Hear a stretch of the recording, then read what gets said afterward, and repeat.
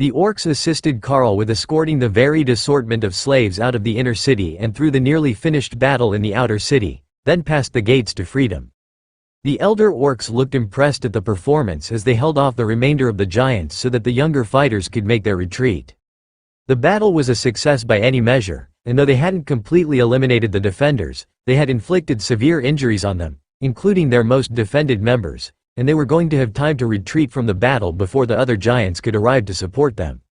That was the goal of the night raid, and the giants' terrible night vision was working in the orcs' favor, as the massive warriors wouldn't be able to even see where the orcs went. At best, they could follow the dust cloud, but Carl suspected that they were going to separate to create a massive dust cloud in multiple directions that would throw off pursuit. They had run close to 5 kilometers, with the freed slaves loaded on the attack beasts as they were too weak to keep up with the pace, when the orcish champion jogged over to Carl, who was pacing the same pair that he had approached the battle with. "Human, you fight like a true orc. We kept records of the battle, and you earned a distinction. Take this for your reward, and turn off in that direction. It will take you west to the village of Bayberg, just across the border. It is the closest village outside the battle zone, but close to 300 kilometers south of the elves that sent you east." Carl shook his hand and smiled. It was a pleasure picking on the giants again. If we cross paths in the future, I look forward to having time to tell battle stories over drink. The orc laughed. "You're pretty good for a human. Your name will be remembered, and not just because your mother named you after the human god of magic." They parted ways and Carl began to jog towards the southwest, headed for the border. Now, he just needed to find a way back home and his mission should be completed. The problem was that he didn't know how he got here, and there was no sign of the anomaly when he arrived, so he couldn't even go back to where he started to try to leave. If it was out of sight thousands of meters in the sky above a lake, going home was going to be a nearly impossible task. Carl ran for the rest of the evening and began to look for a good spot to sleep as the sun came up. "That looks like a good spot," Kara suggested. The target was a large sunny rock in the middle of the grasslands, next to a larger pile of rocks. Carl adjusted his path towards Kara's targeted sleeping location, and found that the rock was actually part of a destroyed temple. There were still paintings visible on some of the other stones, and part of a doorway intact, forming a cave that would put him out of sight. Kara wasn't sold on sleeping in the dark. She liked to sleep on a warm stone in the sun, but both Ray and Remy were fans of dark caves for naps. Thor liked sunny spots as well, and Hawk preferred trees, so it was always going to be a split decision. "I am going to check the inside and see if it's safe to sleep there. If it is, we can nap for a while then finish the trip back to Bayberg," Carl explained. Once Carl stepped through the collapsed entryway, he found that it was a side door leading to a basement level of some sort that appeared to be intact. It was cavernous and empty, as well as fortunately bone dry. If it had been full of stagnant water, they would definitely have been sunning themselves on a large rock. "Hey, this place feels comfortable. I think it was an animal-friendly temple," Remy noted as she exited her space to explore. The space certainly did feel like it was inviting, and not hostile or filled with angry spirits of a maligned and forgotten god. The rest of the team came out and relaxed in the forgotten temple, while Remy explored the ruins to see what she could find. There were a number of side rooms, all empty, but no fun stuff left behind, not even a new statue for her altar. The last one was pretty good, and she still got inspiration from holding it, but 2 copies would be better than 1. It worked that way with golems, so it should be the same for statues. But when she settled in to rest on the floor of the old temple, she could feel the energy of the patron deity imbued into every surface. Remy curled up on the old altar to contemplate the nature of her existence as a shaman princess, and the rest of the team left her to it. This was a sacred place to the beast gods. There was no better spot to understand what she had learned from the storm god's temple. Carl sensed that something was moving outside, but couldn't sense a power signature, so he brought up his barriers and motioned for the team to remain in place. "You should be safe inside. Just stay here for a bit while I go see what's going on," he informed them before using silent movement to creep up the stairs. Whatever was there would sense the barrier ability active, but it was safer than waiting until he'd walked into an ambush predator's trap to activate his defenses. Carl searched the area for whatever he had felt moving, but there didn't seem to be anything. There was no sense of threat to him, no paw prints or claw marks, and the long grass was still upright, so there shouldn't have been anything large in the area. Carl was certain that there had been something here, though, he just couldn't find it. In the distance, perhaps 50 kilometers away, he could sense two beasts at the monarch or overlord rank fighting. In the grass closer to the temple, he could see a number of rodents at the ascended rank popping out of their burrows, but none of them would have made the sounds of movement that he had heard. Carl crouched so he wasn't visible above the ruins and waited. Some creatures could turn invisible, but very few creatures who could be invisible were patient hunters. They didn't have to be. If he just waited here while Remy did Remy things, he would find out soon enough what was hiding from him. He would much rather be sleeping, but that wasn't an option until he was certain that the area was secure. Carl closed his eyes and whistled softly, using echolocation to try to find anything that might be hidden from his eyes. What he found was nothing like he had expected. It was ethereal, as if only half present, but Carl could sense the outline of the temple, still standing, with beasts moving through it as naturally as if they lived there. But perhaps they did. No gathering of beasts would contain that many species. Even with the intelligence of the higher species, they didn't get along all that well. However, these ones were working together, and even changing in and out of human form to take down books from the shelves, so their claws didn't damage them. Haunted. The temple was haunted, and what he had been hearing were the echoes of the former clerics who populated the location when it was still standing. "Ray, do you see what I see?" Carl asked. "There's nothing down here. Maybe only the broken parts of the temple are weird. But Remy is doing strange stuff. And Hawk is getting mad at her." "Did she surround herself in a water shell?" Carl asked, guessing what might have been going on during his absence. "Oh, you got it on the first try. I made it too easy. It's nice down here, we will let you know when she's finished." Did he just get evicted from the basement while he was upstairs looking for intruders? This was a temple by beasts and for beasts, so whatever Remy was doing might work better when there were no humans inside. But he could also keep watch so that nothing interrupted Remy if she was really going to evolve today. Carl sat at the top of the steps and watched the spectral images of the beast clerics going about their daily business, as if the temple was still operating, and not thousands of years destroyed. At first, he had thought it was some sort of playback, a spectral image of their last day that they were forced to relive over and over, but when the acolyte that was headed for the field accidentally brushed against him, the feline beastkin paused, looked around, then shuddered and continued about their day. Carl wondered if that meant that there was a duplicate of the temple somewhere else, that was supposed to be linked to this location, but couldn't be because the temple itself was destroyed. Carl had been watching them for over an hour by the time that he realized that this was a form of closed anomaly. He could see the beast temple and its occupants, but it wasn't actually this temple, and they were not haunted. At least not in the conventional sense. The temple layout didn't quite match the floor plan of the ruins here, though they were so close that it took him a while to figure it out. How they ended up connected by an anomaly was a mystery, but it didn't seem to be harming anything, and neither Carl nor his beasts had any issues with it. Perhaps that meant the anomaly was on the other side, and that it couldn't be accessed from these ruins, but if they could pass through, there was no sign of it. However, there was a sign of power. A sign of a magical beast undergoing an advancement. Remy's whatever she was doing downstairs was noticeably growing in power, and if she kept it up a little longer, Carl was fairly certain that the last of his teammates was finally going to make it to the royal rank. This was a momentous occasion, but he got the feeling that he should remain outside the temple for the process to finish as smoothly as possible. But more importantly than that, the amount of power that was radiating from the basement of the ruins was going to be noticeable to beasts from dozens of kilometers away. Most of them wouldn't mess with a royal rank monster, even during their advancement. But there might be some close enough that had enough power of their own that they wouldn't fear a freshly advanced royal rank beast. And they might be willing to eliminate the competition before Remy could finish her advancement. Of course, with the others in the basement with her, that wouldn't be an easy concept. Even the average monarch rank beast would not survive a full minute in the tender loving care of Ray and Kara, while Thor wouldn't let anyone hurt his sister. Carl settled in to meditate, trying to keep as fresh as he could for the inevitable moment when things went wrong. He could sense the powerful residents in the distance, but he didn't sense them coming closer yet, so there was hope that this could all end peacefully, but even thinking that gave Carl a sense that a flag had been raised. That moment came as he felt the energy in the basement beginning to change.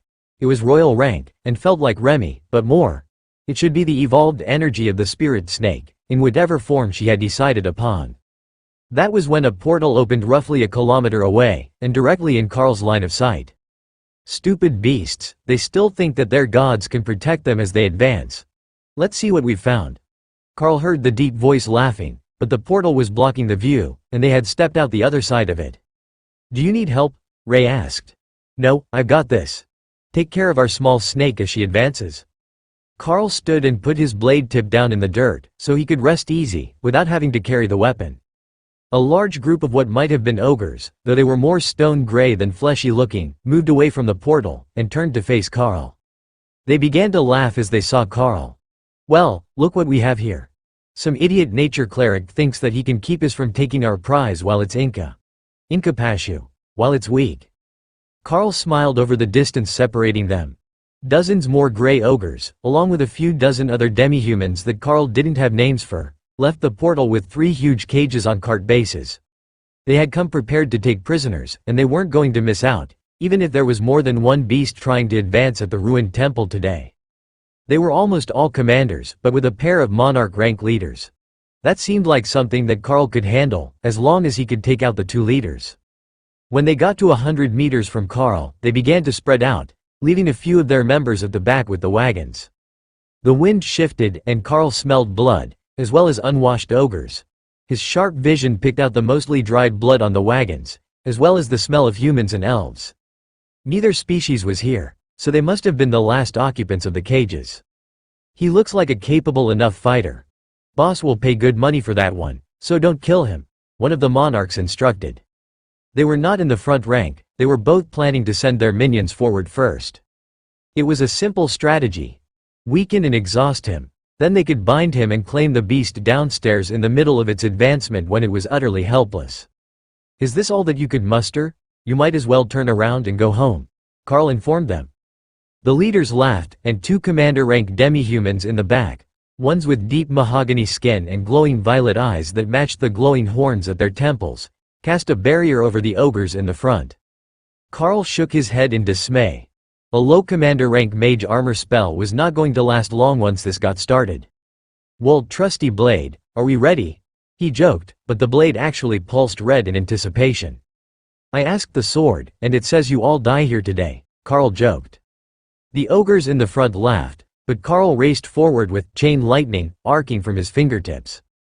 The first hit shattered their barriers, and Carl followed it up with a wide sweep of rend as his blade arced through the sky. The ogres in front hit the ground to get under it, but the ones behind them had no idea what was coming for them until the skill bisected them. Carl took a deep breath as his blade flooded him with stolen life energy. That attack at full output and over such a large area took a lot out of him, but half the enemy force was gone already, and the mages were beginning to panic. 3 more long steps brought him into melee range of the front row of ogres. Carl ignored them, using them as a stepping stone to spread chain lightning as he went for the mages. Hastily erected barriers shattered like glass under the flames as the blade descended, and the first mage fell. Go for the beast, we will deal with the human. The monarch who had spoken earlier instructed his slavers. The backswing of Carl's blade eliminated the other mage in an arc of black blood, leaving Carl free to face his real targets. I warned you, didn't I? You can still run away and live, he warned them. Oh, a feisty human. The slave masters at the market will have a field day with you once we lock away your system skills, the ogre laughed. Carl spared a bit of attention for the entry of the cave to see if Ray was ready for the attack, but none of the ogres had gotten up. Nothing had survived the lightning. I think you might have misjudged your situation. You don't have a team left. Carl laughed as he felt Remy's exultant cheering in his mind. She was finished with her advancement, and they were almost ready to start moving. She just had to get used to the changes in her body. Carl's blade twirled, creating a field of fire from flaming body that acted as a shield as the ogres launched their first attacks. 2 rapid steps to the side, and Carl used shred to launch an attack at the flank of his closest opponent. The skill only cut a shallow line in the thick hide of the ogre, but it stretched across its back, which would make every swing ache. The other ogre hurled a spear at Carl too fast for him to dodge, but the obsidian head of the weapon slammed into his armor with a clang, while the outer shell of flaming body was pierced, but under that, eternal lightning was only vibrating, and then the spear was tossed to the ground. Carl stomped on the spearhead, shattering the fragile stone so it couldn't be reused, and let a cruel laugh escape the confines of his helmet. Not because he was feeling enthusiastic. If they kept up those attacks, he was in real trouble, and he knew it. But to taunt the ogre and make the dim-witted creature do something stupid. A stone blade came crashing down where Carl had been standing as he charged his target, and the tip of his blade met ogre flesh, burning and searing it as the monarch rank monster's defensive abilities kept it from being run clean through. Then Carl kicked at the back of the beast's legs as hard as he could manage. The unexpected strike caught the ogre off guard and threw it to the ground, where it rolled backwards across the grass to avoid a follow-up strike. The remaining ogres snarled something in their language as it summoned another spear to throw at Carl. The wounded member went running for the basement, so Carl stopped focusing on it. If that was where it really wanted to be, it was welcome to try. But before either of them could make another attack, a deep blue bolt of lightning struck the monarch rank ogre in front of Carl, killing it instantly.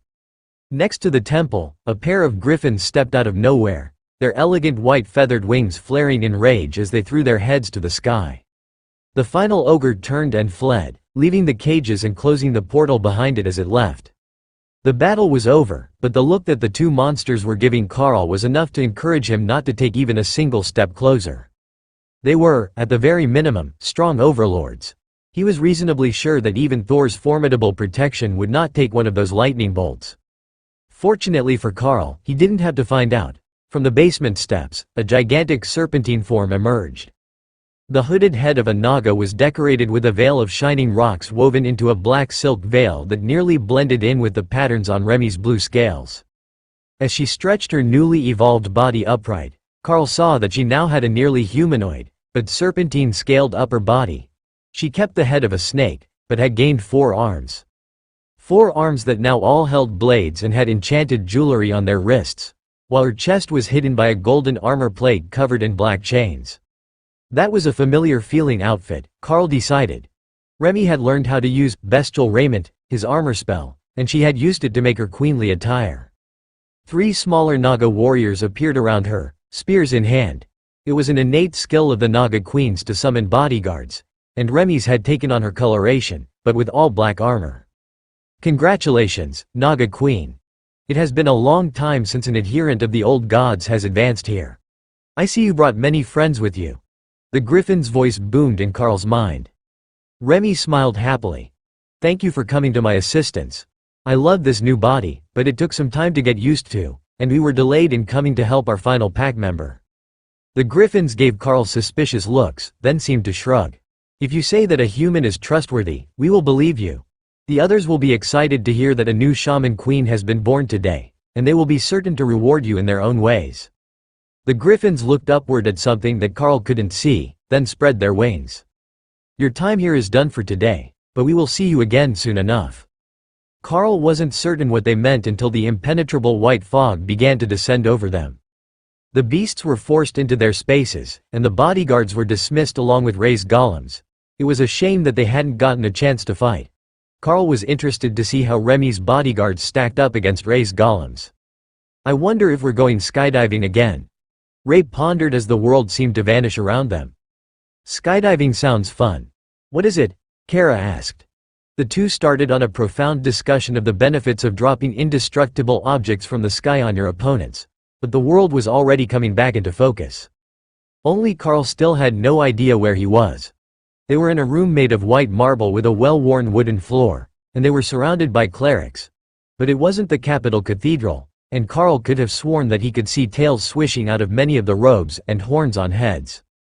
In a strange unison, the chatter in the room faded, and everyone turned to face Carl, who was covered in black ogre blood and still holding a massive flaming sword. Sorry, he muttered as he put the blade away, but everyone was still staring at him. Sir, do you need assistance? Where are you injured? One of the clerics stammered. Oh, sorry.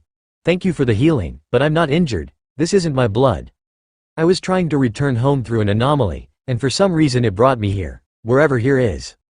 The clerics were still staring at him, unsure if they were supposed to answer, run away in terror, possibly fight him, or douse him with holy water. A familiar voice came from Carl's left. Prince Carl of the Golden Dragon Nation? Carl turned and nodded. I am. Might I ask again where I happened to end up? The priest smiled, and his eyes went fully bronze, and slotted like a dragon's eyes. There were bronze horns on his head, and he was almost guaranteed to be in charge here, with his overlord rank power. I suppose you don't recognize me like this, as I have changed appearances since we last met. I am Orthos. Formerly the town champion of the Dark Light Host in Bunga, and a purebred bronze dragon. Welcome to Bruce Temple. Well, fancy that. I didn't think I would be seeing you again this week. I was on my way back to Bayberg after a quest sent me east out of Glad. The last of my beasts reached royal rank, and it sent me here. I am impressed that you could hide your power that well. I could have sworn that I was the stronger of the two of us when we last met. Carl laughed. The dragon threw his head back and gave a full-throated draconic laugh that shook the walls of the temple. You might have been close back then, but that was well over 10,000 years ago. However, a bronze dragon remembers every moment of their life as clearly as if it were yesterday, and I have not forgotten the Beast Master War Champion who accepts duels over his rank. Wait, so Bunga is somewhere nearby? Carl asked. No, it's on another continent. I'm not certain how much it has changed. I haven't been there in thousands of years. Not since the last of the system collapsed, and I moved to the Divine Beast Nation to be with my kinfolk. It seems that we have a lot to talk about. Or at least, I have many questions for you. But first, where is Bruce Temple? In the Flockwar River region of the Divine Beast Nation. I do hope that you weren't in a hurry to leave, Human Beast Master. That could be problematic. Well, that did explain the room full of beastkin giving him strange looks. Carl sighed. The Divine Beast Nation had always sounded like an area that was just a monster wilderness, but it should have occurred to Carl that dragons, and most other powerful divine beasts, could shape-shift. It also made sense that they would welcome the beastkin in their nation, as those species were at least half-beast anyhow. Most of the ones here were fully furred, despite being humanoid. Not like Overlord Ahmad, who just had cat ears. Most of these had animal-shaped heads and fur or scales everywhere. They were actually rather adorable when they were nervous. From beside Carl, there was a soft chuckle, and an elderly werebear woman smiled down at him. You can all relax, the human isn't going to attack. Though, with the way that he looks at swishing tails, he might be dangerous in an entirely different way, she declared. The werebear laughed at her own joke, and most of the clerics gave Carl a strange look, but he could see that a few of them were walking with extra sway in their hips. One of the male priests, a man with small round ears and black streaks in the light brown fur on his head, frowned at Carl. Are we sure that it's safe to have a foreign predator here? This place is a safe spot for the clerics of the beast gods, not for hosting international guests, he suggested quietly. Would it help if I brought out a friend who recently advanced with the help of the beast gods? She even did so in the old temple northeast of Bayberg. It might have been in ruins, but the link to the gods was still there, as they sent a pair of griffins to defend her when the Miviascan slavers attacked. Orthos the dragon looked skeptical. You needed help to defend against a group of slavers? Carl shook his head. No, but it's the thought that counts. But that temple was an interesting one. I could sense the anomaly there that linked it to another temple, one that was very similar, but not quite the same layout. If you go there and check with echolocation, you should find it. Orthos looked excited. The temple was still linked after its destruction. That is wonderful news. I will have a team sent there immediately with at least one bat. They should find your anomaly if it's still active. The squirrel cleric with the striped head frowned at the excited dragon. You can't think that there is a chance to link directly with the old gods again. Orthos shrugged, as if he didn't care either way, but Carl had questions. Why wouldn't that be possible? I could swear that I have heard the gods speak more than once. The most recent time was a warning that the people in Orthos town were real and not just instance mobs that I could slaughter for loot and food. But the time before that, they were mocking me for making an odd choice inside a trial instance. Instead of trying to walk up or down the stairs, I jumped straight in the air to see what would happen. What did happen? Orthos asked. I landed on the same step I jumped from and got laughed at. But I would like to think that it positively influenced their decision when it came time for the instance rewards. The squirrel man did not look convinced. Can you bring out this favored beast for us to meet? Remy, want to come and meet people? Remy perked up and cast her armor spell, getting prepared in her finery for meeting new people. But Kara was much more excited. Can I come out and meet people too? I have never gotten to meet new people. Once they've gotten used to Remy, you can come out. This is a divine beast nation. I would say that you're likely more welcome here than I am. Remy exited her space once she was happy with the appearance of her armor and the crown on her head. Her torso was a good bit larger than Carl's now, nearly as big as Ophelia's in werebear form, but more slender. Her forearms were slightly offset, with the lower set being behind the upper, so they could all rest comfortably at her side, if she wasn't so excited and waving to the new people. "Hello, I am Remy. Good to meet you all." Her voice was a hissing that Carl recognized from the dungeon where she was found. The clerics mostly nodded politely, and her enthusiasm began to fade. "She says her name is Remy, and she's happy to meet everyone. I am sorry, young shaman queen. Most of them don't speak Naga." Orthos translated. Some of the clerics called for others, and a few Lamia women came forward to meet Remy. The Naga were considered an uncivilized species. Somewhat intelligent, but still instinctive monsters, and even when transformed they were incapable of human speech. The Lamia, on the other hand, had a more human head and upper body, and they could speak the common languages used in the temples, as well as the serpent tongues. "Princess Remy, or do we call you Queen Remy because of your species?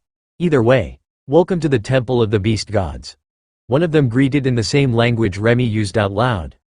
The two began to talk rapidly enough that the others were having trouble following them. Then they moved forward to hug each other before the Lamia began to give Remy a tour of the temple's highlights.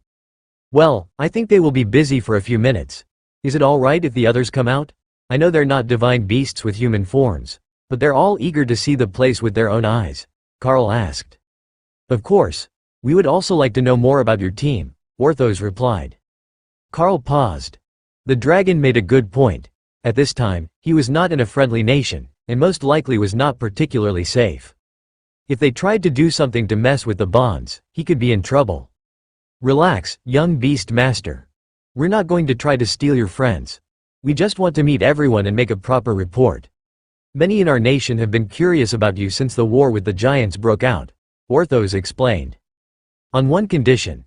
I have a question about how there were so many system users 10,000 years ago, when I was told that the system had faded over 100,000 years earlier," Carl replied, hoping to make a trade. Orthos smiled. "That is information that I can give you, and the answer is actually a simple one. You see, 10,000 years ago, there was a resurgence in the presence of the dungeons. We don't know for certain what caused it. Perhaps the world dragon testing us to see if we could meet some standard to get a new world dragon scale or set of system stones. But for that 1,000 years or so while the dungeons were active, the continent had nearly as many system users as the old days. Then, the dungeons faded, and only a handful of long-lived creatures remained. There were elves that lived a bit longer, and could help their children awaken, but their children lacked that ability. On this continent, it faded nearly as fast as it had appeared. You see, all of the dungeons that appeared here during that time were common grade. Nothing powerful managed to awaken the system by completing a dungeon. They were too far beyond the level for it to reward them. So, the resurgence came and went, and the presence of system users became an urban legend, tales of heroes and champions of the churches and armies that faded into the founding myths of the nations that came after." Carl sighed. "It would have saved me so much research time if whoever wrote my textbooks had just asked you." The dragon rumbled with laughter. "What makes you think I would have told them? I wouldn't have told you, but you were there to see it, and I despise misinformation." Carl nodded in understanding. Once upon a time, the dragon had been aligned with the Dark Light host and the largely human population of the area where Carl had landed. But that was a long time ago, and he had no incentive to remind the humans now of the truth about the past. "All right, everyone can come out and say hello. Thor, no flirting with the priestesses. Ray, no eating anyone." Kara laughed. "You people are way more fun than I expected. I'm going to go poke the dragon." And poke the dragon is precisely what she did. As soon as she left the space, Kara flapped her wings and extended one black claw to poke Orthos in the nose. Then she flew away across the room, laughing as the clerics tried to at least track the chaos gremlin in badger form as she explored. The ancient dragon simply stared after her in shock, unable to process the fact that he had been booped by a juvenile void badger. "That creature is not afraid of anything, is she? I could eat her in one bite." Orthos growled as Kara dove through a slime monster priest as she evaded capture. They were making a valiant effort to capture her, but now that she was covered in slime, even when they could get a hand on her, they couldn't get a grip, and she would just fly off to explore another room, leaving slippery blue footprints everywhere. It was utter chaos, but other than avoiding capture, Kara was pointedly ignoring the clerics. Ray made herself silk socks for the end of her legs so she didn't destroy the floor, and then she also began to wander, but by using her silk to lift herself to the second floor, where the acolytes were watching from. "They are under control, right?" Orthos asked nervously as he watched the nonsensical scene in his temple. This was a beast god temple, but not all beasts were capable of rational thought. "Yeah, they won't hurt anyone, they just want to explore. They spend too much time in their own spaces, and they need to stretch out now and then." "Well, most of them," Carl amended. Thor had settled onto the floor so that the clerics could pat him and take measurements. A commander-rank lightning Sero was rare, but a mutated royal-rank lightning Sero that gave off holy energy was a unique find. However, the examination process came with clerics stroking his scales, patting his head, feeding him snacks, and praising him. In short, Thor had no intentions of moving. "Does the bloodbath spider enjoy terrifying children?" Orthos asked as he looked up at the balcony. "Not just children, she just loves terrifying people in general. But I think she's going to make them some sort of playground. At least that's what it looks like. You can take it down later," Carl explained. The dragon smirked up at the balcony as Ray started to make a silk play area for the acolytes. "Fortunately for me, I am an elder of the church. It is not my job to take down decorations or clean the upper floors of the temple. However, adding that net just made it a lot more tempting to order them to thoroughly clean the fresco paintings," Orthos joked. Carl looked up and realized that the entire ceiling was covered in ancient murals that portrayed either religious or historical events. As he wasn't familiar with either, it could be both. Damaging one was unthinkable, but every decade or so, they would need to be carefully cleaned so that the colors didn't fade and a fresh coat of clear protectant could be applied to any spots that had flaked. Like Carl, who hadn't realized they were there, the clergy rarely looked up at them. They were more for visitors than the daily residents, but with the acolytes playing up there, someone was bound to notice that there were spots that could use some cleaning. After a few minutes of exploring, Kara was the first to call it quits. People kept bothering her, but now she had the perfect defense mechanism. She could just go back to her space and watch them while they couldn't see her. For the solitude-loving badger, this was possibly the greatest thing that ever happened to her. She could now speak with nobody but family, while still watching everything that happened around her. "Did the void badger, Kara, I believe you named her, retreat to her space?" one of the clerics asked. "Yes, Kara is her name. Unlike the others, who I got as infants, she had already picked a name when we met," Carl explained. "So, your class lets you capture older beasts as well?" Carl shook his head. "I can't capture them at all. I brought the others in as eggs, and we bonded when they hatched." Kara stayed for the buffet. That made both the cleric and Kara laugh. The bond was solid now, but when she had first awakened in the space, she could have chosen to leave and fight off the effects of the class ability bonding her. "Is that how it works?" one of the younger acolytes asked. Carl reached into Kara's space and cut a small strip of meat from the roast pig, then held it out for her. "Ooh, meat. Thank you." The acolyte gobbled down the snack, and Carl patted her head while the older cleric's face palmed. "All right, I see your point. Sometimes our nature can be used against us." Once she finished eating, the acolyte realized that was precisely how Carl had convinced Kara to stay, and that she had fallen for it as well. "You're not going to try to take any of our clerics, are you?" an older woman asked suspiciously. "I have no idea where the cutoff is, but one of my beasts tried to claim a human for the team, and it didn't work. So, I suspect that most or all of these demi-humans would not be considered beasts by the system, even if I wanted to try." Ortho's eyes lit up with excitement. "Do you happen to have a piece of equipment that you obtained while you were sent back through time? Did anyone grab any loot while we were there? I don't really want to give him my bracelet for whatever experiment he's got going on," Carl asked. "Oh, yeah. I've got lots, they're tasty," Kara announced. Carl had thought she was just gathering random bits from the battlefield, but she had been cutting limbs with magical items from the fallen giants. All of the bits in the pile at the edge of her space had a magical item on them. "You can eat that?" Kara nodded happily. "Void badgers have a strong stomach. Magical items are good for growth, but not really worth going to look for. Here, you can have this ring. I've got too many of that flavor." Carl took the giant strength ring and handed it to the dragon. "Yes, this is perfect. The system stats are still active on it," he declared, then slid it on his finger. He blinked a few times as a smile grew on his face. "Yes, that is perfect," the system interface refreshed. Thank you for this. Do you mind if I hold on to it for a while? Orthos asked. Only if you tell me honestly what you want it for. It's just a giant strength ring. They make new ones every year. Orthos tilted his chin toward where the children were playing with Ray. System-imbued items, like this one, have a chance of awakening the children, the same way that your divine injection does. If the children wear it, there is a chance for them to awaken a class until the effect of the old times fades. Carl nodded. So that is how you kept awakening more systems during the first generation or two after it couldn't happen naturally. Then eventually the system energy must have only brought partial effects, or no effects at all. I am glad you catch on quickly. Your stay here might not be so bad. Carl frowned. I have half a year left on a contract with the Red Dragon that requires me to stay near my teammates, and do something that pleases her every few months. We've already been separated for a while during the time that I was gone. Orthos was a dragon, he had to understand, or so Carl hoped.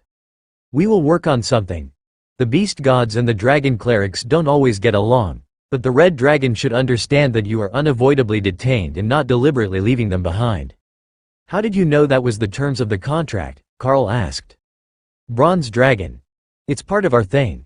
He was going to have to accept that as an answer for now because it didn't seem like Orthos was going to give him more answers, or let him just walk out of here and into the Divine Beast Nation's wilderness. Their conversation was interrupted when a commotion at the other end of the temple turned into an argument in Serpent.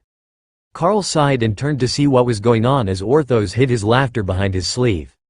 Remy had a small, furry acolyte, and she had raised her body to keep the child out of the reach of the guardian clerics that were trying to take her back to whatever passed for daycare here. What are you doing, Remy? This creature is fascinating. She's half dragon and half catgirl. And why are you keeping her away from the clerics? Because it's funny. Plus, I'm a queen now. Queens get to do what they want, right? Your species is queen, but you're still a princess. You should likely give them the child.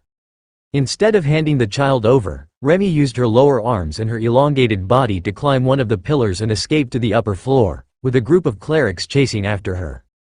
I will give her a timeout once she puts the child back in bed. Sorry, she had never seen whatever species that is before. The father was a dragonkin from the western regions, and the mother is a Philian, one of the cat women. But a winged beastkin with fur is quite uncommon, especially when they're not bats. The little one gets a lot of attention, and I do fear that we're spoiling her without teaching her about stranger danger. If Remy hadn't been friendly, she could have been injured or abducted by a visiting beast. A few seconds later, the shouting turned to laughing, and Remy came racing back down the hallway and around the spiral staircase, this time holding a full-grown priestess. It was awkward, but with 4 arms, Remy could hold her no problem, and the Naga queen was surprisingly strong. Carl was used to thinking of her as a small snake, but she wasn't anymore. Well, for another 5 seconds, before she put the cleric on the ground and turned back into a small spirit snake to escape up Carl's side, seeking protection on his shoulders. Your Naga friend is insane. The priestess that Remy had been carrying insisted. In her defense, she literally got arms a day ago. If they're not for cuddling small furry creatures, what is the point of having arms? Carl replied. Most of the clerics in the room laughed, and some sort of large beast outside rumbled in amusement. The cleric gave him a skeptical look, and Carl gently stroked Remy's head. Fine, point taken. Sometimes we forget how excited the youngsters are to see new things, the priestess sighed. Pat the head for good luck. Carl didn't question the voice in his mind as he patted the beastkin woman's soft furred head. Even if it didn't bring good luck, it was totally worth it, the long bunny ears were so soft. Gah, he got me. I let my guard down because he was human, but he did it, she complained. Is that some sort of running thing? I heard a suggestion that it was good luck, Carl asked. The clerics went silent and Carl turned to Orthos. Did I say something strange? The dragon shook his head. No, but you might have really heard the voice of the gods. They have a particular fondness for messing with rabbit-related beasts and beastkin. Even in the time when you saw me last, there was a superstition that gently touching their ears brought good luck. But you see, their ears are very sensitive, and depending on how you touch them, it can be an erogenous zone. Carl bowed to the priestess. Sorry, I didn't know it was sexual harassment. Patting as a form of friendly encouragement is pretty common for me. Thor loves it. Some of the other clerics who had been in charge of his measurements smiled at the memory. Thor aggressively loved head pats and most other forms of affection. He was currently outside having his scales polished and scrubbed with sand. Ray returned to her space to let the children play, and the clerics began to relax. Nobody could view Thor as a threat, and the only other outsiders around now were Remy and Carl, and Remy had the favor of the beast gods, even if she was troublesome. "Princess Remy, can you tell us what god favored you when you evolved?" Orthos asked. "Tell them Lucky Statue Lady came to visit me. She has a statue of a pregnant giant that, I believe, is one of the Titan shaman gods. She says the statue lady was the one." Carl gently removed the statue from her space and took it out to show the dragon. "Fascinating. So, a shaman god helped her evolve, in a beast god temple. That isn't something that I had expected. But the primordial gods are supporters of both beasts and titans, though they fell from favor when the new pantheons of beast and titan gods were formed. So, it's not inconceivable that she would favor a shaman who wasn't of the giant tribes, but it is unexpected. Where did Remy get that statue from? Did she make it herself?" Orthos asked. Carl shook his head and put the statue away, while Remy laughed. "No, it was attached to a spell to summon clones of frost giants, along with a large frost stone. We were aiming to break the spell, so we stole the focal object, which was that statue, and it caused the frost stone to shatter," Carl explained. "You didn't stop the spell first?" one of the clerics gasped in shock. "Wait, there was an off switch?" The clerics looked at him as if he were crazy. "All you had to do was tip over the frost stone. It's the power source, so the spell would have naturally ended when you removed it. I'm surprised that removing the statue or destroying the circle didn't cause a massive explosion," the priest on Carl's right explained. Remy was laughing so hard she almost slid off Carl's shoulder. "Oh, there was an explosion. A rather sizable one," Carl explained. One of the priestesses in the back snapped her fingers. "I know where you got the statue. The spot along the border, just north of where the magma dragon appeared from. There was an explosion that sent a cloud of frost magic high into the sky. Our scouts saw it from Witten Temple." Carl whistled in appreciation. "Now that's a good range. We didn't get a good view, being as close to the blast as we were." "You were still nearby when it exploded?" the priest asked. "We were still getting clear of the crater that the stone was in when it exploded. Even with commander rank barriers, there were injuries." The priest and Orthos nodded in understanding. The explosion was huge, but not contained, so it was lower damage over a much larger area than if it had been indoors. "Is it true that you challenged a royal rank frost giant at commander rank?" one of the priestesses asked, sliding up beside Carl so he could pet her fluffy cat ears. That was clearly a bribe to trick him into giving away secrets, but it wasn't really a secret that he had taken out a royal rank frost giant. It had been on the news. "Let me regale you with the tale of an investigation gone wrong, or successfully failed, as you might say," Carl began. A well-told story was as important as the actual details, and the clerics were all eager to hear all about the war between the Golden Dragon Nation and the giants. Carl ended up seated on the ground by the altar, with a semicircle of acolytes in front of him, invested in his stories of the battle zones along the border, and of his adventures in the time-regressed instance. That one was their favorite. Not only was there the story of saving elven children, the Grand Priest Orthos could even confirm some parts of it personally, as he had been there for it. What was better than a hero story that you knew was true? "So, if you just stand there and don't flinch, the orcs will respect your bravery and not just run you over?" one of the acolytes, a boy about 4 years old, asked. "That's right. If you have the strength, orcs will respect it. Then you just have to prove to them that you're not bluffing. I hear that the clerics of the beast's gods are outstanding fighters, so if you grow up big and strong like anti-SSLYTH over there, you can make them respect you. Then you can join them to beat up the bad guys and rescue the prisoners." The reptilian clerics laughed, as SSLYTH, the way Carl had pronounced it, was just the word for Lamia in their language. With a different inflection, it was Naga, and the clerics were surprised that Carl had gotten it right, despite not speaking the language. Carl launched into the story of defeating the giants, and the kids became skeptical. "No way. The monarch giants are too strong," they protested. "Why don't we go outside, and I will show you something amazing," Carl offered. Everyone followed him outside to where Thor was basking in the sun with a number of dragonkin clerics leaning against him. Carl took out 2 monarch-rank bodies, one from the village, and one from the slavers. Ray had saved both of them for blood and personal use. See, these are the bodies of the two that I defeated on that trip. Now, I will have Miss Ray put them back in storage, and we can put out a blanket to tell stories here in the sun where it is warm." Orthos smiled at the high priest next to him. He's actually a skilled babysitter. He might have made a proper bard if he had different luck with the system. That class of his is dangerous, though. See how the kids are drawn to him. He doesn't feel like a human. They instinctively react to him as if he were a beast himself, even when they're looking at him. The high priest countered. Orthos shrugged. We tend to trust our nose over our eyes, with so many shapeshifters in the church. He smells like a beast, not a human. Can you show us how that skill works? One of the kids was asking. The boy was a fire basilisk, and his species had flaming body as an innate skill, but he was still young and awakened ranked. He hadn't mastered the advanced methods that Carl was describing. All right, pick up that stick. That should do. Now, focus on extending the ability over your hands and down the stick. The boy glowed in pride as he showed off that he had already mastered the weapon coding. Now, when you spin it, focus on letting the edge of the flames stay right where they are.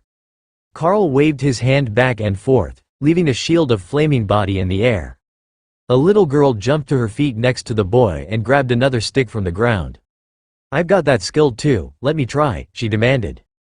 All right. Start it here on my hand. Now move the stick and imagine that I'm holding it in place, so you can spread it out. Carl grabbed the edge of the ability as she moved the stick with great effort. Then he did the same for the boy as the clerics stared at him. The high priest turned back to Orthos. There is something wrong with that human. Who grabs an attack skill with their bare hands? Humans aren't immune to fire. Orthos chuckled. I think he has damage reduction on his equipment. Their skills aren't doing enough damage to hurt him. That changed the high priest's estimation of Carl's threat level. He is using a royal rank epic armor spell, Orthos added. What are the gods thinking? The high priest muttered. I think they want him to bring the system back. Everything he has described so far sounds like he's being guided toward a larger fate. An ancient Lamia woman slid up beside the dragon. Do you think that it's possible that we are having another resurgence? Even if it's only 8,000 years, we might be able to make better use of it this time. There is the commander rank dungeon that opened. That sounds like things might be changing for the better. Orthos thought about it as Carl brought more kids with innate barrier skills up and showed them how to make shields with them away from their bodies. The teachers would show them eventually, but the kids were more eager to learn from Carl because he had cool stories about defeating bullies. Motivation was a major factor in beasts and beastkin expanding their skills. Who went to investigate the dungeon? I don't recall getting a report. Bishop Misty went to investigate. You know how she is, she will file a report in her own time. The high priest sighed. Bishop Misty, the temporal dragon, is the one that investigated the dungeon. I don't suppose we have asked Prince Carl where he was before he went missing through time. Orthos sighed. The rest of the clerics paused. That was right. Misty was less reliable than the average nature cleric, and had zero sense of punctuality, as she saw time as a fluid function. But the fact that she might have met with an interesting human and interfered in the time flow hadn't occurred to them until now. She hadn't done it in generations, as her kind hated to change the timeline and cause ripples in the natural order. But she was certainly capable. Orthos gestured to one of the Philian clerics who went over to stand beside Carl, who was happily teaching a young griffin to make a better wind barrier. Where did you go between the battlefield and the anomaly? Our scouts saw you leave weeks ago. Did you get to explore more before you were transferred? She asked. Carl smiled and stroked her ears, making the priestess purr. Sorry, that part is confidential. I had to take care of some things away from the battle for a while, and then celebrate the birthday of one of my team members. Orthos sighed. That wasn't a confirmation, but enough for them to suspect that he had been the one at the dungeon when it first opened. But in the process, she had told him that they were watching the battlefield from a distance, when officially they didn't have any spies within the Golden Dragon Nation. It wasn't exactly a good trade of intelligence details. But once they found the bishop, they would have confirmation of the timeline, even if she hadn't been the one that had been messing with it. The clerics went inside while Carl taught the children, leaving only a few junior priestesses with him, as they were instinctively drawn to Thor, who was currently napping in the sun. So, when Carl went from hands-on training the young beasts to writing, nobody in charge noticed. This will be great. I'm sure I can use Rend. Kara was laughing as Carl finished the second copy of the book. He had been careful to make sure the kids were not paying attention as he worked, and they had thought he was just doing paperwork, so they hadn't realized that he was doing anything special. Carl passed the book into her space, and the book vanished as soon as the void badger touched it. Alright, does everyone understand the rules to the Thor challenge? You have to extend your barrier in front of yourself and charge at your training partner. Whoever's shield fails first loses. Then the winners challenge each other. The last one standing gets this skill book, Carl explained. This was likely a terrible idea, giving new skills to citizens of a hostile nation. But they were baby clerics in training, and they were all beasts or beastkin with claws. They should be able to use rend, or they could trade it with the others for something they needed. Most beasts couldn't innately use it, as they didn't hunt like Hawk did. Instead, they would have claw, or shred, sometimes slash. The priestesses looked up when they heard the first collision, but the kids looked like they were playing, so they went back to sunning themselves with Thor. The acolytes were really invested in the game, running full speed at each other, not caring that most of the effect was going to be from the two shields interacting with each other. If they could hit hard enough that their target lost their footing, they would also lose focus on the barrier, and most of them had only just learned to expand it, so they would lose. After a few minutes, the noise drew the elder clerics back outside. They paused for a moment as they saw what looked like the kids roughhousing, but the organization showed that it was some sort of unorthodox training exercise. There were only 4 left. The young griffin, a half-dragon, the fire basilisk and a Philian who had learned an earth shield skill. They were all under 6 years old, and all awakened, so the contest was a hard-fought one, but they were all exhausted, and they were barely stumbling towards each other when the high priests came back out. They weren't known to push themselves this hard in training without a reason, so the elders stopped to watch as the Philian lost to the griffin, and the half-dragon continually clashed with the fire basilisk until he actually passed out from exhaustion. Once they were out, Remy doused them with a healing splash and Thor put eternal lightning over them to help recover their energy, but the latest few defeated acolytes would still be in no shape to watch the finals. Half-dragon and griffin squared off and flapped their wings, crashing barriers together at a remarkable speed that made the clerics flinch. Someone could be seriously injured with this game, and they would have to ban it before the kids tried it unsupervised and someone broke their neck. 4 times they collided and flew apart, then on the 5th, they collided with a shattering of shields, and crashed shoulders together. That's a draw. Congratulations to our 2 winners. Now, I only have 1 book for you, but I think that I can come up with another prize. Give them a stone. Thor suggested. He was very pleased with the game, enough that he was willing to part with one of his precious holy stones. Alright, I have 2 rewards. Do you know the game of rock, paper, scissors? Carl asked. The 2 laughed, and the half-dragon stood up straighter, smirking at the griffin, who was sitting on its haunches, so its clawed front feet were free to play the game. 1, 2, 3, go, 1, 2, 3, go ha, I win. Scissors beat paper. The half-dragon cheered. Carl held out his hands, the stone in one and the book in the other. You won the show-off, so you pick first. The girl grabbed the book and held it over her head, cheering, before she opened it and the book vanished. Then the griffin gave a happy coo and plucked the stone from Carl's hand. The half-lion, half-bird monster promptly ate the stone, leaving Carl staring at it in confusion. It's storing the stone in its gizzard. It won't leave there, and it will be used to grind its food, imbuing everything it eats with a bit of holy energy from now on, Thor explained.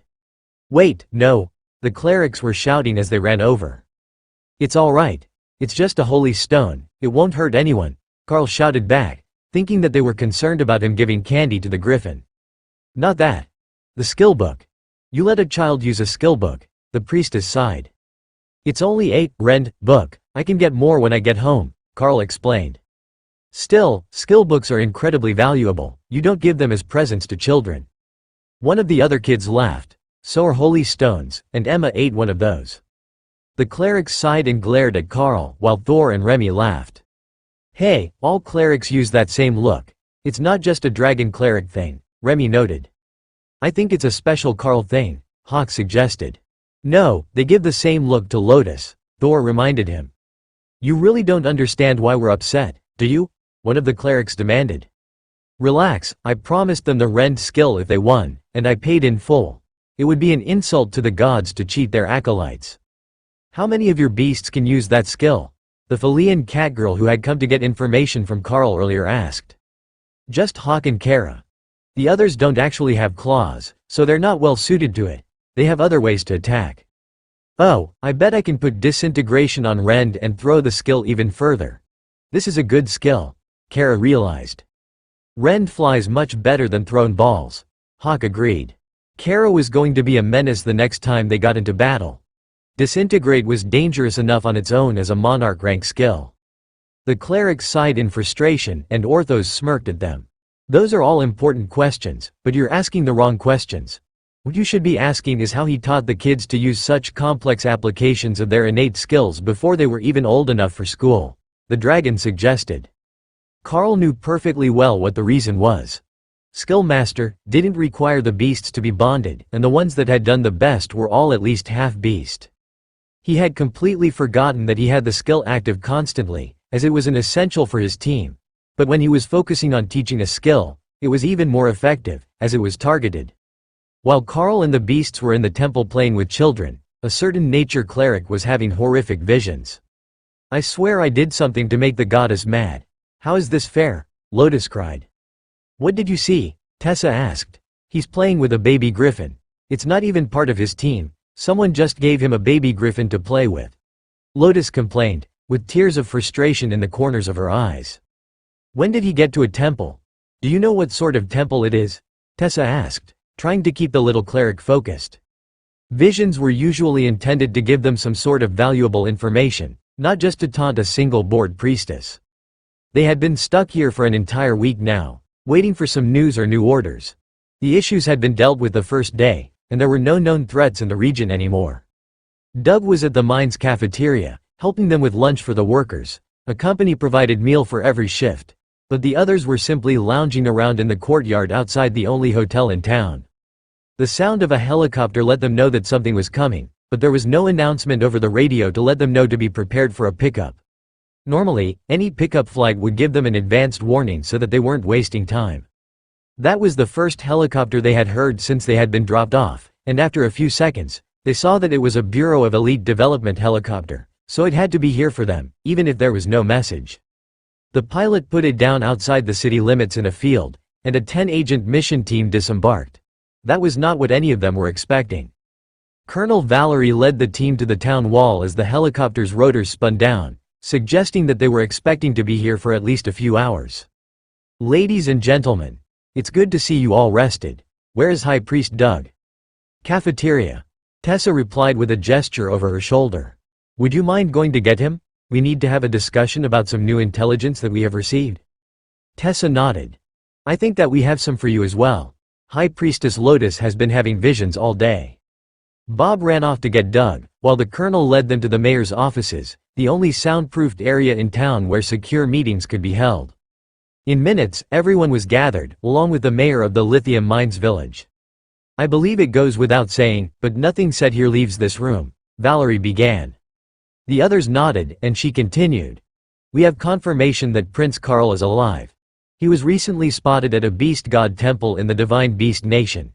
It is not currently safe to attempt to recover him by force, but we have been in contact with 2 of the dragons at the temple, and we believe that we can arrange to have him safely returned to the border. Lotus let out an annoyed grumble, and the colonel turned her attention to the cleric. I have been having visions all day of him playing with baby monsters. I think that he made a deal with the clerics to let him babysit, or maybe train the youngest acolytes. It's not fair. Colonel Valerie looked confused, so Tessa explained. It's a Lotus thing. She can see the visions as if she's there, only she can't touch anything. First it was visions of Carl with young elves in an elven village, then today it is a vision of him with young monsters. It also appears that he has a new partner, a honey badger, and that Remy has evolved into a Naga shaman, or possibly a Naga queen. The colonel looked shocked. That could complicate things. If he has that much amassed power, the divine beasts are not going to want to let him go so easily. He is a high-level threat that might be turned against them in the future, and his class allows him to bond beasts. If the dragons agree to work with us and bring him back, there might be a price to pay for his return. But that is the government's problem. Our team is here to collect you all in preparation to meet with him, so that the contract with the Red Dragon isn't broken. Doug tapped the table as he thought. Do you think it is possible that he might make a break for it through the wilderness? If there is anyone who wouldn't fear the wild areas of the divine beast nation, it is him. In fact, they might not even realize that he's not one of them. If he put his hood up, he could pass as one of the beastkin. Colonel Valerie sighed. That's what we're afraid of. He's at a temple right now, but they might not prevent him from leaving, and that would put him out of reach of both our spies and any sort of safety he might be enjoying. There are 2 dragons there. A bronze dragon overlord, and a commander-rank green dragon who is practicing her healing skills at their temple. Lotus froze for a moment, then frowned. Her linked dragon was a commander-rank juvenile green dragon. If it was not a vision, but an info dump from her patron who was usually so eager to see new things, it would make all sorts of sense. She never got to see things on her own, so now that she had seen them, she was just sharing everything with Lotus.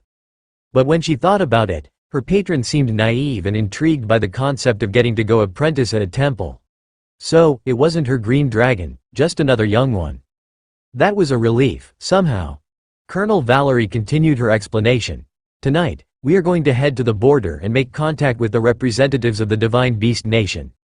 We are not officially at war with them, but we are not on particularly good terms with them either, so I need everyone to be on their best behavior. I don't know who they will send to meet with us, but be extra respectful, and remember that they are the representatives of another nation. A neutral nation that we need to stay neutral in our conflict with the giants. They are known to send a lower-ranking beast as their representative, just to see if we will take it as an insult. That means no trying to treat the representative like a child or a wild animal. No talking down to them, in short, don't do anything out of line if you want us to get Carl back without months of headaches. Dana laughed. You know, now that Thor is surrounded by Divine Beast Nation clerics, he might not want to leave. They're extra friendly to beasts, right? So even if they don't want Carl there, the rest of the team should be pretty popular. Ophelia laughed. There is no way that Thor is not popular. Everyone loves Thor. The visiting bureau team members chuckled. They could only imagine the chaos that would happen if the divine beasts refused to assist in returning an elite that had been brought there by an anomaly because his beasts were too likable. The team smirked at the thought. They could definitely see it happening. But the good news was that they now had reliable intelligence on Carl's safety and not just vague visions of him interacting with small animals. 4 hours later, the helicopter landed at the border of the Divine Beast Nation, not far from where the Flock-War River headwaters started at a natural spring. Assembled to meet them was an odd assortment of creatures. There was a dire bear, a dragonkin priestess, and a trio of more cats. Other than the priestess, who was a commander-rank high priestess, the others were all strong monarchs. The colonel had been expecting the Divine Beast Nation to send a weak representative as an insult, but it appeared that they had sent an exceptionally powerful emergency response team to meet them. There was still a portal open behind the beasts, waiting for the meeting to end, and Ophelia began to suspect that this meeting might not go the way they were hoping. So, as they got out of the helicopter, she shifted into werebear form, ensuring that there would be at least one beastkin with their contingent. She had some hope that it would help alleviate the hostility she could feel, and unlike her dire bear form, she could still speak as a werebear. The two sides stopped a few meters apart, and the dragonkin high priestess nodded at the newly arrived clerics while ignoring the others. First, as a sign of good faith, she announced, then opened a viewing spell that showed Carl teaching a combat class to a group of 5-year-olds. He was currently showing them the art of the side chokehold, where you could get close enough to a beast's neck that they couldn't bite you as you attacked. Thor was napping in the background, and Colonel Valerie prepared for the worst. Carl was clearly accepted by the beasts if they were letting him be around the kids, and that was going to make it harder to get him back. We should have warned him not to be so friendly to foreign nations, Colonel Valerie's assistant whispered to her. But if he wasn't, what sort of condition would he be in now? She whispered back. The dragonkin gestured for Tessa to come forward and speak with her, but the beasts growled when the colonel tried to join her. High Priestess. I have been informed that your team has a contract with the dragon gods. The dragonkin began. Tessa silently nodded and took out a copy of the contract. So, the 4 of you? She asked. Normally, we travel as a group of 8. Ophelia is our 5th for most situations, while Morgana, Bob and Doug bolster our numbers for dangerous situations. That was a rather powerful group, with Bob and Doug both at royal rank, and Morgana right at the bottleneck. But the High Priestess had been informed of Carl's combat power with his beasts, and he would still be the designated leader of the team even in the Divine Beast Nation, despite his youth. I have been approved to bring his contracted team members to him. No more. I am willing to make an exception for the werebear, but not the humans. What are the chances that he could be returned to the group here? We do have duties to take care of as well, Tessa asked. The Dragonkin High Priestess shook her head. The Grand Priest says his skills are too valuable to let him go before his debt is cleared. What debt? The Dragonkin shrugged. I have no idea, it wasn't explained to me, as it was considered non-negotiable. Can you ask? Perhaps we can help settle the debt right now? Her eyes seemed to glaze over as she used a communication spell. He did not clarify, and only said that they are still cleaning slimy footprints off the ceiling. That left Carl's entire team confused. None of the beasts had slime-type abilities, and the ones that could conceivably be on the ceiling were Ray and Hawk, neither of which would leave footprints. Had Carl done something that involved him fighting indoors with slimy feet? Hopefully, he hadn't gotten into a fight with the beast god clerics. Tessa turned to Colonel Valerie for answers. Sending more elites into the Divine Beast Nation defeated the purpose of trying to recover one. But they did have a contract that said they wouldn't leave each other behind. He certainly seemed like he was on an adventure, and if they let him go alone now that they had the chance to join him, it might be a violation of the contract. Can I have a moment to confer with the bureau agents? Tessa asked. The High Priestess nodded and Tessa stepped back to talk to the others. Where do I go from here? It's pretty clear that they're not going to let him go easily. We came here to get an elite back, but with the contract, most of us will have to go to him if he won't be brought to us, she whispered. Colonel Valerie sighed and nodded. If it comes down to that, try to get terms from them. Preferably a condition to return you all home once whatever debt he racked up has been paid. I suspect that it's a made-up charge, an excuse to keep him there. I just wish that I could confidently say that him leaving slimy footprints on the ceiling was a false accusation. Dana smirked. Yeah, we were all a bit startled at that, but I don't think anyone would say it's impossible, or even all that unlikely. In the distance, they heard the dire bear's rumbling laughter. The bear has definitely met him. He wouldn't be laughing that hard if he didn't know Carl, Doug noted. The dire bear nodded in agreement, letting everyone know his hearing was sensitive enough to hear their whispers. Why are we pretending that any of this is a secret meeting? We can all hear each other, Dana asked. The bear and the moorcats all made huffing laughing noises at her comment, and even the Dragonkin priestess chuckled. Tessa stepped back toward the Divine Beast Nation group. We would ask to join our partner until such time as we can all leave together. What we ask is that you guarantee our safety and our return together to the Golden Dragon Nation at the soonest opportunity. The High Priestess was silent for a minute as she considered the wording. We can agree to bring you to him and assist you in fulfilling the terms of the contract with the Red Dragon until such time as you all leave together, at our earliest convenience, she suggested. That was not quite the same thing, as there were many exceptions to earliest convenience, but it was not a bad agreement, as they had agreed to allow them to fulfill the terms of the contract. The contract stipulated that they needed to please the Red Dragon, so it would be difficult to keep them there in a secure temple for an extended period, as the divine beasts were not at war with anyone. The Black Dragon who ruled their nation didn't see the need, the deaths on the continent were balancing themselves. Colonel Valerie nodded and handed Tessa a small bag that she put in her storage. She could check the contents later, but it was most likely a method of contacting home from outside of regular radio range. That was all the signal that Tessa needed to know that they would be leaving. The team said their goodbyes to the Mackenzie brothers and Morgana, then prepared to follow the beasts to their destination. Before we go, there are a few ground rules you should be aware of. This is not a human nation, so we expect you to be on your best behavior. Your military and government ranks mean nothing to us. Beasts have our own ranking system. The only reason we have agreed to this is that we don't want to offend the gods by refusing. Now, if you understand that, we should get along just fine. If you have abilities that let you travel more quickly, I suggest you use them now. We won't open a portal directly to the destination, the High Priestess explained. Dana activated her movement skill, but neither cleric had anything that was going to help them much with that. However, as High Priestesses of the Dragon Gods, they did have some dragon features and solid stamina. However, when Ophelia transformed into her dire bear form, the big monarch rank dire rank bear made a rumbling noise that almost sounded friendly. I think you have an admirer. Dana laughed as Ophelia rolled her eyes at B-Bear. Calm down, big boy. She's a werebear, Her default form is human, not dire bear. This is a skill she learned, Tessa teased. The high priestess in the beast group laughed, then winked at her huge, furry friend. Then she led them through the portal, leaving the bureau team behind. The beastkin on the other side of the portal didn't seem impressed to see the group that had come through, but they should have heard most of the conversation, and they didn't try to stop them from leaving the area, jogging down a well-traveled dirt path. They could hear laughing in the distance, and the dire bear huffed in amusement. It seems your friends will be waiting for you. They're back out again after dinner, working with the children, the high priestess explained. Is this some deal you've made with him? Tessa asked. Not exactly. You will understand when you see it. Carl had no idea that anyone was coming for him so soon, so he was overseeing a sparring match between the acolytes and Kara, preparing them for when they might have to deal with a rampaging feral beast.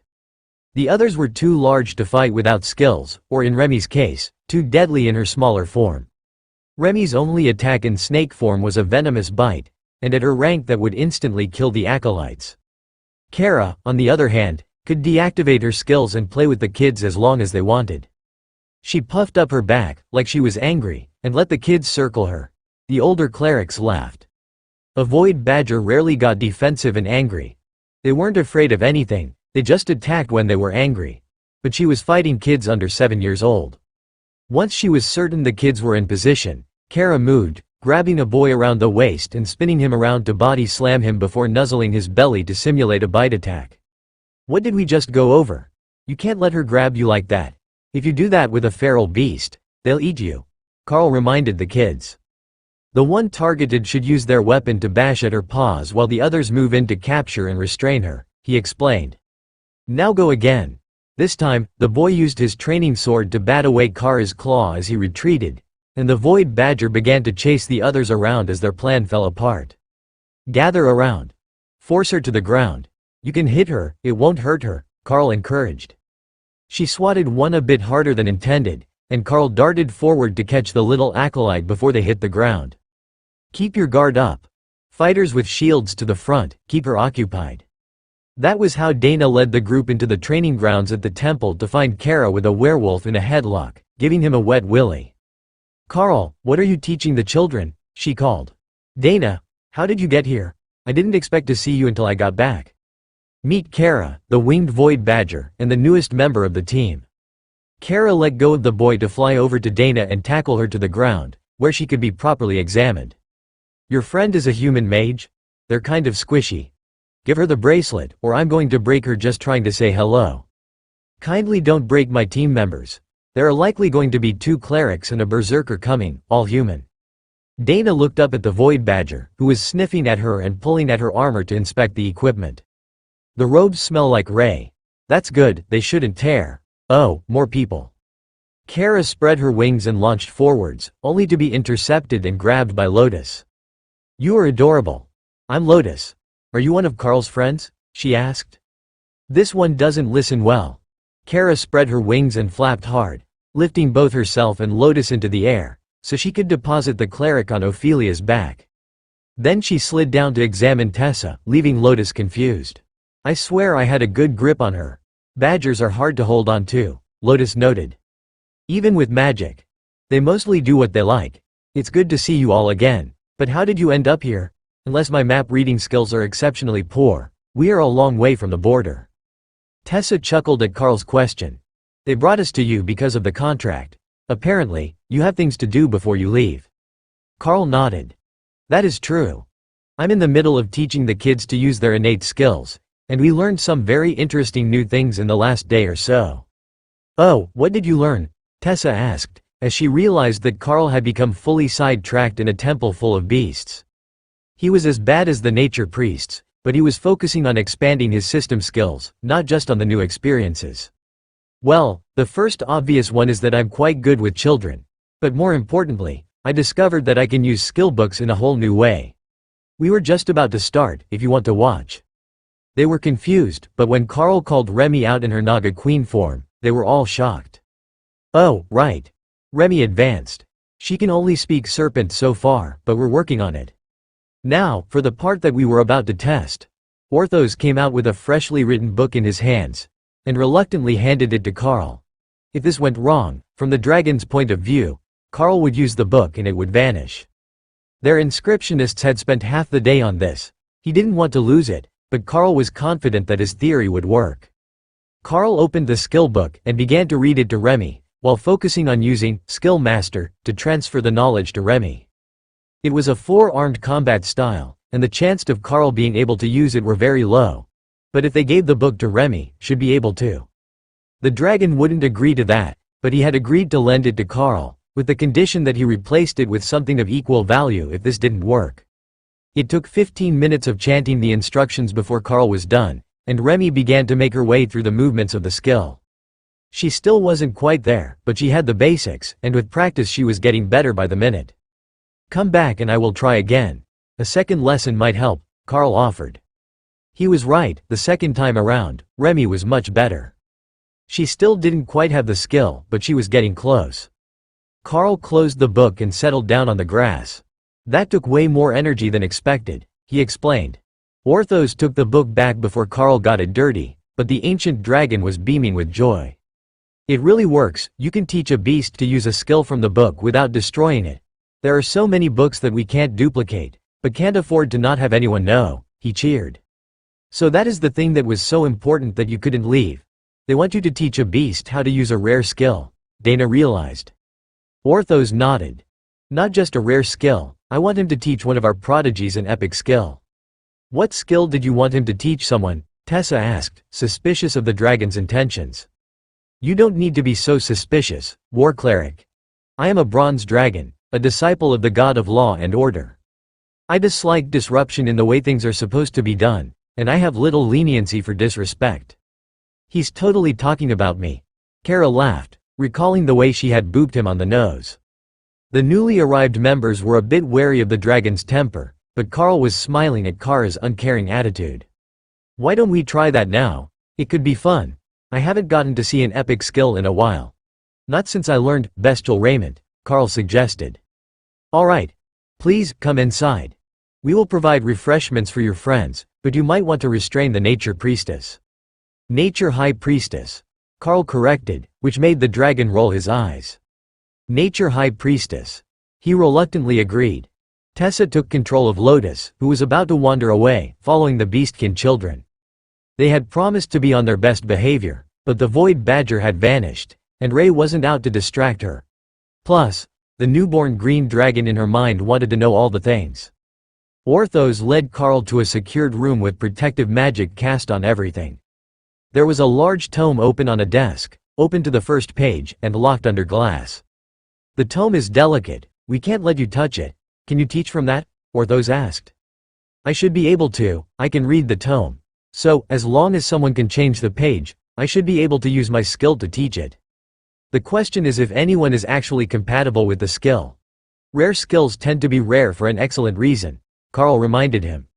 "We have a candidate," Orthos replied simply. He whistled and a moorcat, larger than any Carl had seen before, and at the peak of monarch rank, came in to sit next to the dragon. "All right, you need to be in a relaxed state for this to work as well as possible. Is there anything that would help?" he asked. The cat turned to Orthos, and they must have been communing mentally before Orthos shook his head. "No, he should be fine. Do you need him to move? You noted with the children that teaching works better with direct physical contact. If you can shift here, so I can rest a hand on you while I read, that would be best." The Moor cat shifted a little so he could see Carl, but had his tail draped over Carl's shoulders. "Yes, that should work wonderfully. Now, Chapter 1. The Essentials of the Ghost Beast Stealth Skill." When they reached the end of a page, Orthos would flip them with magic, and Carl would continue, focusing the recently improved Skill Master ability on both the Moorcat and Ray. She was resting in her space, but listening intently. She didn't need to be outside, they were permanently linked, and this sounded like just the sort of skill that she would love. It was also the essential skill for a Moorcat at the peak of the monarch rank to evolve into a ghost cat and break through the bottleneck to become an overlord. Ray didn't understand human politics, but she understood beasts, and this was a colossal favor to be asking of Carl. Advancing a beast to the overlord rank added to the nation's top combat power. Even one or two more overlords in a battle could be enough to tilt it in favor of one nation or another. There was no way that Kara leaving footprints all over the ceiling as she ran away from the clerics warranted this. Even teaching the children who would clean the mess should have been enough to pay their debt. But she knew that Carl was doing this as much for her as for the Moor Cat and the Bronze Dragon. This was an epic grade skill that was fully capable of taking her to the Overlord rank, and it would most likely cause her to evolve instantly when she learned it. What form that evolution would take was unknown, but for her future, she would do her very best to learn every bit of this skill, no matter how long she had to practice. But this skill seemed to be attuned to her, a natural fit in the same way that her own innate skills were, even more natural than Gollum's, and she loved her golems. Perhaps this was a skill that she would have also naturally gained as she advanced?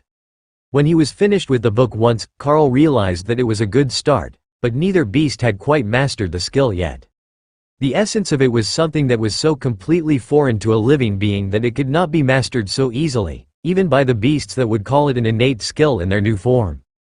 Ghost Beast did not actually hide you, that was taken care of by other skills. Ghost Beast let you step halfway out of phase with reality to briefly move through an object, like a door or wall. According to the text, it was incredibly draining, and few could hope to do it more than once a day. But for an assassin-type beast, being able to step through a door or a solid wall to get to your target was an absolutely brutal advantage. The name fit the skill, and Carl was looking forward to the terror that Ray could cause once she had mastered the ability. The Moor Cat, now a ghost cat, or well on its way to becoming one, was the first to master the ability, but Carl dutifully continued reading the skill book to let Ray finish learning.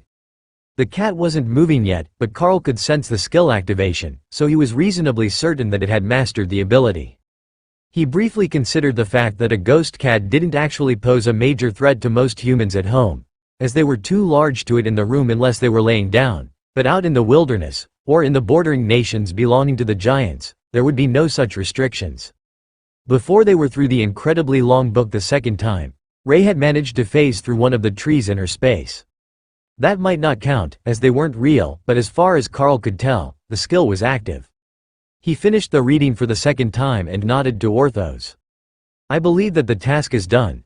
The skill should have been understood and transferred, so if it was the key to an advancement, that should come within the next day or two, he explained. The Bronze Dragon smiled. You have no idea how much you have helped us today. By allowing the Divine Beast Nation to gain a new Overlord rank beast that might be able to instruct others of his species in the skill he has just learned. Oh, I think I have a fairly decent grasp on just what I have done here today.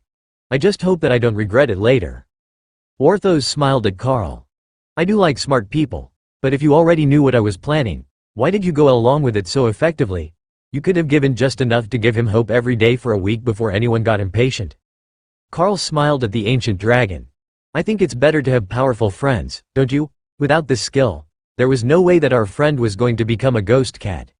It's not a skill that can easily be learned on your own, so the chances of a Moor Cat evolving in that direction are close to zero. The cat rumbled in amusement that vibrated through the tail he still had slung over Carl's shoulder. Perhaps you were right. It is hard to say that you are a threat to the nation when everyone here is beginning to consider you a friend. Even the acolytes are fond of your lessons.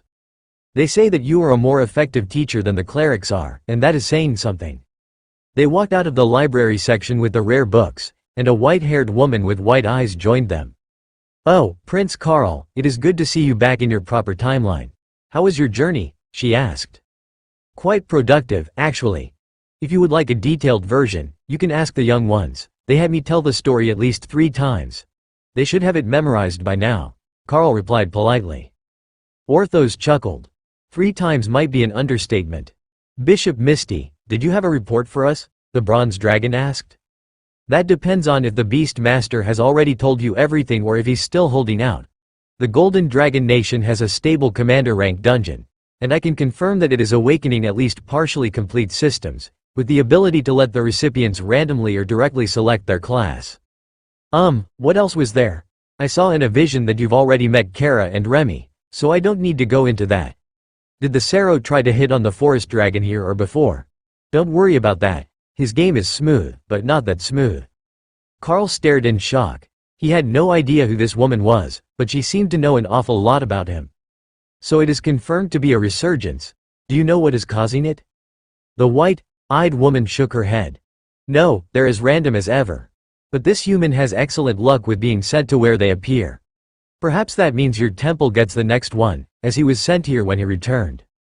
Orthos sighed. I hope not. That's far too much trouble. But I'm glad that you managed to find time to come and give a report, Bishop. The woman chuckled. Yes, I found time. That's a good one. Now, I have things to see, people to do. I will return later. Then she turned into a thick white mist and simply vanished out the window. Well, she's an interesting one. Is she a form of oracle or prophet? I hear that they see the world in unique ways, Carl asked. Well, I can't say that her way of seeing the world is normal. But I wouldn't call her an oracle or prophet in the usual sense. Which meant that she had other ways of finding out obscure information. Carl would have to remember that. Bishop Misty, he would remember that name. He could hear chaos in the next room over, and Carl smiled as he realized that Lotus had met the acolytes unsupervised. She had almost certainly gotten a lecture in advance, but that wouldn't keep her contained for long. As expected, she was sitting cross-legged on the floor, with a small Phalean catgirl in her lap, reading a story to the youngest acolytes of the church. Dana came over to give Carl a hug, then blushed as she realized that Orthos was still standing on his far side. I will let you get reacquainted with your team. We can speak tomorrow about other matters. The acolytes will show you all to your rooms after dinner. The ancient dragon walked away, leaving Carl with his team. Curiously, Ophelia was still in werebear form, and wearing armor. In fact, they were all wearing armor. You know, they're not going to attack. You can relax, Carl reminded them. You're too relaxed. We're in a foreign nation with no official treaties with the Golden Dragon Nation or the Church. Armor is just common sense. Though I see that you're comfortable training children for them and helping their ranking beasts gain new skills, Tessa replied. Carl patted her on the shoulder. It's all under control. Well, almost all under control. But you just got here. There are a few things that I should explain. Kara and Remy, can you come out and say hello? Remy came out first and stole the Phalean child from Lotus before the little cleric could react. Both Remy and the young acolyte laughed as Remy lifted the girl in the air and spun her as she coiled herself in the middle of the floor.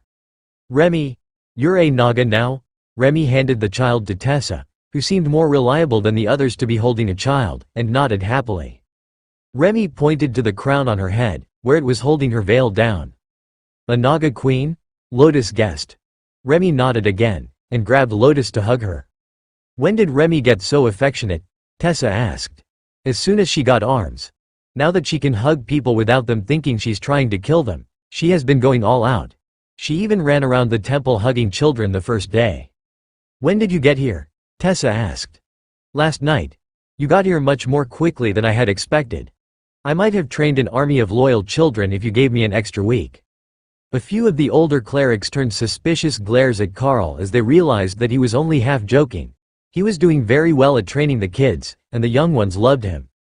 We have a lot to talk about, but I think that we can do that over dinner.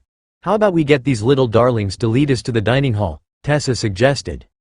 The young griffin who had gotten the holy stone for his draw in the final round of the Thor challenge flapped his wings and circled the room before flying out toward the food. Everyone, follow the griffin. There is one more surprise in store for you, and it might be better that you're sitting down for this one. Carl laughed. Lotus smirked. I got a sneak preview. It's a badger, a honey badger. Kara popped out of her space and spread her wings to fly around the room before tackling the nature priestess and licking her face. Close, Kara is a winged void badger. And it looks like she likes you. Or at least the honey in the body lotion you use. But that isn't the surprise that I meant. You met her on the way in, remember? Ray, why don't you come out and show off? Ray appeared in the middle of the room, looking very much like she always had. So, why she would be a surprise for anyone present was a mystery. However, after a quick check to make certain that nobody else was watching, she stepped forward and threw the table next to them, using Ghost Beast to pass through the solid stone table. Did she just? Tessa asked quietly. She did. Carl agreed, before Ray returned to her nap. She was fairly certain that she still had a ways to go to master that skill, even if she could make it function right now. There was much more to an epic grade skill than simply being able to make it activate. Nobody else said anything about it out loud, as the acolytes were beginning to return with dinner now. But that didn't mean that they were not all silently celebrating.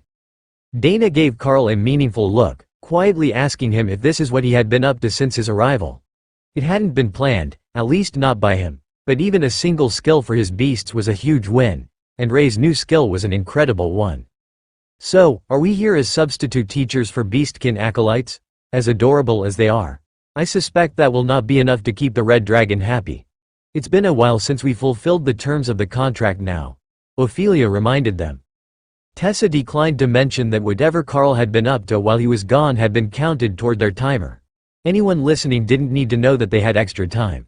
But she had an idea. Maybe we can convince them to let us head back to the battlefield? It's not that far from here to the backside of the mountain giant nation. They shouldn't hold it against the beasts if a few humans are let loose on them. From somewhere on Carl's right, a derisive snort of laughter caught his attention. While I don't doubt that the monster man can take on a monarch-ranked giant, you should realize that they send them out 10 at a time in border patrol teams. Not even the red dragon would be impressed if you committed suicide, human. Tessa turned to look at the speaker, and saw that it was a large and muscular lion-type beastkin, nearly as large as Ophelia's werebear form. He was on the strong side of commander, but he lived here, so he would be more of an expert on the situation at their border with the mountain giants than they were. But to think that they put border patrols that strong along the border with the divine beasts. That had to be cutting down on the strength they could put against the humans, even though they were at war. The Golden Dragon Nation didn't have hundreds of monarch-rank elites to throw around, and if the giants were using them as border patrol, they clearly did.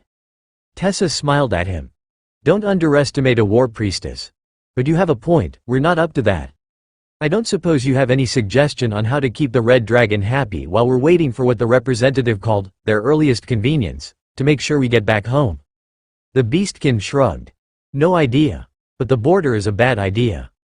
The group finished their dinner and headed for bed, escorted by the acolytes. We usually have 2 to a room, so Mr. Carl will have to sleep alone, unless you want to share with an acolyte. A small wolf-kin boy explained as he led them to the visitor quarters.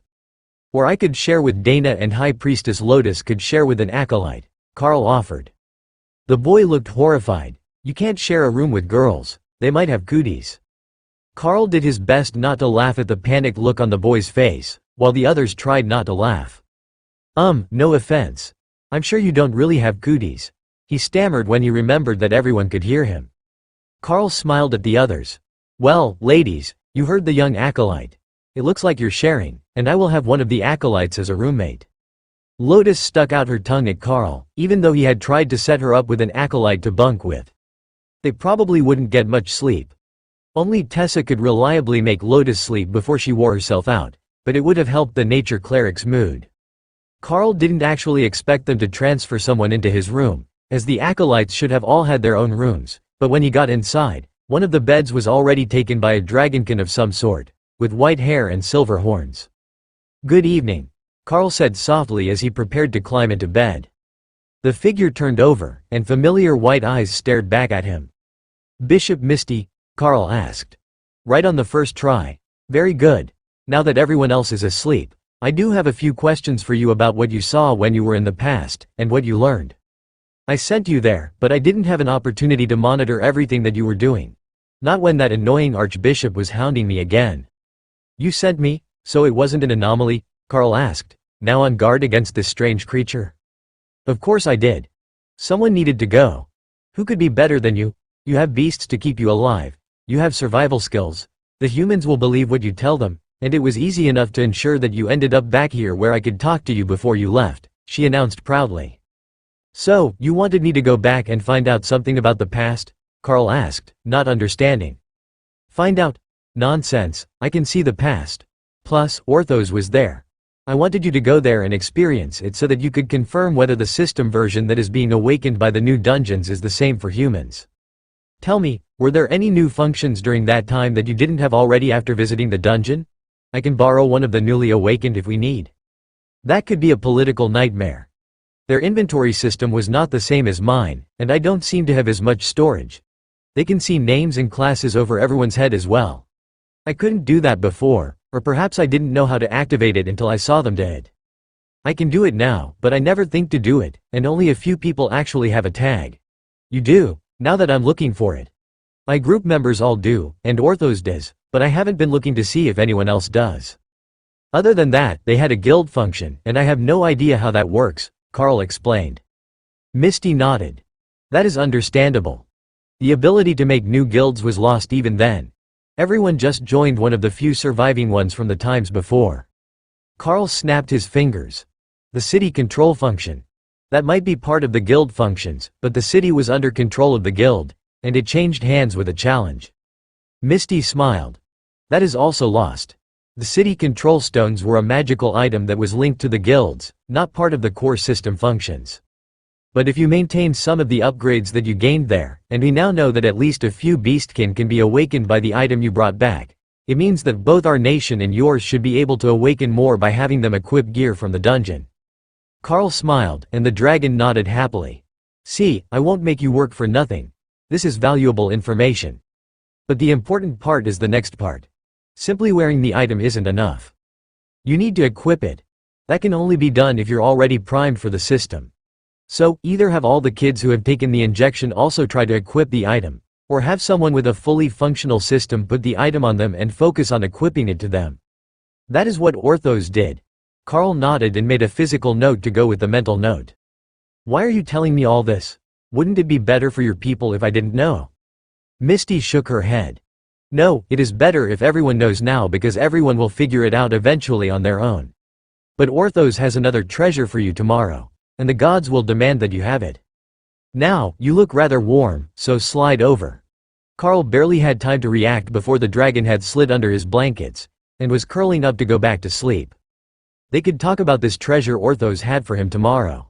Carl didn't notice that Misty had changed into the form of a dog-sized white dragon until the next morning, when he felt a small body trying to insert itself into his bed.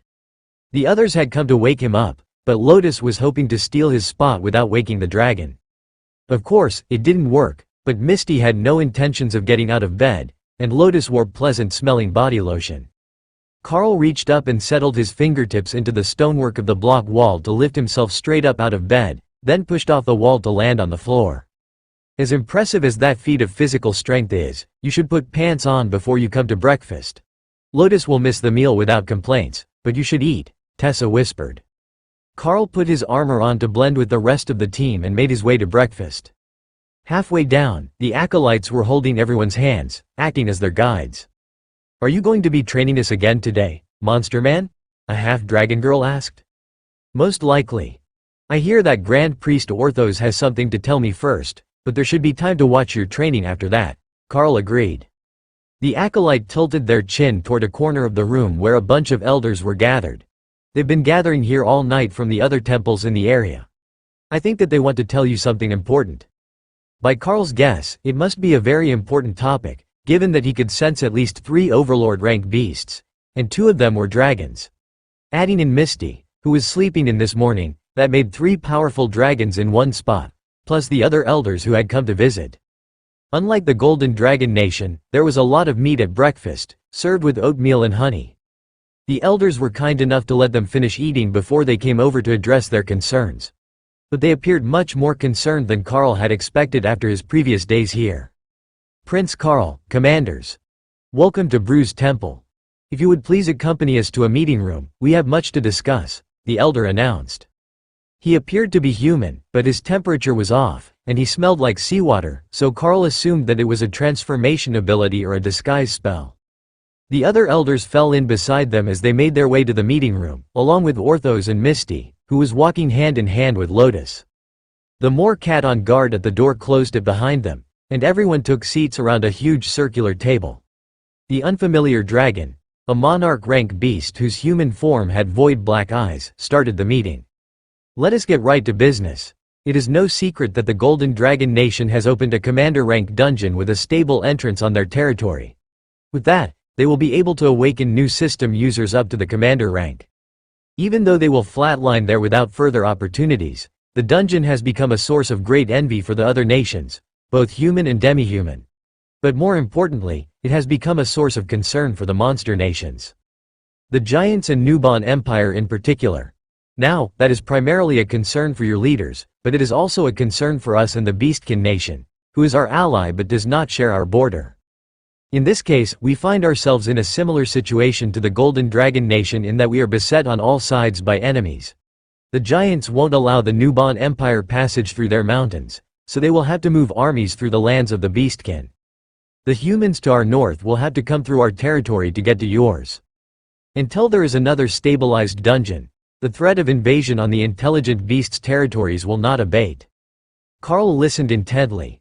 Their problem made sense, but he didn't see what it was that he could do about it.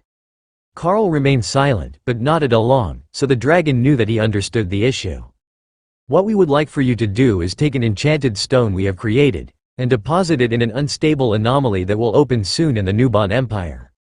The humans would rather attack the monsters using their naval fleets than cross the entirety of 2 nations or more on the ground to send an army.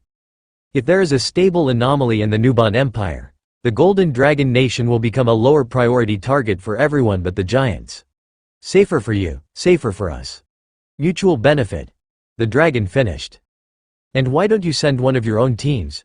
You've got plenty of powerful residents just in this room that could do the job, Tessa asked. The red dragon didn't like trickery, except for ambushes, and the war dragon certainly didn't approve of sending soldiers on suicide missions. For one, we cannot open a portal near the anomaly. But more importantly, we lack the ability to be subtle. We have beasts with great stealth skills. But stealth won't be possible on this mission, as many groups will be gathered for the mission. Intelligent beasts do not live in Nuban Empire. However, they do have some monster-blooded demi-humans, and small pockets of humans. There are more than a dozen human nations on this continent, and only one with divine beasts. If they suspect you, there is plausible deniability. They cannot pin the blame directly on the Golden Dragon Nation. Carl nodded. So, we will have to walk in, through territory controlled by monsters, on the vague promise of potential safety for the Golden Dragon Nation, who is not currently at war with Nuban Empire. The dragon smiled. And then walked back out again. I will give you a writ of protection, so if you make it to our border or the Beastkin Nation, they will escort you safely home, upholding our agreement with your bureau people. Carl's unimpressed look made the dragon smirk, and a few of the elders chuckle. However, Misty had the answer. I have a mission order for the closest team to investigate the anomaly. You're the closest by over 2,000 kilometers, and it's all signed by the Chief of Staff of the military and the Archbishop himself. Carl turned on the temporal dragon, who was back in her fully human form. And just how did you get that? He asked. Easy, I went there after it was done and requested it, then brought it back. The goddess said it would be fine.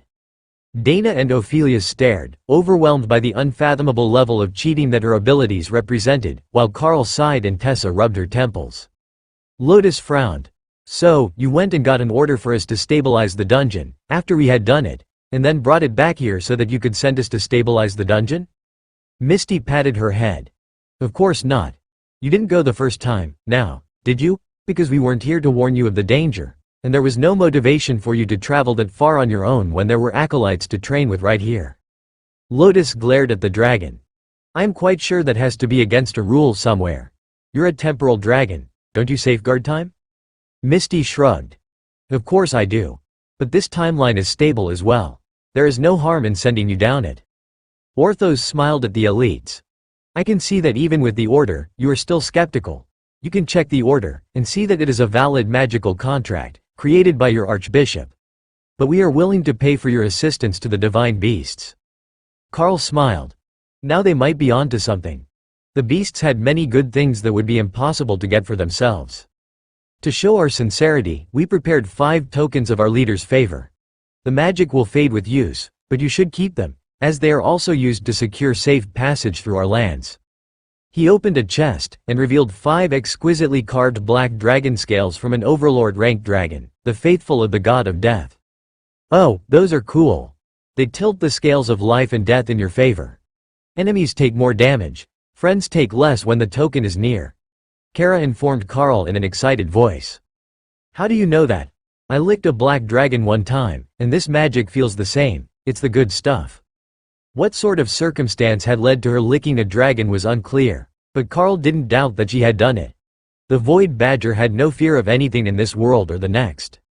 Carl looked to his team for confirmation. Safe passage through the Divine Beast Nation was valuable, and as Misty had said, they did have the agreement of the Archbishop that this was the best course of action, even if he had given it after the fact, and possibly under duress when the other nations invaded to get to the dungeon. There were no objections, so he passed out the tokens, and let everyone put them in their storage bags. "So, do you all have an active inventory? Or just a storage bag bonded?" Orthos asked. Lotus was practically bursting to answer, but held herself back until Carl spoke first. "I have an active inventory, but we all started out with storage bags from an instance reward," he explained. That way, if the others wanted, they could keep their power level a secret, and he wasn't giving them anything that the nosy temporal dragon didn't already know. What Misty knew, she would certainly tell the others if there was a need for them to know. "How do I know if I have an active inventory?" Lotus asked. "Just think the word status with the intention of bringing up system information," Orthos explained. The way Lotus' eyes lit up made it clear that she had found something unexpected. The nature cleric would never be a good poker player, but that was enough of an answer for the beasts. Dana nodded. "I have inventory as well. And the storage bag is in one of the spaces." "Can you see titles?" Orthos asked. Everyone looked confused for a second, then Ophelia did a double take. "Over your head in white. Your name is Orthos. Why is it white, when Carl is red and Dana is blue?" Orthos gestured over her head. "You're a very dark red, for Berserker. Carl is a blood red for Beastmaster. White is Cleric. Light blue is Mage. When you see warriors with a fully active system, they are brown, shamans are dark blue, warlocks are purple, and so on." "That is brilliant. To think that we were supposed to know all that about other people," Ophelia replied with an enthusiastic smile on her face. "Focus on me, and you can see more details when you have the status view open. It will block much of your vision, so don't try it in combat. But you should be able to see a few things," Orthos added. Orthos, Bronze Dragon, Grand Priest of the Bronze Dragon God, Overlord rank, Abbot of the Bruised Temple, she read. Orthos was obviously making a mental note of how much she could see, as Carl recalled that he used to have a Dark Light Host Guild tag, which he didn't see anymore. When the full function of the system had faded, the guild must have disbanded, or there was something that he needed to do to bring his position back. Of course, it could be that he just chose to only show certain roles, but Carl didn't know how to do that, or if it was even possible. Orthos took out one more item from his robes, a small bronze scroll case. "This is for Carl, a reward from the gods for his previous assistance," Orthos explained. Carl placed a hand on the scroll tube, expecting Orthos to hand it over, but the dragon kept a hold of it, and information began to flash in Carl's vision. Random class skill acquired, core skill tree selected. Tier 3 taming ability. Skill merger. The Beastmaster has a chance to create new skills by combining shared skills. "You look like you got something good," Orthos commented as he took the scroll case back and put it in his inventory. "Indeed.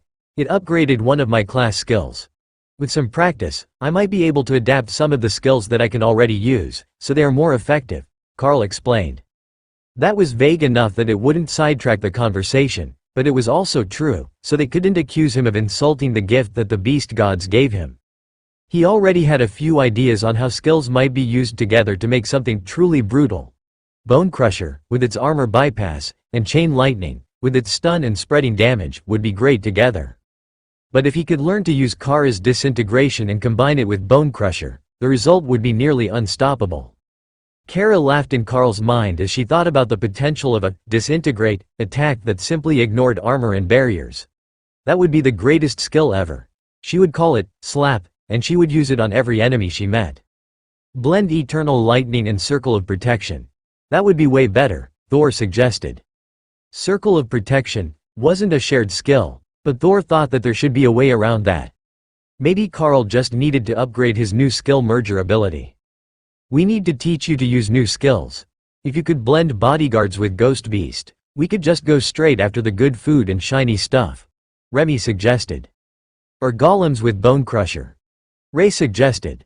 "Alright, I get the point, you all want me to learn new skills so that I can make overpowered combinations. I will work on it.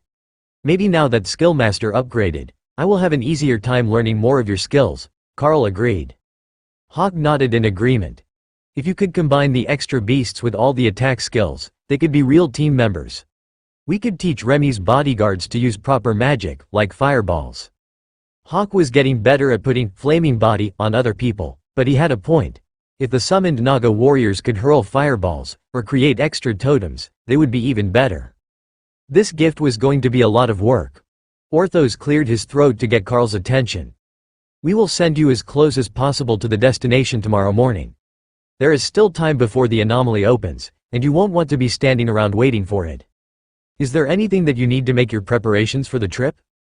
Carl still had far too much prepared from the last time he had help preparing for a trip, and most of his inventory was filled with stuff he had gotten from the elves.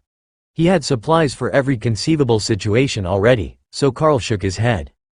The others did as well, as they had been prepared at home for an extended mission, in case they were stuck along the border for weeks trying to make a deal. Alright, then you have the day to yourselves.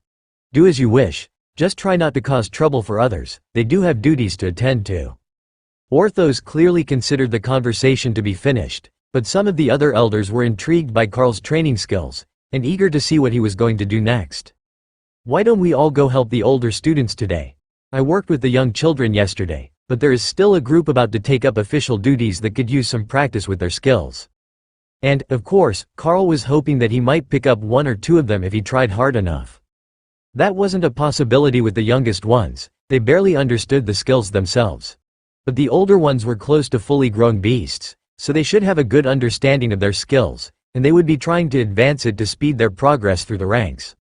Like Thor and Rei, most divine beasts finished growing in body long before they stopped growing in power. The dragons were an exception, as they never stopped growing, and some weaker species reached peak power before adulthood, but those were mostly considered wild beasts or monsters, not divine beasts with intelligence. The older trainees were mostly in beast form today when Carl reached the training field, though there were a few half-breeds whose natural form was demi-human. Transformation was a skill that he would love to teach the team, but he could feel that it was holy magic from their beast god clerical symbols. Other than Remy, it was unlikely that any of the others would be able to use that right now, if ever, as they weren't exactly devout followers, much less ordained clerics. But there was zero chance that Carl would be able to steal the skill and teach it to them. The bias between beasts and beastkin was eminently clear at this stage.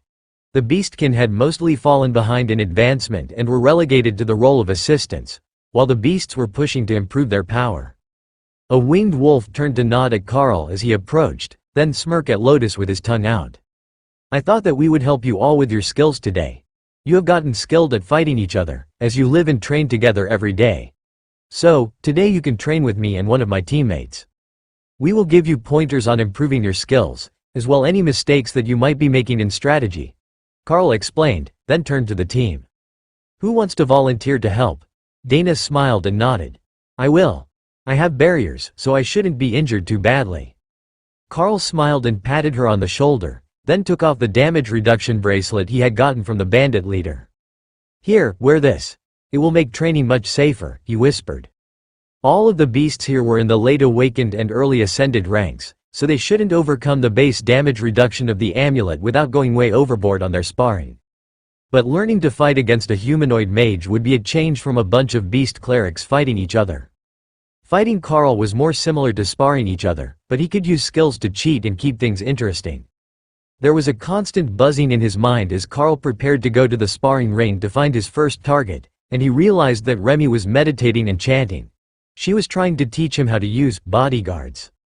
When she said that she wanted to see what they could do with some enhancement, she wasn't joking. Carl focused skill master between them, and he could actually feel the knowledge of how to call bodyguards flowing into his mind.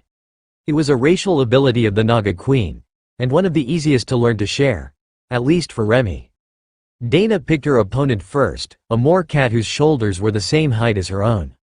For moor cats, it was still half-grown, but it would be a good matchup, as they were both fast-moving combatants. The cleric in charge put a golden barrier over them both for defense and to indicate who was the winner. The first barrier to break lost. Carl focused on learning bodyguards as the fight began, and Dana flipped through the air to avoid a leap by the moor cat. Her blade flashed down, and the beast twisted to avoid having its back slashed open, then leapt straight sideways to avoid a barrage of magic missiles. Dana was holding back on the power, to the same low awakened standard that everyone was using, but if the cat didn't figure something out quickly, it would be in trouble. It didn't take long to realize that keeping a mage at a distance was a bad idea, and the Moor cat used its species skill of silent predator to vanish from sight and silence its steps. Dana only had a limited amount of detection ability, but she knew how to deal with invisible attackers. She created a field of fog, which would let her see the disturbance as the Moor cat moved, even if she couldn't clearly see the beast. Claws raked her nullification barrier as she moved too late, but her blade caused a golden flash as she struck true before the Moor cat could relocate.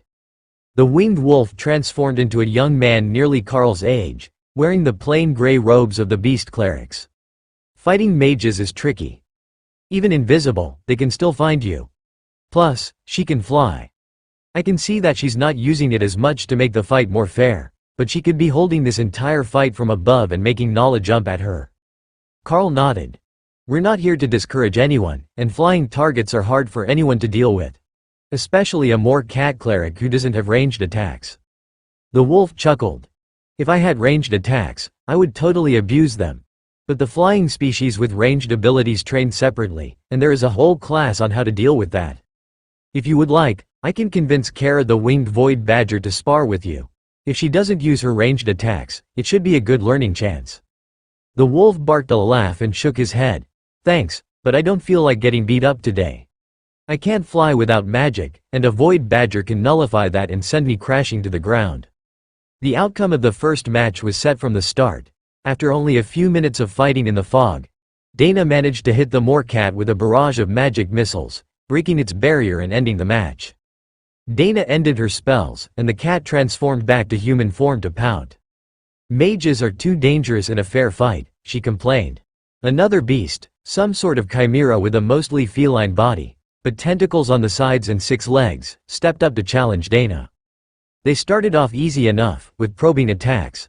Then the beast seemed to split into 3, and a surge of understanding flowed through Carl's mind. That skill was a solid illusion, but it was the same as the essence of the bodyguards. Now he understood how they were supposed to be formed. But on the battlefield, Dana was having trouble. The clones seemed to shimmer in and out of existence, vanishing only to reappear, and under the effects of the skill, she couldn't tell which was the real one. Even using wide-area blade attacks wasn't having luck, and the beast had landed multiple hits on her shield already. But Dana wasn't always missing. It only looked like it to her, thanks to the beast's illusion. So when Dana sent a flurry of attacks out at where she predicted the beast to be, then jumped to avoid its retribution, she was as surprised as everyone else when the match was called. The illusions vanished, and the cat was revealed in a different spot than anyone had been seeing it, other than Carl, who could still see it with thermal imaging. Though, that might not be right. A few of the other beasts were looking smug, including one young dragon. Not many beasts saw heat, but those who did were much harder to fool with illusions. If the cat was at Carl's level, it might have known how to hide fully, but this one was still young and mastering its skills. Monster man, how would you deal with that? The wolf asked. Carl smiled. I can see her through the illusion. The cat motioned for Carl to come prove it. She wasn't ready to accept that he could evade her skill. Dana left the sparring ring and Carl stepped in to take her place. He didn't take out a weapon, only nodded at his opponent. There was a split second of lag in her short-range teleport when she attacked, and it telegraphed her movements perfectly. The cat activated the illusion again without waiting for the clerics to bring up the barriers, and Carl smiled as it crept along the ground, looking to ambush him from the side as the 3 illusionary images approached, and Carl remained perfectly still, as the cat hadn't moved out of his peripheral vision. The illusions prepared to attack as the cat pounced, and Carl lifted a leg to spin himself horizontally to the ground, over the line of the strike. He caught the cat on the way by, then wrapped her back legs with his own and put an arm around her neck and forelegs to pet her head while she couldn't escape. It took a second for her to release the illusion, she was so shocked at the turn of events. The problem was that if she transformed to find out how he did it, he would still have her, and that would be even more embarrassing. Carl let her up after a second, and she shook the dust out of her fur before transforming to shout at him. How did you do that? It shouldn't be possible. You can't see a displacer beast through her illusion, she demanded. When you teleport, your butt wiggles, and it gives away both your timing and your target. That's how I knew to move. Also, for some of us with enhanced vision, we can still see you. Your illusion doesn't hide your heat signature. One of the other beasts transformed into a human girl with long fox ears. She still wiggles her butt when she attacks, She totally did that as a kid. Like a blinked cat preparing to attack. It was adorable, she giggled. Shut up, I do not wiggle my butt. The monster man is messing with me. The displacer beast complained. If we can't beat him with illusions, maybe we can beat him with speed? One of the others suggested. Or strength. He is higher rank, but he's still human, another suggested. Carl motioned them forward. Why don't we test both theories? I should be able to keep track of 2 targets at once. Actually, I have a better idea, you can test against my summons. That way I can give pointers. The 2 beasts transformed. One into an owl bear, and one into a massive scorpion nearly the size of Ray. Carl focused on the bodyguard skill and called forth the summons. They weren't quite what he expected. Remy got blue Naga warriors with black patterns similar to her own. Carl got a pair of lamias with white scales, vibrant red hair and leather armor. They also only had 2 arms, not 4 as the Naga warriors did. They were also smaller, not muscular warriors with thick chests, but slender females with an assassin's grace. Of course, there was no such thing as a male lamia, but some of them were large and muscular. They were commanders, which was startling to Carl. Remy's was royal rank, but for some reason his was a rank weaker. He was sure he did the skill correctly, but the bodyguards weren't at the same standard.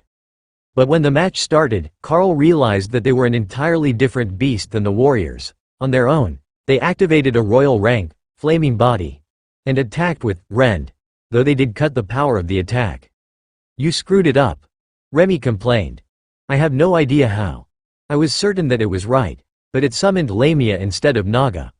Carl replied as he watched them fight the students. Maybe because he's human and it's a Naga skill? He got halfway in between, Hawk suggested. You're just smug because they can use fire, Remy informed him. Very much so, yes. The Lamia swayed on their lower body, enabling them to attack from rapidly changing angles. That mobility was offsetting both the damage of the stronger opponent and the faster one. Get closer. You're giving them too much room to evade. If you're nearly chest to chest, they can't sway far enough before your strikes land, Carl offered. He could sense them rolling their eyes at him. If it were that easy, they would have already done it. The Lamia had swords covered in fire, and almost all beasts were instinctively afraid of fire. It made them want to shy away, not get closer. But after some consideration, the trainees both came to the same conclusion. The body of a Lamia was more vulnerable than the chest. That was how they landed their first strikes. Just behind the ground contact point, where most of the bodyguard's weight was balanced. Of course, they didn't make it out unscathed. But they did manage to land a strike, which was better than anyone before them. The teacher stepped into the ring as they were about to retreat. Try again. You've almost understood the concept. Carl watched the beasts fight with the 2 Lamia bodyguards, while Ray and Remy compared them to the bodyguards and golems that they had. It was hard to tell whose were the most deadly between Carl and Ray, as they both had offensive optimization available, and the Lamia had to hold back against the student beast. But there was some argument over whether 4 arms with swords was better than 8 legs, when only the front 2 were normally used to attack. They wanted to test the theory, but they didn't want to give away their actual power level while they were still being observed by others. The beast clerics weren't bad sorts, at least not in the mind of the beasts, but they weren't part of the team. They told us the first day that you should always have a secret reserve of power that nobody else knows about, Hawk reminded them.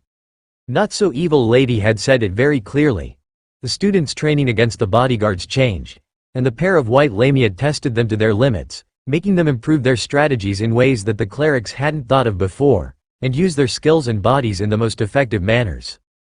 The teacher was impressed that the training could go so smoothly, and with Carl using Skill Master on both the students and his own beasts, everyone was making progress.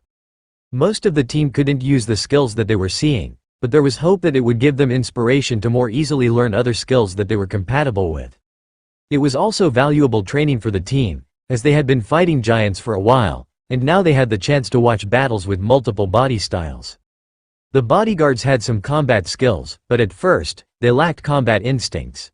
Even after practice, they were still lacking compared to a trained elite, but the same was true of golems, so Carl put the spell on the same general level. Carl let them practice until lunch, when the older students went to their indoor training, which was more private, as it was church doctrine, and the humans weren't followers of the beast gods. The cafeteria was busy at lunch, but Dana had many questions for Carl. When did you learn to use bodyguards? Or are those Remy's? Plus, why can they use your skills? I honestly have no idea. Remy has never sent hers into combat yet, so I don't know if they can also use some of her skills. If they can use even one or two of her skills, they will be very dangerous. But mine came out as Lamia, and hers are Naga warriors. It might be the form that determined the abilities. But for the Lamia, their outfit looks more decorative, while for the Naga bodyguards, bestial raiment looks like it's actually making epic-grade armor on them. In his mind, Remy was trying not to laugh, which was making Hawk increasingly suspicious. They can use bestial raiment and tsunami, she laughed. Naga were a water element monster by nature, so it made sense that the warriors would be able to use one of her water-type skills. Hawk sighed in resignation. He knew that was coming, and he was beginning to accept that his little sister didn't fully appreciate the wonder that was fire magic. So, now between you can have 6 summoned constructs? That's a bit unfair. Dana sighed as she did the mental math of his combat power. Carl shrugged. Many things with the elites are simply unfair. Even Morgana, who is incredibly capable now, had to extensively tattoo her own body to get to a point where she felt safe in combat. Speaking of which, I should see if she can help me out with some of those the next time we meet. But I learned something while I was back in time. The class that you start with wasn't always the one you had to stay with. When you gained enough power, you could try to modify your class through advancement. We all went through the first advancement trail, but I don't know if any of us managed to upgrade. We all got some good rewards, but as for actually upgrading our classes, I don't think we can know if it happened until the system is active enough to give you your skill tree or a full status report. The others nodded, and Carl saw them silently trying to bring up both, just to see what they found. They didn't manage to pull up a skill list, but they all had a detailed status that described their abilities. Orthos sent a cleric to join them as they were finishing their meals. I have a map for you and details of the mission. The anomaly will appear 40 kilometers straight north of the town of Halcyon. Unfortunately, the monsters monitor for portal openings, in case of invasion. So, we will bring you to the human-controlled port at Ludenade. I suggested Penbeck, which is held by tribal trolls, but it would add hundreds of kilometers to your journey. The issue is that Ludenade is a pirate port, known as a stopover for slave ships headed overseas. It is not a friendly place, and traveling with any females, much less with so many young and healthy ones, makes you a target. The third safe option is to bring you to the wilderness at the Charam River Delta. It's a safe spot for portals, but it's a swamp, and you would have to travel 300 kilometers through the wilderness, or 80 kilometers north to get to the nearest village outside the swamp where you could get on a road, he explained. He motioned to all the spots on the map, and other than the pirate and slaver issue, Ludenade seemed like the best option. But tempting slavers when they had a mission to complete didn't seem like a great idea. The road from Penbeck was a large loop, skirting the swamp, and would be over 700 kilometers of travel to make the 300 kilometers of direct travel. Would slavers actually attack dragon clerics? Lotus asked. That was generally considered taboo among all the human nations on the continent. Kidnapping a dragon cleric brought nothing but bad luck. The other continents don't hold to that standard, so the slavers from Nubon don't care who they grab. They'll just claim that they're random commoners when they auction them. We've even had them try to auction transformed beasts who were drugged so they couldn't shift back. Carl could only imagine how much of a mess that would have been when the drugs wore off and the beast shifted back. Buying a docile human or beastkin slave was a very different level of risk than a pissed-off dire bear in the living room. Dana pointed further up the road. It says that there are docks at Hatbury. It's also a bit further and the road runs past Ludenade, but that should be better than showing up in the city. The cleric looked at the reports. Yes, that should be possible. That town is about half human, a trading camp between human fishermen and the orc and demon tribes that live inland. Their plan looked like it should be viable if they appeared at Hatbury, and the cleric was sure they could safely appear there. The only concern was that they would still have to cover over 400 kilometers in 3 days with the added distance to Hatbury. Or, they could make it slightly shorter than the road route from Ludenade and go east through the wilderness. That was mostly orc territory, with some nomadic demon tribes in the region. Both could be quite troublesome, but they didn't usually come near Halcyon, the closest town to the anomaly, as it was largely populated by minotaurs, who were highly territorial. I think that we might be best going down the road. At least we know that it is regularly traveled. We can bring out Thor and the golems, and travel like a caravan. With the beasts, I don't think that we will be anyone's top targets to attack. The outfit that Ray made me also looks much like one for a rogue or assassin, which blends with the magical fighters of the other human nations, Dana suggested. Alright, so a rogue, a warrior, 2 clerics and myself with Thor and the golems. That sounds like a reasonable group, Carl agreed. Bring out the bodyguards from Remy as well. They should be able to keep up with Thor at a jog. And Naga actually belongs here. Maybe not in that region, unless it's swampy, but we can say that we came from the swamps or are going to them, Tessa suggested. The beast god cleric looked intrigued. That could work. The swamp starts not far from the road, and runs from this river here to the Charam River. Most of your journey will be next to the swamp, so it wouldn't be out of character for Naga warriors to accept a guard contract. It's a shame that you're only bringing 2 of them, but your group has other guards. Most would think that you were escorting the clerics. I don't suppose that you have a wagon that we could purchase for the trip? Thor likes to pull wagons. And we could put the ladies all inside, so it would be me plus monsters and golems visible, Carl suggested. We can get one. There is a portal nearby, and they can bring one from the cities. It won't be cheap, though. Carl took out 10 gold coins from his inventory. Will this cover it? The cleric pushed half of the money back. Not that expensive. Thank you for taking care of that for us. It will save us a lot of trouble to look more like average travelers. Well, as average as we can with Thor pulling the wagon. I can arrange for some horses, if you would like, the beast god clerics offered. No, the part about having Thor pull it is not negotiable. He would be too disappointed if we brought in new beasts just to prevent him from pulling the wagon. The transformed beast chuckled. Thor did seem like the sort that would enjoy pulling a cart all day. For a few minutes, everyone examined the map, trying to guess as much as they could about the route, and any detours that they might have to take in order to get to the anomaly on time. Carl gestured at the direct route across the rural areas. From what it looks like, even if we have the open wilderness, we should be alright. None of this is mountainous or forest, at least not on the north side of the road, where we will be looking for the anomaly. We've got the coordinates, but once we get close, it will just be a guessing game until we actually see and activate the device to keep the anomaly stable. The only issue is that we have no idea what is actually there for the inhabitants.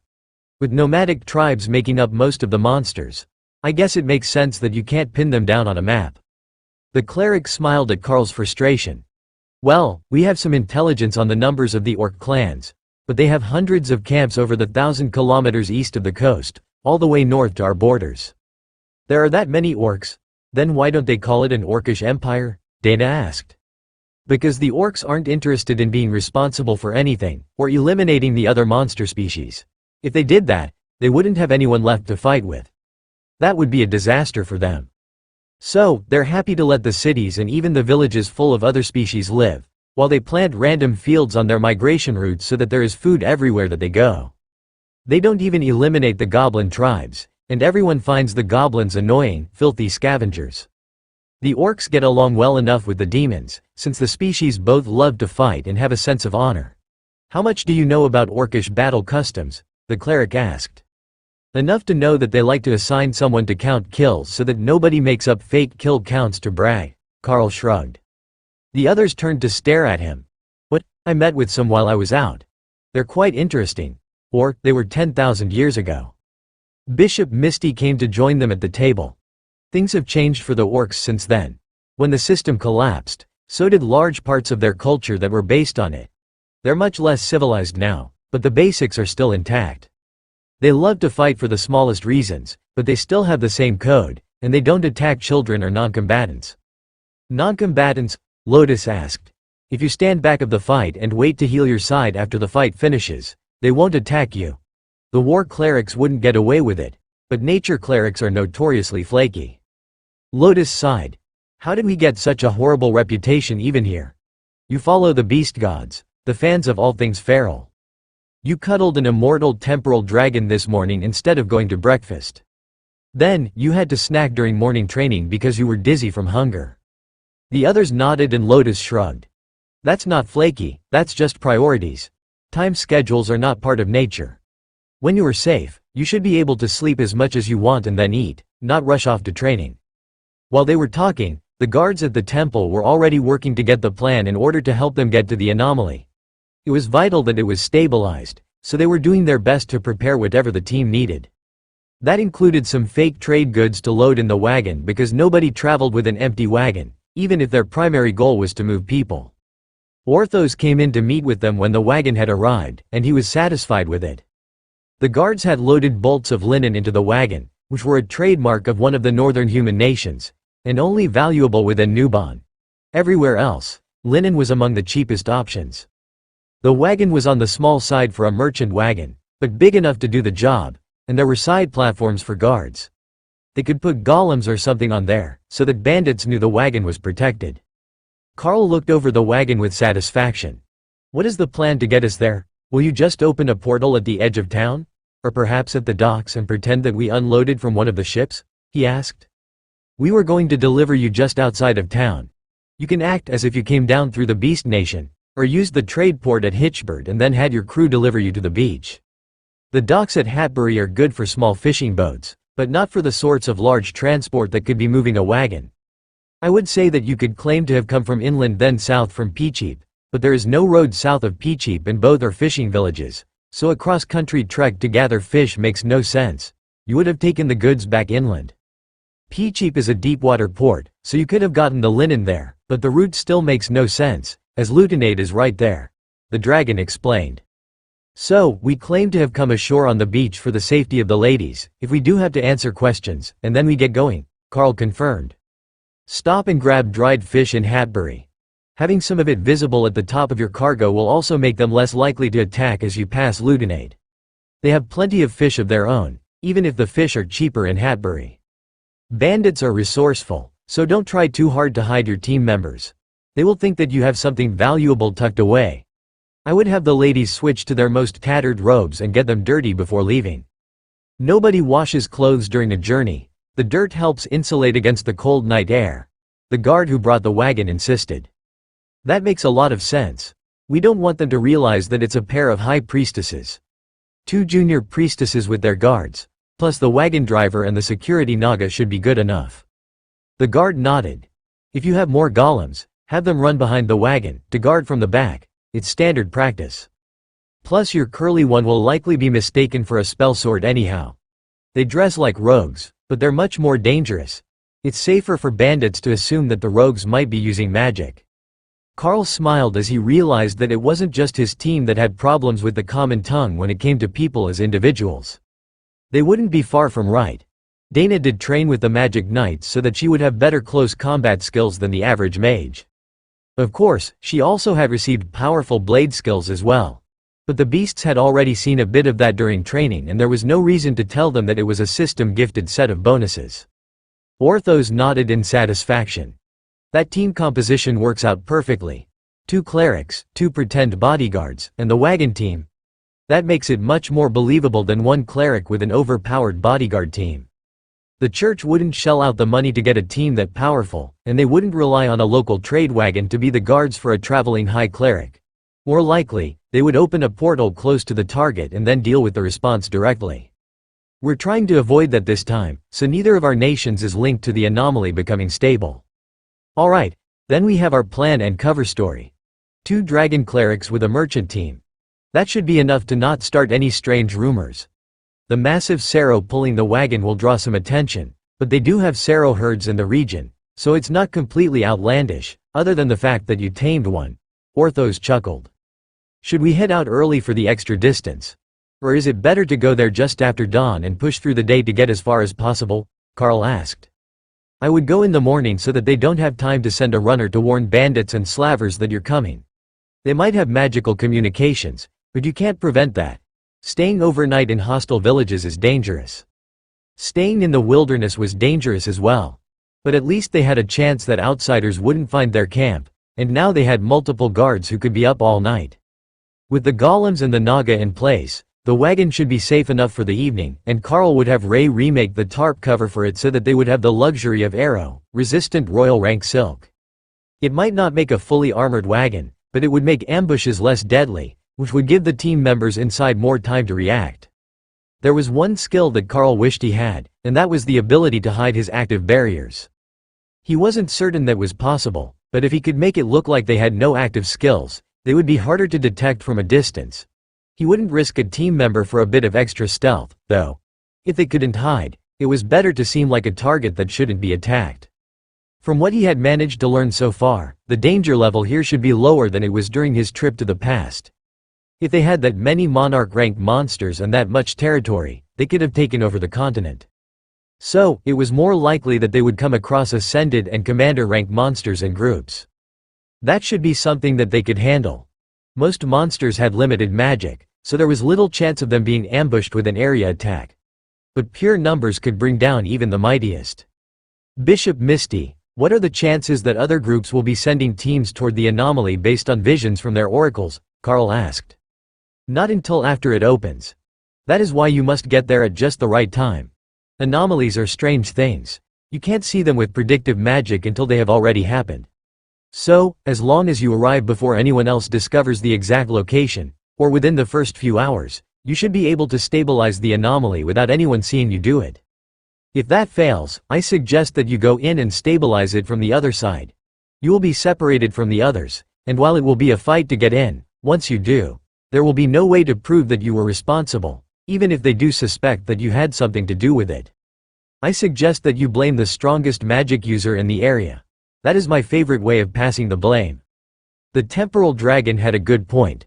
Do what you could in secret, blame someone else for the rest. Carl could do that. In fact, the more people who showed up near the same time that he did, the easier it would be to deflect the blame when the anomaly stabilized. It was just a shame that they would all be fighting to be the first to get inside. The restrictions on portals into foreign nations clearly went on vacation when it came to dungeon-type anomalies. Carl finished writing out contingency plans and making a duplicate of the map, along with some additional notes, in case they had issues along the way. Unfortunately, they didn't have a topographical map of the area, which would make it easier to find their way by landmarks. But Bishop Misty had managed to describe the area where the anomaly would appear with decent accuracy, so Carl was reasonably certain he would recognize it even if they arrived early. Alright, that should be everything that we need to be ready for the morning trip. What's the time difference between here and there? He asked. About an hour. You have time for breakfast, and you'll still arrive outside town as if you packed up camp at dawn. That was good enough. Now, they had a whole afternoon to kill, and all of the students were in proper classes. Hey, why do you have them train in the morning and then do classes all afternoon? The Dragon Church does it the same way, but I never knew why, Lotus asked. It's because children are hyper, and you need to wear them out so they sit still for more than 10 minutes at a time. Once they've finished training and all their muscles are sore, they're happy to sit and listen to lectures before evening training after dinner. Orthos chuckled. Oh, that makes sense. Feed them, then make them sleepy. Lotus looked like she had just learned a truth of the universe, even if it were one that everyone else had figured out years earlier. Of course, she was so bad at keeping to a schedule that it might not have registered with her like it did for everyone else. One of the many side effects of being a nature cleric. So, after dinner, that was precisely what Carl and the others did. The evening training was shorter, more for physical fitness for the beasts than for training. It was great for burning energy, and turning the run into a game of tag and chase around the crude track through the area around the temple kept everyone running and not slacking off. Keeping up with the beasts was impossible for most of Carl's team. But in dire bear form, Ophelia could do it, and Dana had movement skills to make it a bit more even, while Carl relied on overwhelming strength to make up for the lack of agility that the beasts had. How is that fair? He can run through the trees just because his legs are too strong, one of the fox-type beasts complained. They were still faster than Carl, but he was nearly impossible to catch because he would use trees as a launch pad and not hit the ground for dozens of meters at a time. Compared to that, Ophelia was much easier to catch, and she wasn't as fast, but if she caught you, she was impossible to dodge. It was like someone threw a house at you, she was just too large to avoid. The kids were quickly exhausted from the evening practice and off to the showers before bed, just as planned. The same was true of Carl and his group. They were ready to shower and sleep as soon as they were back in, despite the fact that it was only just getting dark. The natural cycle of the beasts was that of the sun and moon, so when it got dark, they slept, unless that was their time to hunt. Carl came out of the shower into his room and found Bishop Misty in the room again with a mischievous smile on her face. I take it you like the warmth, Carl joked. It's not bad. I even got to sleep in with a small cleric last time. But technically, I am your security guard. If it wasn't me, it would be one of the other high priests. The humans aren't a real threat, but you could be, she replied with a shrug. Ah, so instead of posting a guard outside the room, they just assigned one to share the dorm, in case I got ideas about doing something crazy like letting Remy run around with a toddler in her arms again.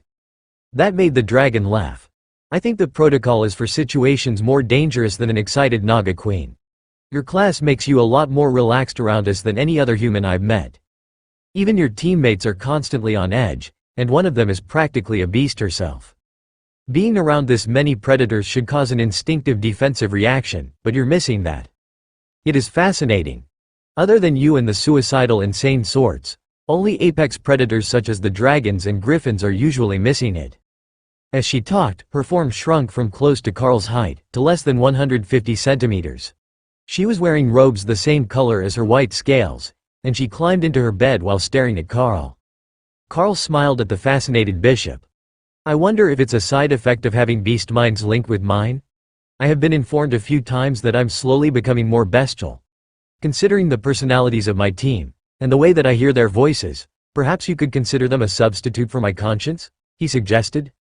A bloodbath spider as the voice of reason in your mind. I can see how that would make you seem a bit less human. Ray laughed. If she thinks you're bad now, just wait until Kara gets comfortable. The dragon smirked, and Carl gave her a suspicious look. You can hear them, can't you? He asked. Not exactly. I can't hear them in their separate space, but I can hear your thoughts, which means that I hear when they talk to you. That made sense. Nobody else had been able to detect or interact with the separate spaces, and her powers were time-based, which shouldn't be a hard counter to his system skills. Alright. I will see you in the morning, but I do have one request, in case you're too busy to tell you tomorrow. If you plan to send me through time again, give me some warning, would you? That was supremely confusing. Misty laughed and gave him a thumbs up, before pretending to be asleep. Tomorrow was going to be a long day, so he should likely get as much sleep as he could. The next morning, Carl woke up much warmer than expected. Kara had come out to sleep in the open, draped across his chest, and Lotus was on Carl's other side in the small single bed, doing her best to hug the void badger. The fact that she had not chosen the dragon was surprising, but perhaps new creatures won out over dragons in Lotus' mind. It was a mystery how she had gotten in, as Tessa normally kept her from wandering, but at least she would be up on time today, and she wouldn't try to keep sleeping if Carl moved Kara back into her space for breakfast. The sun was just coming up, so it was almost time to start getting ready. Carl shifted so that Lotus was holding Kara, who sniffed delicately then opened one eye to see where Carl was going. He was the one with the food, he wasn't allowed to escape while she was sleeping. She knew that she could just return to her space for food, but it was ingrained in her instincts not to let him get out of her sight. The cleric made food, but she made Thor's favorite flavors, not Kara's. Kara could eat almost anything, from vegetables to magical items, but roasted meat tasted the best. Once Carl was showered, Kara dragged Lotus out of bed, pulling the drowsy cleric into the shower before turning the water on. It was a warm tiny waterfall, and Kara greatly enjoyed the water, so she was startled when Lotus began to splutter and curse as she was soaked. If she just took her clothes off, she would be fine. Kara grumbled as she jumped and flapped around the cramped confines of the shower stall. What are you doing, crazy woman? I was sleeping, Lotus complained. Kara says it's time to get up. Also, to take off your clothes while you are in the water. Carl informed them from the bedroom. From her bed, Misty laughed. I see that you've found an assistant to get your most reluctant team member moving in the morning. Carl chuckled. She's not the most reluctant, it's just that Ophelia understands that coffee will make everything better, so she powers through. Lotus and Kara came out a few minutes later, both freshly towel-dried and smelling like some sort of minty shampoo. Kara was very pleased with herself. Having someone to shampoo your fur was pure luxury on a level that she had never experienced. Lotus could even get to the spots that Kara couldn't reach by herself. She was going to have to make this a regular thing. Unlike Ray, she wasn't big enough to run around with her personal human on her back. She still had some growing left, but she wouldn't even get to the size of a wolf with short legs. There was no way that she could carry a human on her back unless she got much larger. It did sound fun, though.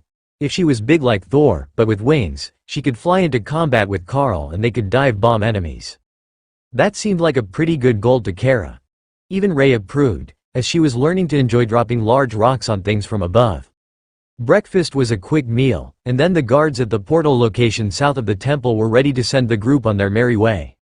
The wagon that the clergy had obtained had long steps on the side, so Remy called her bodyguards onto them, while Thor waited for Karl and Ray to get him hooked up to the wagon.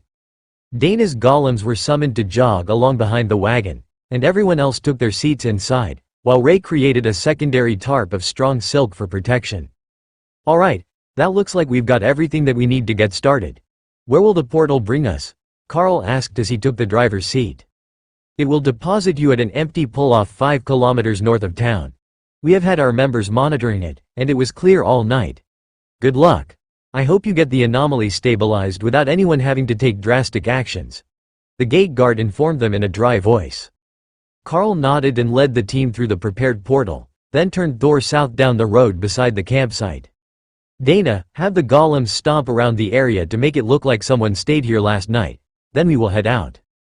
The golems quickly worked their way around the area with the assistance of the Lamia warriors.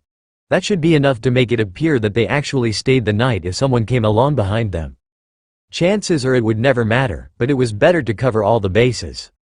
Then Karl remembered that he had missed one important item on his checklist. He had forgotten to fully activate everyone's system, the way that the old items did for orthos. First, he focused on Dana's wrist, where the bracelet was dangling. If it was properly equipped and not just worn, it would have adapted to her wrist size. Fortunately, it only took a moment of focus to get it to equip on her, and then Karl moved on to the others. "Ophelia, trade me your giant strength ring. I have another for you that might be better, but should also activate more of your system abilities," he explained. They made the trade out of Kara's collection, and then Karl went hunting for cleric-compatible items as Ophelia equipped the ring. Thor had the answer. Gold chains that had been soaking in his pond. They weren't originally useful magical items, just decorative items that had been taken from the bodies of bandits and giants. But a quick inspection said that they gave a small bonus to holy magic now, in addition to the bonuses they originally had, so they should be equipable. "Ladies, try these on." Courtesy of Thor. The two clerics put on the necklace, then muttered the word, "status." "Yes, that worked perfectly. I have all sorts of information about myself now. There are still a few grayed out buttons, but almost everything works," Tessa explained. "Wonderful. Items that were brought back from the past still have a strong dose of the system's power on them, and they can finish awakening the system of people now. Or at least, as much of the system as can be resurrected," Karl explained. "We will see if there are more useful bits available to us now. Hopefully, we can do something with this new ability." "That must be why everyone was so excited about a stable dungeon," Tessa replied. "Exactly. Elites who awaken in the dungeon apparently have their power capped to the level of the dungeon, at least if they're human, but that might not apply to monsters and beasts who grow in power naturally. For them, the system is just bonus powers, a pure cheat when they were already powerful." The ladies considered what Karl had said as they got on the road, keeping to a pace that was a jog for the golems so that they could overtake Thor if they needed. The Naga warriors kept a close eye on the fields around them as the wagon left the trees, but the area looked clear, and they could see the ocean in the distance, along with a small village. Hatbury wasn't as small as Karl had expected. It held about 1,000 people, and was built between two small bays, so they had docks on both sides of town. It wasn't an impressive place, made with simple fieldstone buildings, but they should be sturdy, and wouldn't rot in the humidity from the ocean. The village wasn't built at the end of the landmass, instead they had a number of fields between them and the ocean, as a defensive measure against invasion from the inland side. That told Karl a fair bit about the region, if the lessons that Sergeant Rita had made him memorize were right. He might have only taken a crash course on tactics, but knowing nothing about the conventions and customs of war was working out well for him, as his first instinct about threats was usually right. Hawk took off into the sky to scout for them, and immediately started sending back annoyed messages. "Are they joking here? The town can see them there in the open grass, and they're still going to try to set up a checkpoint? Hobgoblins don't even taste good. But when did they get smart enough to operate a checkpoint? Oh, there is a pair of ogres overseeing them," the angry bird relayed. "It looks like we've got some monsters setting a checkpoint ahead. There is no actual cover, so we're going to do this the quick and dirty way," Karl explained to the rest of the team. "Can we just go around? It's not like we actually need the dried fish from the village," Dana suggested. "That is a good point. Hawk says the strongest of them is a commander, though. They might not bother us if I don't drive right through them. They are just on the road, I can go around and still get to the village. Carl agreed. Tessa laughed. You think they're not going to do anything if you just drive 20 meters away from them through the grass? Carl shrugged. They might, or they might not. That depends on how smart they are. Ophelia smirked at him. This sounds like an excuse to kill goblins and ogres with a clean conscience. Oh, I don't need an excuse for that. Carl directed Thor to move off into the grass, away from the road where the monsters had set up rocks and a fallen tree to block the way. There were no ditches to the dirt road, and it was an open grassland. There was nothing stopping them from going around, but it didn't bode well for the monsters' intelligence. Fortunately, or perhaps unfortunately for them, the hobgoblins and their ogre overseers were not stupid enough to miss the fact that Carl was driving a wagon past them only 100 meters away in an open field. They lacked any sort of organization as they charged across the field, shouting and waving their weapons. In the distance, Hawk noted that the guards from town came out when the monsters had started shouting, then went back in when they realized that the monsters were headed away from town. So, either they didn't have the manpower to deal with a small group of bandits, or they simply didn't care, and assumed that travelers would handle it. Real meat. The ogre shouted, brandishing his crude stone blade at Thor. The craftsmanship was childish at best, but the edge was jagged and looked sharp enough, while the stone gave off an aura of magic from its monstrous wielder. Well, it looks like they're not just toll collectors. I suppose that we should do something about them. Carl joked as he instructed Thor to stop the wagon. I'll send the bodyguards. Remy agreed, as the two Naga warriors headed forward to meet the incoming attackers. Didn't you make 3 of them the first time? Ray asked as she watched the warriors rapidly moving through the grass. The last one is mine. My bodyguard, Remy pouted. Carl chuckled at her attitude. If she wanted to keep one in reserve so it was close to her, that was her call. Now that she wasn't just a small snake, she would be coming out to fight when there was real danger. They hadn't even sent Dana's golems, which were guarding the wagon, much less Ray's. So nobody was too worried about the situation or the lack of one bodyguard. The ogres were only commanders, while Remy's bodyguards were royal rank, and the hobgoblins were just awakened rank monsters. They started the fight from 10 meters away with a tsunami attack, which created a wall of water that raced forward toward the attackers, and sent the hobgoblins tumbling along the ground as their bones were crushed by the tumbling water. The ogres fared a little better, by meeting the wall of water with a counterattack that negated most of the power. But they were still hopelessly outmatched, and immediately turned to run off into the wilderness. Let them run, they're not going to bother us anymore, Carl loudly announced, as if the Naga needed verbal commands. The guards at the town wall were watching and listening. Carl didn't want to come across as a ruthless mercenary to them. Hawk, once they're out of sight of the town, kill them. Thor turned back to the road on the other side of the barricade, and began to happily trot towards the town's fish market. At the gate to their rather pathetic attempt at town wall, which didn't even reach all the way across town, the guards stopped the wagon to do their checks.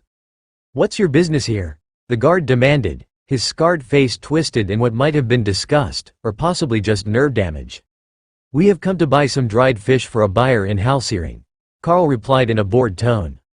Not a big wagon you've got, with those passengers, the guard replied. Big enough. I only need 100 kilos of dried fish. The guard nodded and waved them through while glaring suspiciously at the Naga on the side running boards.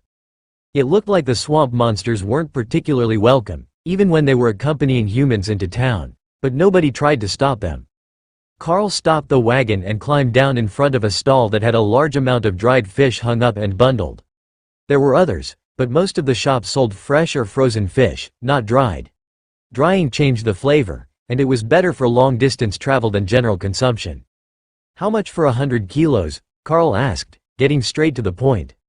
If it was close to buying bulk dried meat at home, converted to the worth of gold coins, it should be about 3 of the dungeon coins. Who are you? You want bulk prices, you should have a referral. The merchant replied, not even looking over his shoulder. Carl put 2 gold coins and 5 silver ones down on the counter with a solid thump of jangling metal. I'm just a man with money. 100 kilos of dried salmon worth, Carl replied, taking note of the predominant fish in the drying racks. The merchant turned around, looking ready to tell Carl off. Then he saw the armor and the money on the counter. Well now, if you knew the king, you could have just said so, the old man replied, looking at the money. "But you don't know him well enough." Carl put down 5 more silver coins, and the old man smiled. "I do believe I have a bundle weight already." The merchant was surprisingly strong for an aging human with no magical abilities. He managed to get the 100-kilo bundle up on the scale on the second try, and the gross weight came out perfect. That meant the actual fish weight was a bit low, and the last kilo or two was the canvas wrap and rope, but it was close enough for Carl. The old man untied the bundle and Carl sniffed to make sure there was nothing else bundled in the middle of the salmon, then nodded in satisfaction. "That will do just fine," he agreed, allowing the old man to tie the bundle back into a brick. "Let me go get some helpers," the old man grumbled. Carl shook his head and gestured for the old man to stay where he was. "I've got them."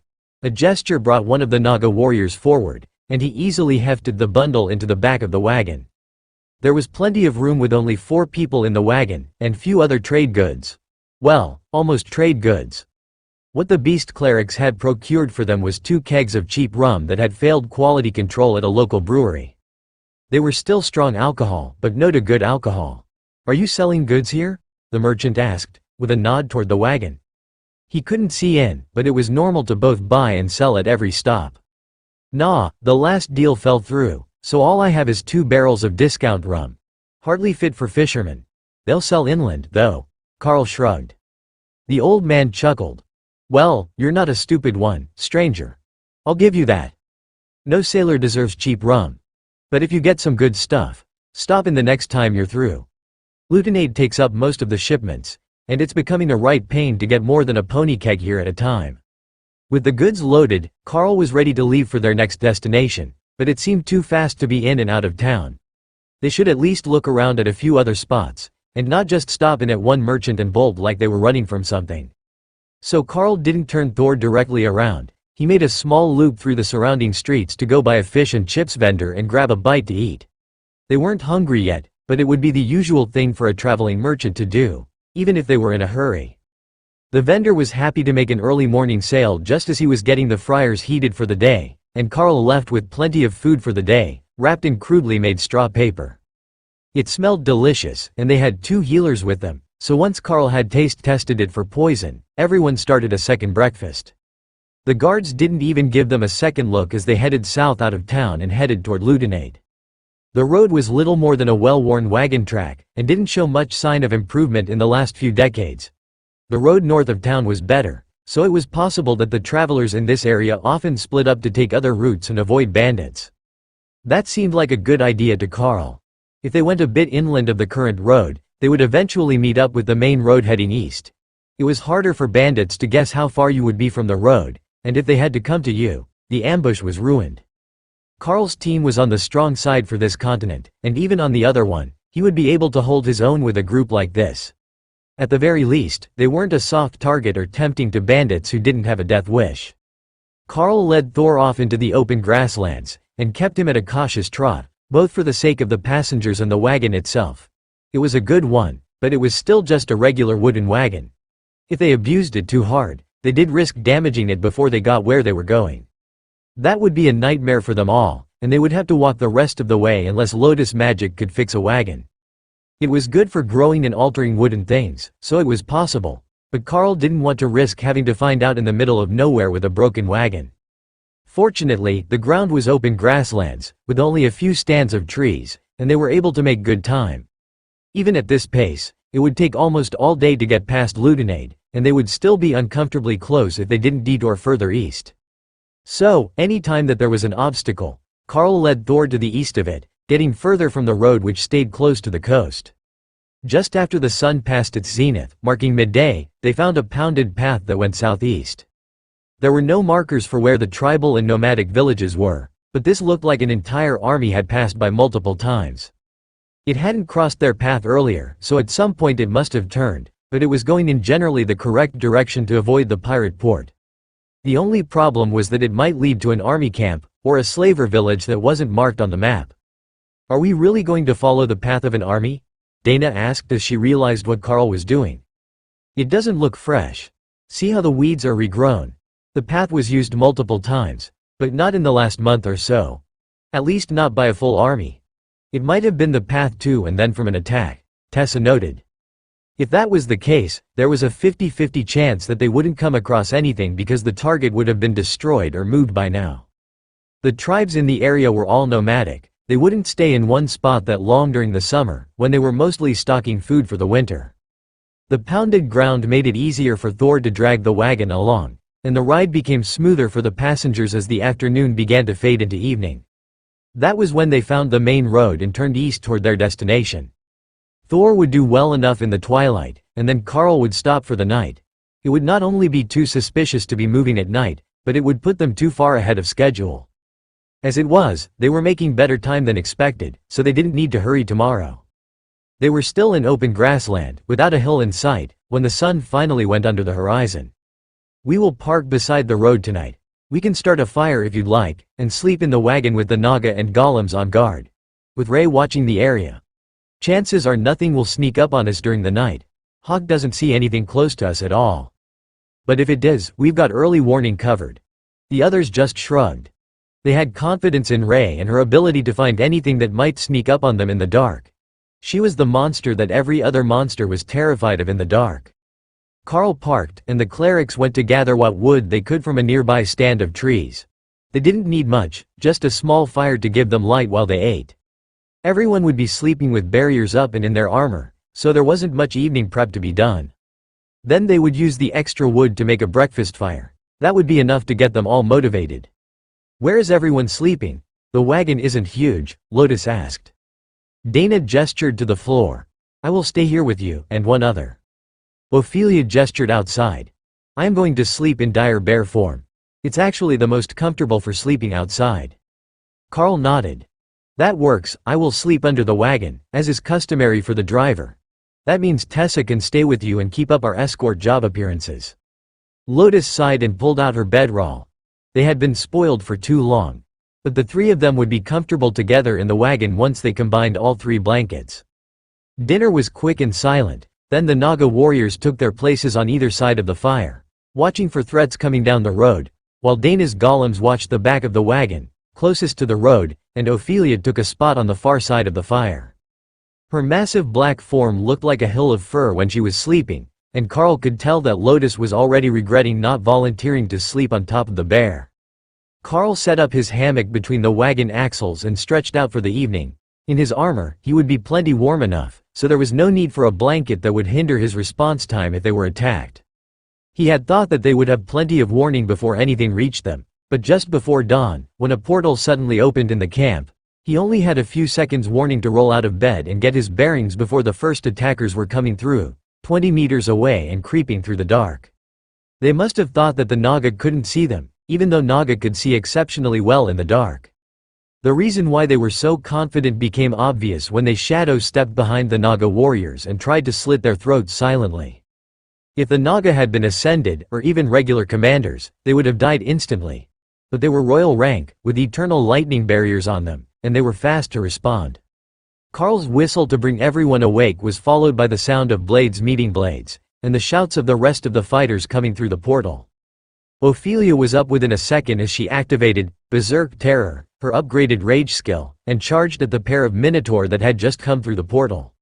While complex thought might escape the rampaging dire bear, battle tactics did not, and that was all she needed as she transitioned from slumber to war mode. Carl took out his maul and swatted a wounded rogue back through the portal with 5 stacks of Bone Crusher. If that wasn't enough to convince them that they had picked the wrong target, he wasn't certain that they were going to learn at all. He wasn't certain what species was under that hood, but going by the sound the maul made, it wasn't one that could take that hit. A small monster with long claws and neon green skin jumped at Carl, who caught it by the face and retaliated with Chain Lightning, killing it instantly. The corpse was unceremoniously tossed through the portal after the shattered rogue, and Carl heard cursing from the other side. That was Ray's cue, and her golems mutilated 2 targets instead of killing them, then threw them through the portal. Garbage disposal hole. Brilliant. Kara laughed. Her skills weren't well suited to leaving intact bodies, but she was happily helping Ophelia beat up Minotaurs. Kara jumped on their backs and pinned their arms wide, disintegrating the back of their heads, while Ophelia tore them into little bite-sized chunks, perfect for Hawk to roast. "I like the bear lady, she's got that anger in her." The attackers still hadn't gotten to the wagon, at least not as far as Carl could tell, and the ones closest to him were in full retreat. You have 5 seconds to retreat before I put a royal rank blizzard on the other side of that portal and follow it up with a meteor barrage. Carl shouted toward the portal, hoping that there was someone intelligent on the other side. In response, a massive monarch-rank troll in plate armor under a long coat with a red sash crawled through the portal that was far too small for him to walk through. "Who are you to threaten innocents?" he demanded. "There are no innocents in a bandit camp. You made a mistake attacking my team. If you want any of your people to see tomorrow, I suggest you take the loss and go home." The troll laughed and flexed his prodigious muscles. At 4 meters tall with skin like tree bark and a massive physique that said he didn't miss many meals, the leader of this group was an impressive specimen. But he was rapidly running out of teammates. "Go back. I am going to teach this human a lesson about the pecking order," the troll demanded. Carl smiled. "Everyone stand back. I think our new trollish friend needs a little sense beat into him." Carl stacked, flaming body, on his maul, set to explode on contact. Trolls didn't do well with fire, and this one was about to have a very bad morning. "Use disintegrate. You should be able to do that," Kara suggested. It was the only monarch rank skill that they had at the moment, but Carl hadn't tried it yet. The troll snorted in amusement as Carl switched out the fire for disintegration and stacked it. "You think that you can take me on without even using fire? Humans are more foolish than expected," he chortled, sending a deep rumbling laughter echoing through the area around the other side of the portal. "I don't want to kill you. If you die too fast, you won't learn anything." The troll stepped to the side, giving them room to fight, away from the portal. But when he did, 3 more monarchs came through, all dressed as pirates, and all walking with the characteristic gait of someone who spent too much time at sea. Carl had seen it on the TV before. They nodded to Carl, showing that they were here to watch and weren't going to interfere. At least not yet. Carl had the maul slung over his shoulder, but didn't even make it to his opponent's waist. Plus, the troll was using what looked like an entire tree as a club. The monster made a "come and get it" gesture, and Carl launched himself forward. The troll must not have been expecting his speed because he was past its hand before the massive club had come around. His maul smashed into the troll's chest, disintegrating a large chunk of the troll's torso and dropping it to the ground, paralyzed. But Carl didn't follow up, he just stepped back and recharged his maul as he waited. The clearing was silent for a whole minute as the troll regenerated, then got to its feet, letting the tattered remains of its clothes fall to the ground. "Now, did you learn anything, or do I need to explain it to you one more time?" Carl asked. The pirates chuckled grimly as the club came crashing down on Carl. He threw a punch up to block it, and the club shattered, along with eternal lightning. But limited invulnerability absorbed the rest of the damage, and Carl gave them all a one-handed swing, taking one leg and most of the troll's pelvis off. "Oi, old boy, just Kraken smacked a forest troll," one of the pirates drawled with a mixture of shock and amusement. Carl couldn't tell whether that was intended as a personal insult about his age or not, but the troll didn't think that they were funny. The troll was panting when he finished regenerating his obliterated leg, and Carl waited for him to say something. The healing was clearly taking a toll on his stamina, and the monster was in no fit shape to continue the fight. "Look, you can give up and bugger off, or I can start using fire. What do you say?" Carl asked. The troll glared at him for a few more seconds, then stomped off through the portal, leaving the group of monarch-rank captains behind. "Well done, boyo. Here, keep this with you, and the slavers won't touch you. Every captain carries one, and I think that you've earned one, even if you didn't kill Trevor." The pirate captain was some sort of demon with a long braided beard and 3 eyes on his head. Carl had no idea what that should be called, but the others all respected his opinion and didn't raise any arguments. "Thank you. I do despise dealing with troublesome sorts before it is properly morning." The pirate laughed. "I don't know who hired you to escort the lovely ladies across the country, but they made a good call. Next time you're close to Lutinade Port, stop in and visit. We run supplies every few weeks. I'll set you up with something that pays better than dried fish." Carl smiled. "Now we're talking. Nothing wrong with a bit of high-paying cargo now and then. And a captain's word is his life." The demon agreed, then turned and walked through the portal with the others. It closed quickly once they were through, but not before Carl smelled the scent of terrified trolls and demons as the wind shifted. His threat to send them a blizzard must have gotten through loud and clear. Ophelia changed back into a werebear and gave Carl a raised eyebrow look. "And what exactly was your plan there? To just get in good with the pirate captains and let a murderous slaver leave?" she asked. "We have things to do. It's almost morning now, and if I'd off the boss, the rest of his team would have come through. Then we'd be stuck fighting them all morning, and we'd be late for our next stop." "You're too soft," she insisted. Carl turned to Kara and Ray for confirmation. "He didn't look like he tasted good. Minotaurs taste good, but trolls probably don't," Ray replied. Not exactly a helpful answer this time. Ophelia wasn't the only one unimpressed by Carl's choice. Dana also sighed and shook her head. "Now we have an enemy at our back that can use portals. That's going to make our whole trip dangerous." The other side of that portal was downtown Ludenade. "I don't think that they have the luxury of following us around. Hawk can still see the city from high enough in the air. I think they just attacked because I made a mistake stopping this close." They were still looking mad, so Carl raised his hands in defeat. "If they attack again, I will leave no survivors," he relented. Lotus frowned at him. "Why'd I feel like the bad guy now?" Tessa laughed. "Because there is no good answer to that situation. Killing them all brings more powerful ones and subordinates to avenge them, but leaving them alive puts an enemy at your back. I suspect that none of us will sleep particularly well until this is all over. But if they could easily grab prisoners from anywhere in the country, they would have emptied every village of its young girls by now. The slave trade is insatiable, and they want mostly women for breeding children that can be trained. They learned years ago that taking adult men is more trouble than it's worth. I want to smack more things with that hammer. Did you see how big of a hole it knocked in that troll? That was awesome," Kara added helpfully.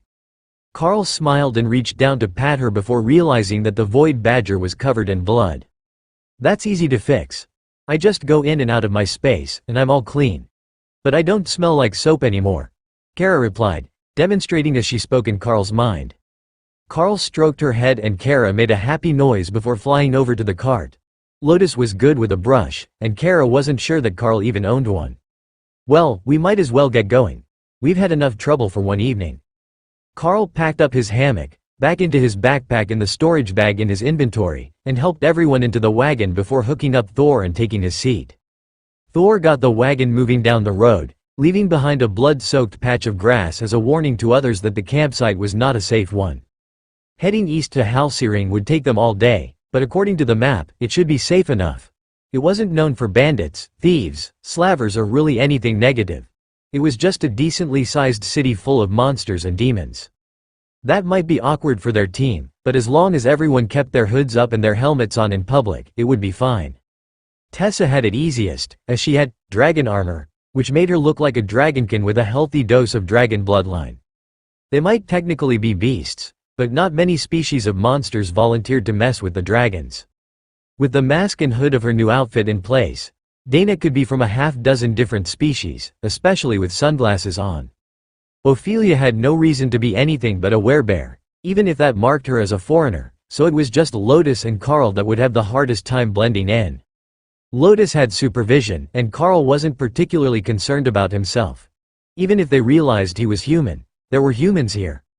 Not ones with the powers of elites, but some were mages, and many were hybrids with monster blood. "There are bandits near the road, but they're moving away," Hawk noted as the hours rolled into afternoon, and Thor kept up his happy trot with the wagon.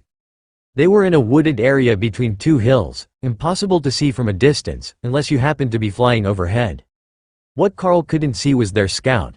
They were pulling back from the road, which suggested that they could see someone coming that they didn't want to fight, but they shouldn't be able to see him yet. "Hawk, who else is on the road?" "I dunno. Pike people in bob armor riding horses, and someone in a shiny carriage that I am surprised you can't see from there. It must be the hill in the way." That sounded a lot like armored knights and a nobleman's carriage. "Are they all wearing the same colors, or do they have someone carrying a flag?" Carl asked. "They have 6 flags, and they all match. They're all shiny and the horses are all green like the flags." Carl made a mental note of where they were in Hawk's mental image, and then the speed they were going. They should be on this side of the valley with the bandits before Carl reached it. That would make life easier, as they would be expecting him to move out of the way. Rich people always acted like they owned the road. Even the mine's shift supervisor drove like a douchebag in the company truck. Carl slowed Thor just a little, to give them a margin for error, in case he guessed wrong, or they slowed down through the trees. When they got close to the trees, it was clear that Carl didn't have anything to worry about. The knights were already on the close side of the valley, banners flapping in the wind as they trotted along the road. Carl moved Thor to the side of the road, giving them plenty of room to pass by. One of the lead guards peeled off to speak to him, and Carl brought Thor to a full stop. "Merchant. There are bandits in the woods ahead. I would recommend not bringing your precious cargo through there," the knight informed him. "What power level?" The knight frowned. "At least 4 commanders. But they have nearly 50 members in total. If you go 30 kilometers south, there is a bridge across the river that will get you around the valley. That would put them nearly 5 hours off course. Are there rewards for them? A bounty perhaps?" Carl asked, perhaps a bit too eagerly. "You did hear me say that there are 50 of them, right? You've got passengers, and only 2 guards plus golems." The knight obviously thought that he was an idiot. "They can wait here a minute. 50 bandits below commander rank won't take me more than an hour. But if there is no reward, I'm not putting in the work." The noble carriage had stopped beside him, and from inside someone was laughing. "You think that you can take out an entire bandit camp within an hour, alone? I would pay good money to see that," a delicate female voice announced. A lamia stuck her head out of the window, though Carl would have thought she was human if he couldn't see the heat signature inside. Her smile was warm and genuine, and her dress looked like it was made of thin layers of the finest silk. Even Ray was impressed with the quality. Carl turned back into the wagon. "Do you mind staying here for a few minutes? I will go make sure the road is clear, and we can earn a few extra coins." Ophelia laughed. "I give you 10 minutes, or you have to turn over the good sleeping spot for the night." The lamia was about to say something, but Carl was already gone. Ray used shadow step and a length of silk to drag him with her into the trees, then a second step to where Hawk had found the bandits. The group turned to stare at Carl, who had appeared alone next to their camp, and began to slowly get to their feet, brandishing weapons. "I have some good news and some bad news for you," Carl informed them. "Oh, you think you have good news for us, do you?" An aging bandit informed him with a smirk. The man looked at least half ogre, and smelled far worse, but that could have something to do with whatever it was that they were cooking. It smelled of rotten vomit, and Carl was becoming certain that he was about to do these bandits a favor. Carl nodded at him. "The good news is that none of you have to go to work tomorrow." The bandits began to laugh and circle Carl, who still didn't have a weapon in his hands. "And what is the bad news? I forgot to ask that lovely young lady how much she was willing to pay for your stinking carcasses." Carl called the team out, and Remy got things started with a thunderstorm that had Hawk immediately complaining about her poor decision-making skills. He had his wind barrier up to stay dry, but he didn't love water magic anymore just because it was his little sister using it. Remy's lone bodyguard hit the leaders with a tsunami, while Carl followed it with a flurry of chain lightning enhanced arrows. He hadn't had his bow out in a while, but all the bandits were running as soon as Remy and Ray appeared. They didn't even seem to see Kara until someone nearly stepped on her and the Void Badger flew into a rage, tearing everything apart. Not even the trees were safe from her wrath. Ray was herding bandits toward Kara with her webs and golems, while Remy and her bodyguard focused on the core area. Carl called out the 2 lamia bodyguards, and let them loose on the camp. It was over in under a minute, leaving only 1 dome of silk, and a lot of blood after Ray picked up the bodies. "What is in there? Snacks for later?" Carl asked Ray. "Small creatures. They weren't fighting, and I didn't know what to do with them." "Bring them back with us. Toss up a rock or 2 and we can shadow step," Carl suggested. Instead, Ray made him a blanket and passed Carl the bag. With both on her back, she was covered enough to shadow step. Remy retreated to her space, and Kara sniffed around the camp for a minute before realizing there was nothing worth taking. Not even roast meat. She returned to her space empty-handed, and Carl hopped back toward the wagon, with Ray's help. She returned to her space, and Carl jogged the last dozen meters to the waiting group with the bag full of children dragging behind him. That was a minor oversight. When they were on Ray's back, it was fine, but he shouldn't bump them along the ground like that. "I don't suppose that you have an orphan collection program, do you?" "I've got a bunch of them from the valley," Carl asked as he approached. "Pardon?" the closest guard asked, confused. "The bag, it's full of the children from the bandit camp. They don't really count as bandits because they didn't even try to fight. I have the corpses of the combatants stored in a separate space." The Lamia and her guards were staring at Carl now, and Ophelia began to laugh. Well, that was definitely less than 10 minutes, you can keep your good sleeping spot.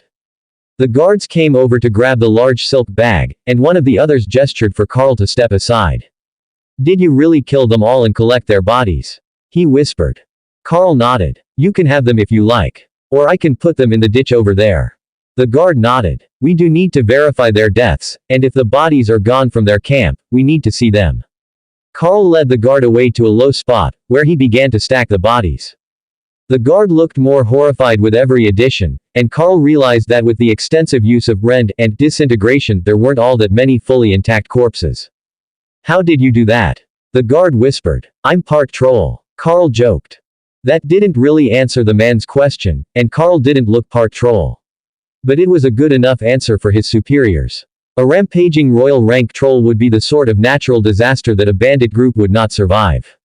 We should get rid of those. The guard sighed. I've got this. Hawk, please do the honors. Hawk bombarded the pile with fireballs, roasting it all to ash in a matter of seconds. A troll that isn't afraid of fire. The guard asked.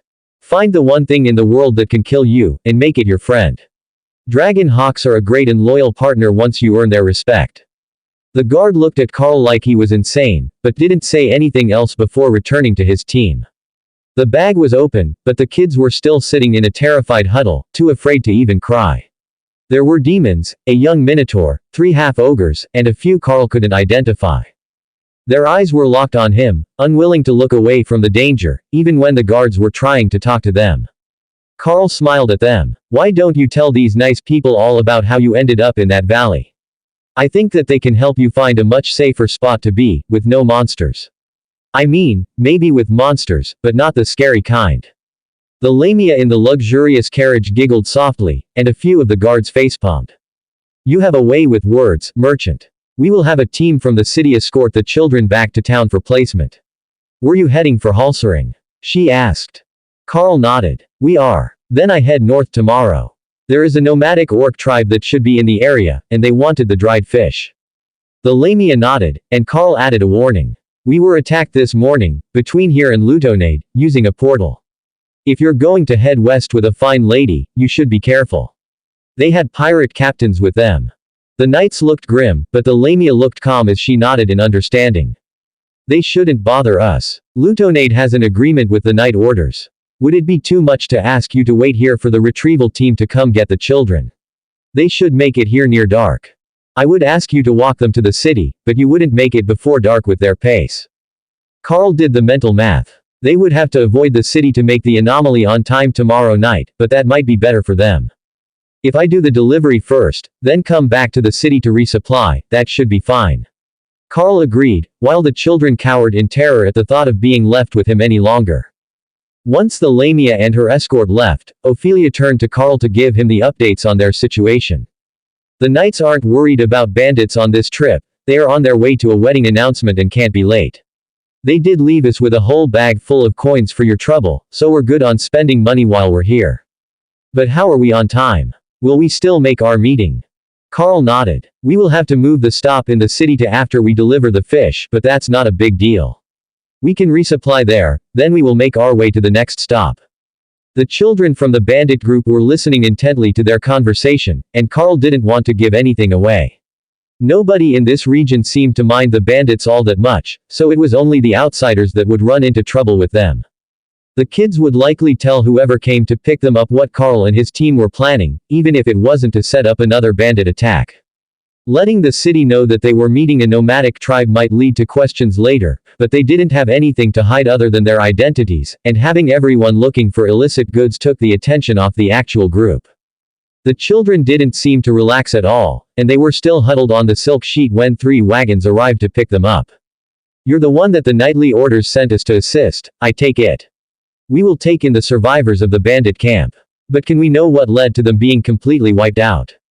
The kids looked up in unison and pointed at Carl. The knightly order made me a friendly wager about how long it would take to remove the bandit threat along the road. So, I went and eliminated it. Carl shrugged. You. The green-skinned demon man with a single forehead horn asked. Me. It wasn't all that hard. I had a significant power advantage. The wagon driver just shrugged. It's fine. We don't need the details, as long as there weren't any escaped bandits who will be looking for their kids. Carl shook his head. None that were around the camp. Hopefully, the little ones will be given a proper chance to live a decent life. I think that today might have scared them off the path of a bandit. The kids all nodded in agreement. No way were they going to let that madman and his monsters believe that they would ever consider going back to banditry. I trust you don't mind sharing a camp. The bandits might be gone, but with the nomads, it's never truly safe out here. The leader of the recovery team asked. Make yourself comfortable. We will have a nice fire to keep the kids warm, and we can split watches. Carl agreed. Ophelia changed back into dire bear form with a longing glance at Carl's hammock, while the other ladies rearranged the cargo so they could hang theirs in the wagon. They hadn't thought of the method yesterday, but running lines between the metal hoops that held the tarp would support their weight, and they could have a better bed than a blanket on the wooden wagon floor. I will take first watch, who wants second? Carl asked. The leader of the caravan gave an annoyed grunt. I will. I suspect that the little ones are just waiting for a chance to run off again and look for a hiding spot. We can't have that when the nightly order only pays on completion of an assignment. The made Carl chuckle. Of all the ways to keep a contractor motivated, guaranteed pay but only on completion seemed like one of the most reliable. The night was quiet, and the children were all passed out from exhaustion as Carl took the first watch. After yesterday's incident, there shouldn't be more trouble. The pirate captains wouldn't bother him now that he had their token, and the next city along the way was where the retrieval team came from. So, Carl actually managed to relax during his shift with Ray watching from her space, and then woke the team leader for his turn. A few hours of meditation would get Carl through the night, but they were only doing 2 watches, splitting the evening, so he had nearly 5 hours before he had to be awake again. He didn't fall into a deep sleep, even with the beasts watching for him. Kara had escaped her space again to curl up with Ophelia, and she didn't seem to require sleep at all. She just enjoyed doing nothing. That would be a good enough bodyguard. Nothing on this continent short of a dragon was likely to win a fist fight with a void badger. Just before the sun came up, the clerics started to make breakfast, much to the relief of the retrieval team and the children. Dragon clerics, what brings you all the way out here? The team leader asked when he saw the breakfast meal. The gods willed it. Tessa replied with a shrug. That was a good enough answer for most. Clerics could end up anywhere, following the whims of the gods, and only the giants and a few isolationist nations would stop them. Not that the feral monsters wouldn't kill and eat them, but the civilized ones would let them be. The kids were beginning to relax as the retrieval team explained how the orphanage worked, how it sorted them into school years, and helped them find real work. It was when Carl got up that they began to huddle together again. He won't hurt you. I know what happened with your parents, but he won't hurt you now. The group leader explained softly. You don't understand. That thing isn't human. It looks like a human, but it's not. It's really not. One of the demon children explained. The team leader looked to Carl for an answer, and he just shrugged. I don't eat children if that helps.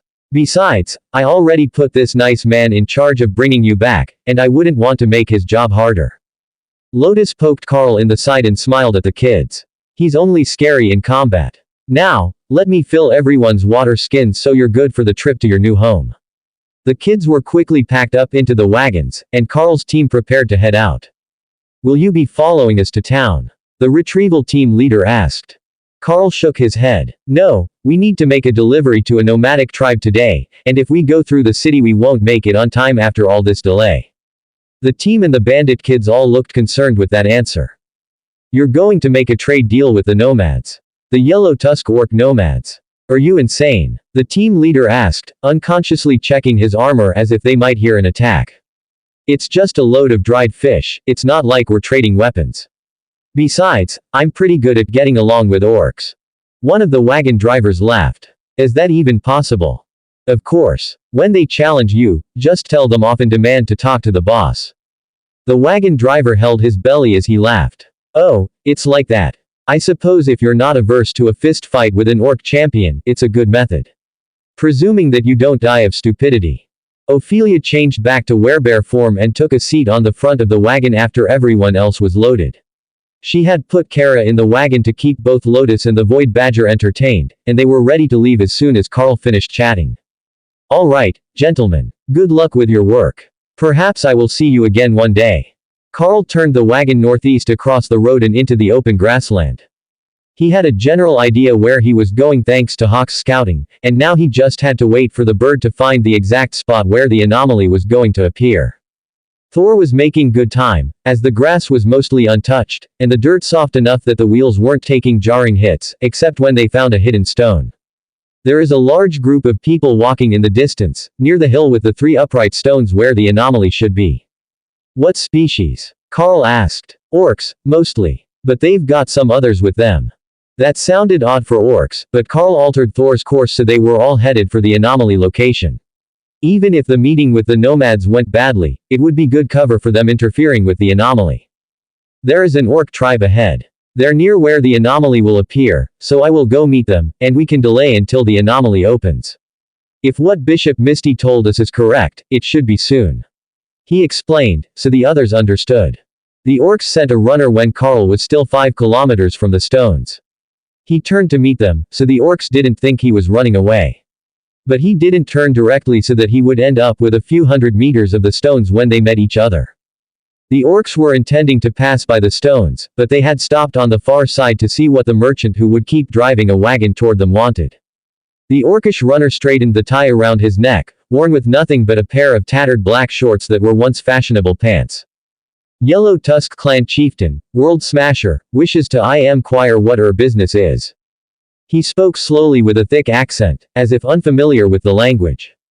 That was a major change from the last time Carl had seen them, when the leader spoke with a posh accent, and wore fancy clothes that the clan had made themselves, not looted from another species and altered. Ray, make a pair of simple black pants that will fit the leader of the clan. Carl instructed. Why? Are we making friends? Yes. I am going to give them to the leader as a gift. Trust me, it will be fun. Ray didn't get what Carl was going for, but if he said it would lead to fun, she trusted him. She quickly made them, but left them a bit loose and with a rope at the waist so they could be cinched to stay up. Please tell Chieftain World Smasher that we wish to trade a bundle of dried fish, fresh from the coast, for any trade goods he has that the cities will take. Here is a gift of good faith for him, to show my sincerity. Carl handed over the pants, and the orc got a cunning look on his face that he tried to hide. And what if the chieftain says he doesn't want your pants? Then tell him I will punch him in the face for disrespecting my gift. Go ahead and inform him that we will meet him at the Standing Stones to talk business. The orc ran off back to his clan, while Ray laughed in Carl's mind. You're right, this will be fun. Carl stopped the wagon before the stones, so it was less likely to get caught up in the chaos, then double-checked on the item he had gotten to stabilize the anomaly when it appeared. After a few minutes of shouting and swearing that Carl could hear from 300 meters away, a massive orc came over with freshly made black pants on, and 4 large orcs carrying bags of something. Carl went to retrieve the fish and set the bundle on a relatively clean stone while he waited. The orcs walked up until the leader was chest to chest with Carl, but towering over him by a full 60 centimeters. He had an intimidating scowl on his face, but he was wearing the gift, so Carl didn't back down or make any aggressive moves. These are good pants, he announced. Of course they are. I wouldn't give cheap pants to a chieftain. Carl scoffed, and the big man smiled as he stepped back. What kind of fish do you have? It's not often someone comes looking for us to trade. 100 kilos of dried salmon. Carl announced, then untied the top strings holding the cloth on the bundle. The orcs took a deep breath and smiled. Orcs didn't deep water fish, so they could only get salmon during spawning season, and that wasn't prime salmon flavor, as they were exhausted and had burnt most of their fat to get to the spawning grounds. These were prime specimens, carefully dried. The flavor would be incredible, and just the smell was more appealing than the dried jerky that they had. Chieftain World Smasher motioned for his man at the back to bring a bag forward, then for the others to leave. Carl didn't know what was in the other bags, but the chieftain had made his choice, and he was digging through the bag for something. A few seconds later, he started tossing armor pieces out, then boots and miscellaneous equipment that wasn't fit for an orc. He stopped and looked at the pile, then at the fish. Carl frowned as he mentally calculated the value. It should already be more than the fish was worth, by a factor of at least 3, but the chieftain went back in for one more set of bracers and added them to the pile. He nodded at Carl, who smiled and nodded back. We have a deal, then. Boys, pick up the fish and spread it through the tribe. Today we celebrate, he announced. Oh, are you holding a wrestling competition? I was once sent to the past, and I heard that was a favorite of the tribes. That was 100% bullshit, but it would keep them all right here where the anomaly should be opening within the next hour or two. Would you like to watch the orcs show off their fighting power, human? We don't mind. There are no greater fighters in this world than the orc tribes, and the Yellow Tusk are the greatest of tribes. The chieftain who called himself World Smasher announced. I think that my team would enjoy that. Perhaps we might even earn the favor of the gods with a pair of their clerics watching. Carl joked. The burly orc laughed. You might just be onto something. Bring your passengers out, and we will set up a wrestling ring. The others were more than a little skeptical of Carl's plan to keep the orcs right next to the anomaly as a scapegoat, but after hearing that he thought they might be able to claim it as a divine favor to the orc tribes, even Dana had to do her best not to laugh. It sounded somewhat like blasphemy, but it was a temple that sent them on this mission, and they had 2 clerics, plus a Naga queen who had shown the favor of the beast gods in the past, so perhaps it really was the will of the gods that they stabilized this dungeon. On one hand, having an active dungeon in the monster kingdoms might be a bad idea. They didn't need any more strength, as far as anyone else was concerned. So, providing them with access to more power was a long-term negative, even if it would draw the attention of all the other nations away from attacking the Golden Dragon Nation. On the other hand, watching the orcs wrestle sounded like a lot of fun. They were not as barbaric as everyone had feared, despite their appearance, and they seemed to be honestly excited about a chance to show off their muscles. The ring was quickly assembled, just a large circle of rope for the wrestling matches to take place in. This was also one of the few orcish hobbies that didn't involve much bloodshed. They had frequent trials for rank, and some would likely follow this set of wrestling matches, but today, all would be peaceful until the anomaly opened. That was the part that Dana feared. They were far too close to where the anomaly was going to open, and if they couldn't get out of the way in time, they would end up fighting the orcs for the chance to go inside the dungeon. Nobody would pass up that opportunity, and it would seem extremely suspicious if they did. So, the orcs would most likely want to chase them off, and there was no spot further than their next life. The first few orcs to volunteer for the wrestling matches were growing teenage boys, and the orcs were very loudly enthusiastic about the chance to watch them go at it. They left space around the ring so that Carl and the others could watch, but other than that, they seemed to be ignoring the presence of outsiders in their midst, except for the occasional glance to make sure they were still watching the glory of the orcish children. Then, they moved on to the adults, starting with the smallest, so that the most powerful would have the honor of going last, as if this were a ranked event or championship. Ophelia was feeding snacks to Kara, who was sitting in Lotus' lap, as a new pair of contestants took the ring.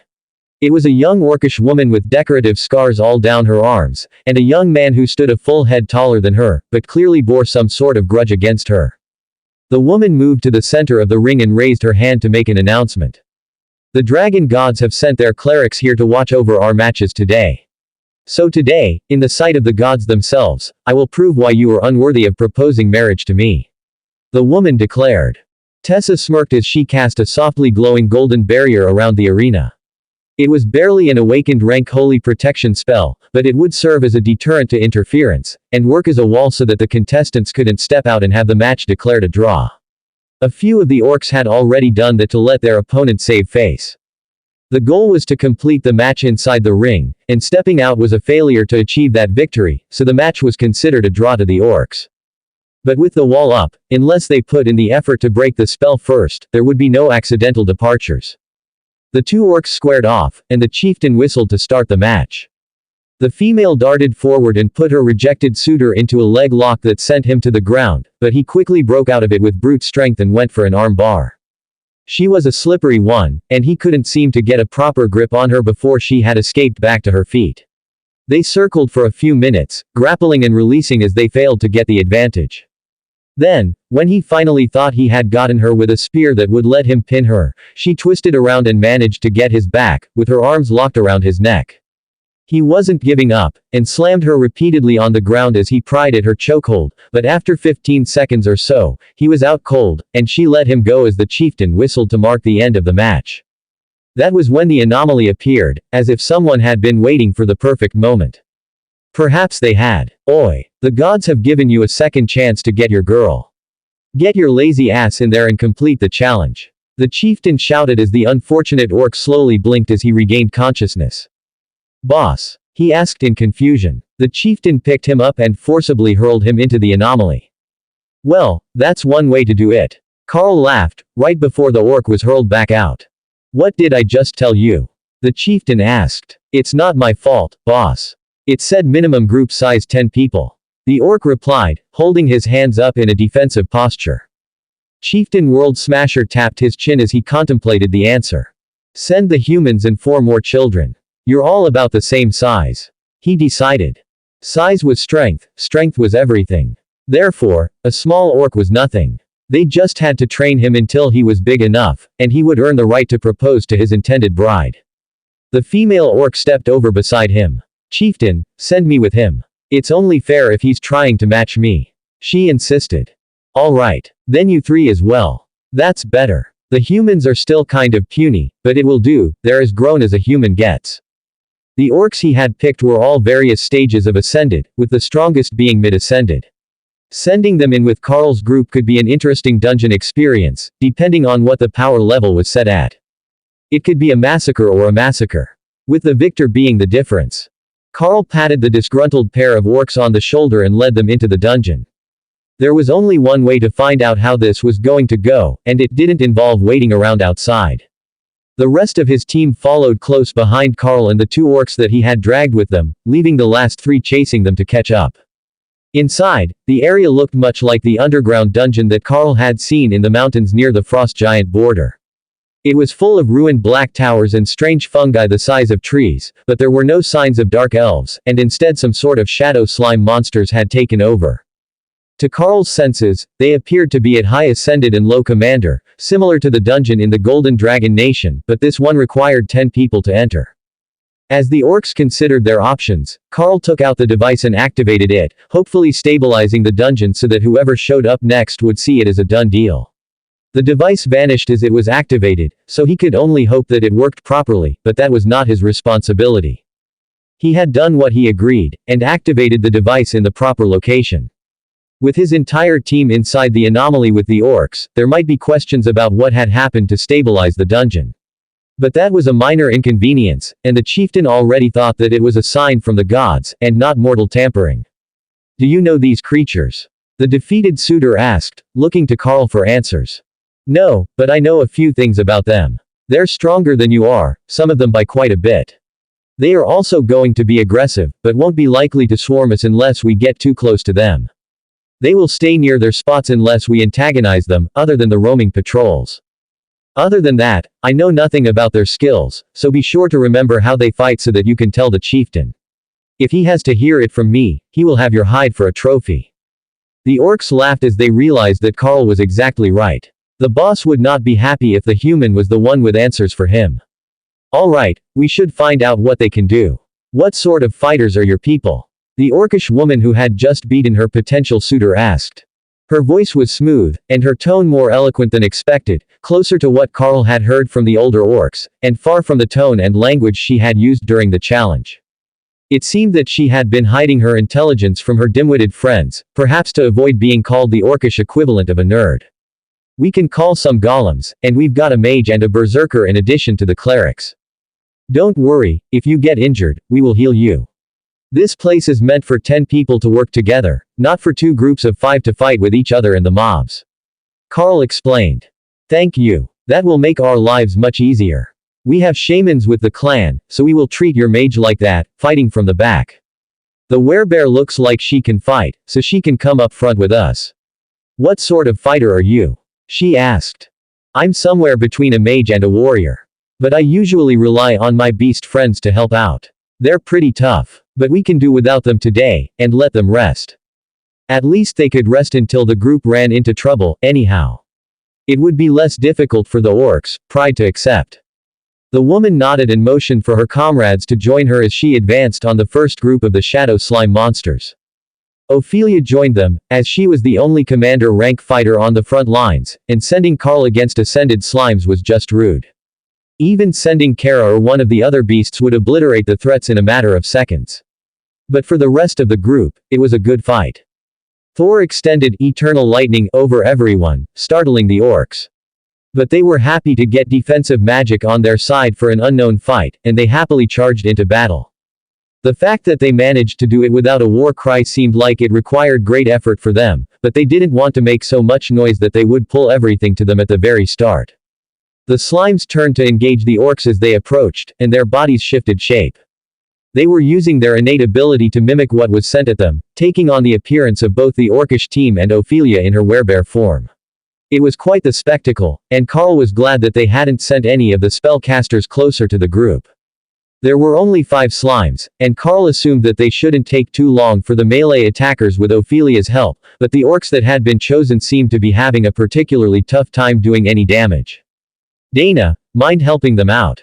Carl asked. Everyone needed the experience, especially the young orcs, but when Dana started to attack, it became clear that the issue was the opponents, not the attackers. Her spells weren't doing much damage at all, only leaving small damaged craters, and the slimes were fighting on, undeterred. Curious, Carl hit one with a rend and cut off an arm, but the creature kept fighting as black ooze poured from the wound like blood. It wasn't regenerating, and it fought like it was dying of slime loss. That was a good start, but the amount of damage that it took from attacks was ridiculously low. Not like him or Kara, who ignored a base amount, but as if they were 3 times as durable as they should be, at the same power level. Ladies and gentlemen, we have found the perfect training ground for orcs. They're not too powerful, but they can really take a beating. Do you want me to start going all out, or should I hold back and let you fight? Carl asked. Let us fight. The wimps need the help. The orcish woman laughed. All right. We weren't in a hurry anyhow. It was easier not to argue with the orcs on that one, even if it was going to start getting dark soon. The rest of the orcs chuckled, and Dana moved forward so that she could attack more effectively, while Carl threw attacks at the slimes that might have gotten around the orcs' defenses and put them in a bad position. That way, Lotus and Tessa could mostly relax, though Tessa had cast a weapon blessing on everyone to increase their damage.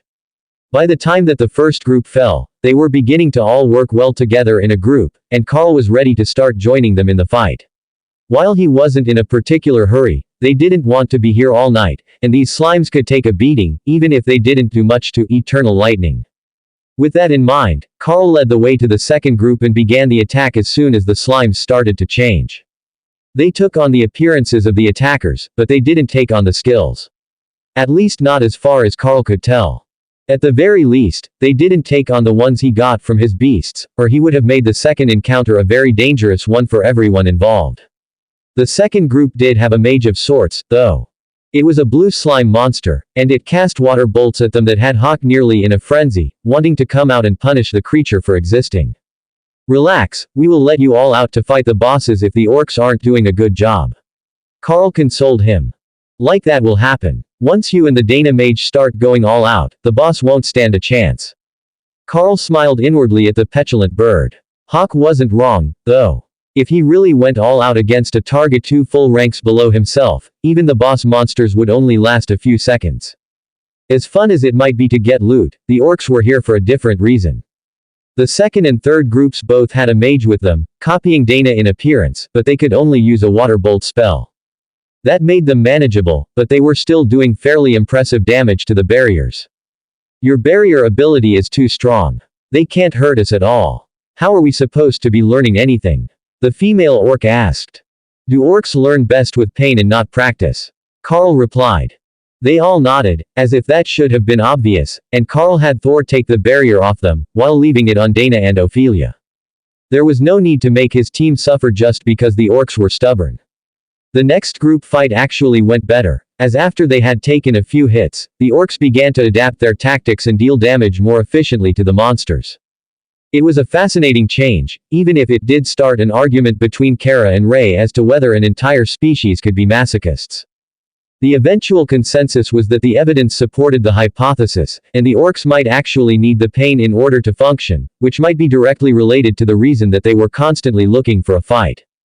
Without it, they weren't at their best, so casting a numbing spell, or using a numbing poison, on them might be the equivalent to torture in addition to crippling their combat skills. Then, they were at the first boss, or what passed for it in this dungeon. It looked just like the other slimes, but when they stepped on the platform, a timer started. Enrage in 1.00.00. Enrage in 59.00. 1 minute to burn the boss down. Carl explained, in case the orcs couldn't read. He finally took his maul out, and stacked Disintegrate on it to deal with the threat. The boss was mid-commander rank, and as durable as the monsters here had proven to be, there was a good chance that the thing might actually survive a regular hit with Bone Crusher or another ability that wasn't stacked. Carl's hit caused the boss to splatter, and an announcement appeared above the platform. Member Carl has completed the challenge. 9/10 members remaining. The orcs laughed and lined up for their turns to attack the boss. It was the most ridiculous thing that Carl had ever seen inside a dungeon, and he wondered if his attempt to help had broken something within the system. If the clerics had to deal with an enrage timer, they might have a very hard time defeating this creature. Well, maybe not Tessa, who could actually fight quite well, but Lotus wasn't known for her offensive output. She did have a Thorned Vines spell, thanks to Carl, but she rarely used it, and he didn't even know how much damage it did. The spell was primarily used for crowd control, to keep enemies from running around. The female orc valiantly hacked at the beast for the full minute, while also needing to be healed 4 times, but didn't beat the timer. The creature increased in strength and size by about a quarter, and now she was struggling to fight it alone. Maybe we just need someone to get the killing blow on it. Ophelia suggested as she realized that the boss had hardly taken any damage. Good idea. Everyone help her out, and I will reset the timer if needed by killing the boss again. Carl offered. That seemed to work, and there was no penalty applied when 58 seconds later, the female orc got the killing blow.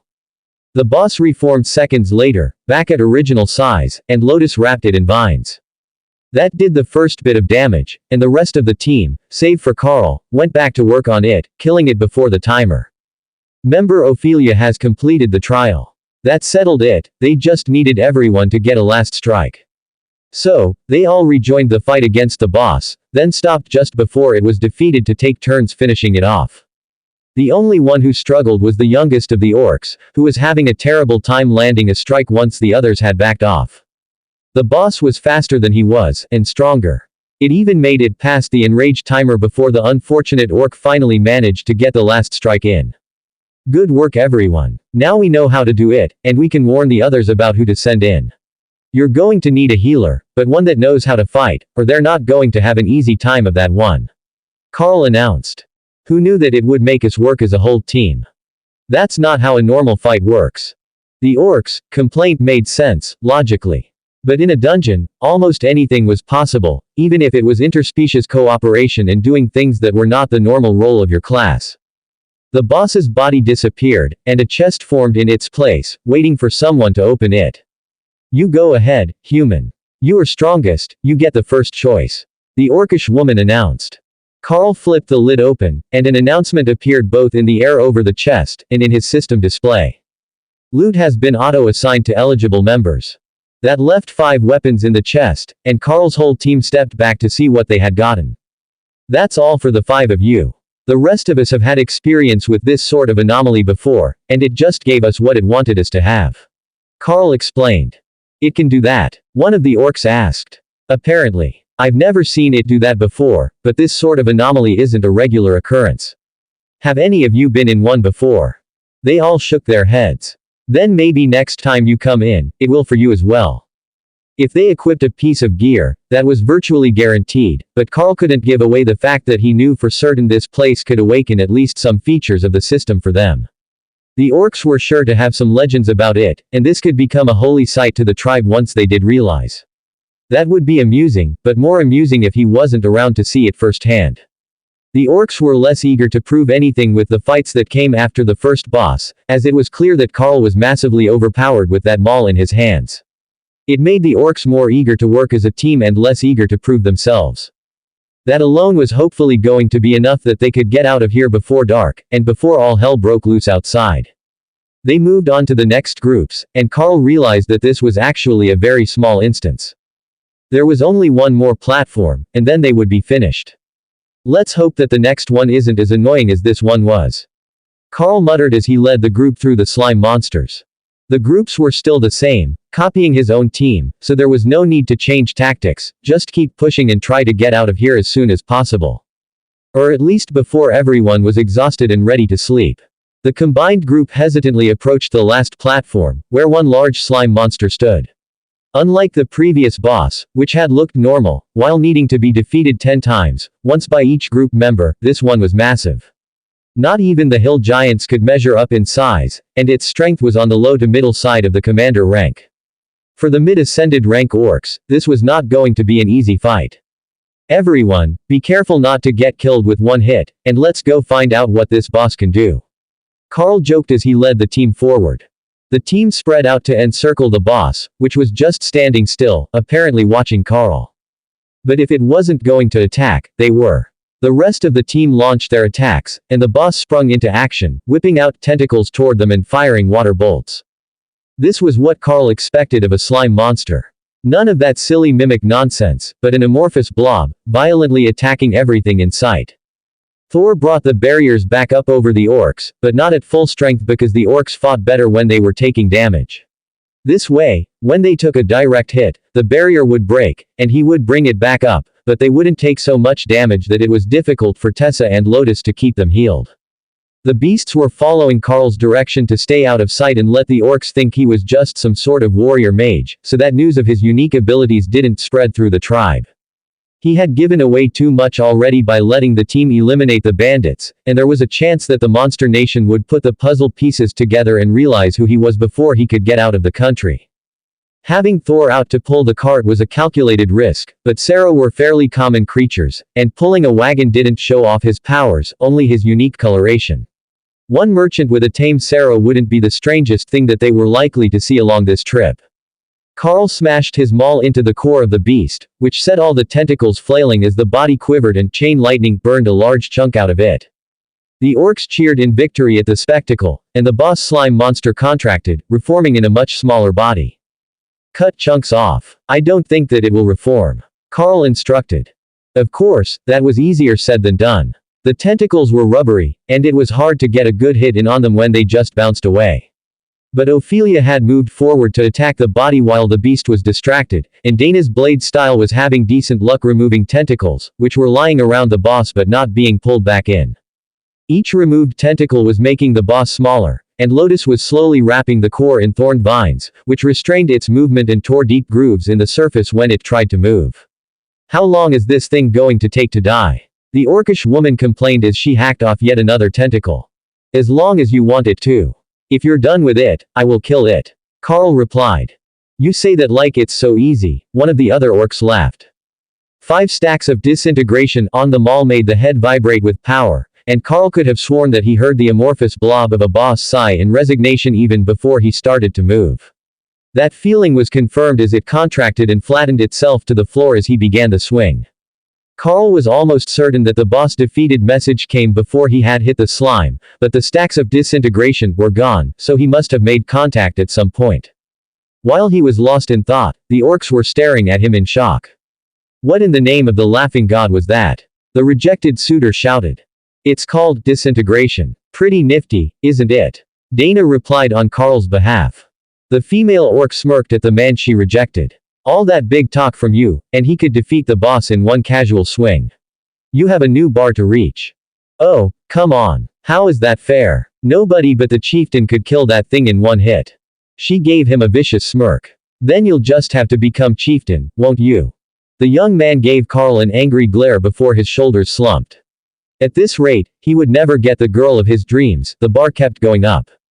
Carl let his buffs expire as the fight ended, and the orcs all pointed to him. I knew you got big. You've been hiding your power level. One of them gasped. At royal rank, brutality increased his size by 50%, so he was bigger than any of the orcs present. But they hadn't noticed until now, when their brains tried to adjust their mental impression of his power level as it related to size. Carl winked at them. Well, I couldn't just stay small with so many impressive orc warriors around, could I? The fact that everyone else had shrunk as well seemed to escape them, as they were all looking at Carl. But the boss chest had appeared, and that brought them out of their reverie. Level 0 members detected. Compensating. Appeared in the air above the crate. What's that mean, human? It means that you've never been exposed to the system, and now you have. It's going to give you an extra reward for doing this with just your own power. We won't get that bonus because we got it once before. Carl explained. The orcs cheered and slapped each other on the back in celebration as the dungeon calculated their reward. Their eyes went vacant as they entered the system interface for the first time, and seconds later, they were all back with smiles on their face. I am officially a warrior. One of the men cheered. Me too. And me. Dana facepalmed as she realized that they likely all chose warrior without even looking at the other options that were presented to them. Then the lone female in the group blinked once and her outfit changed to a more primal fur and leather set, with black metal plates.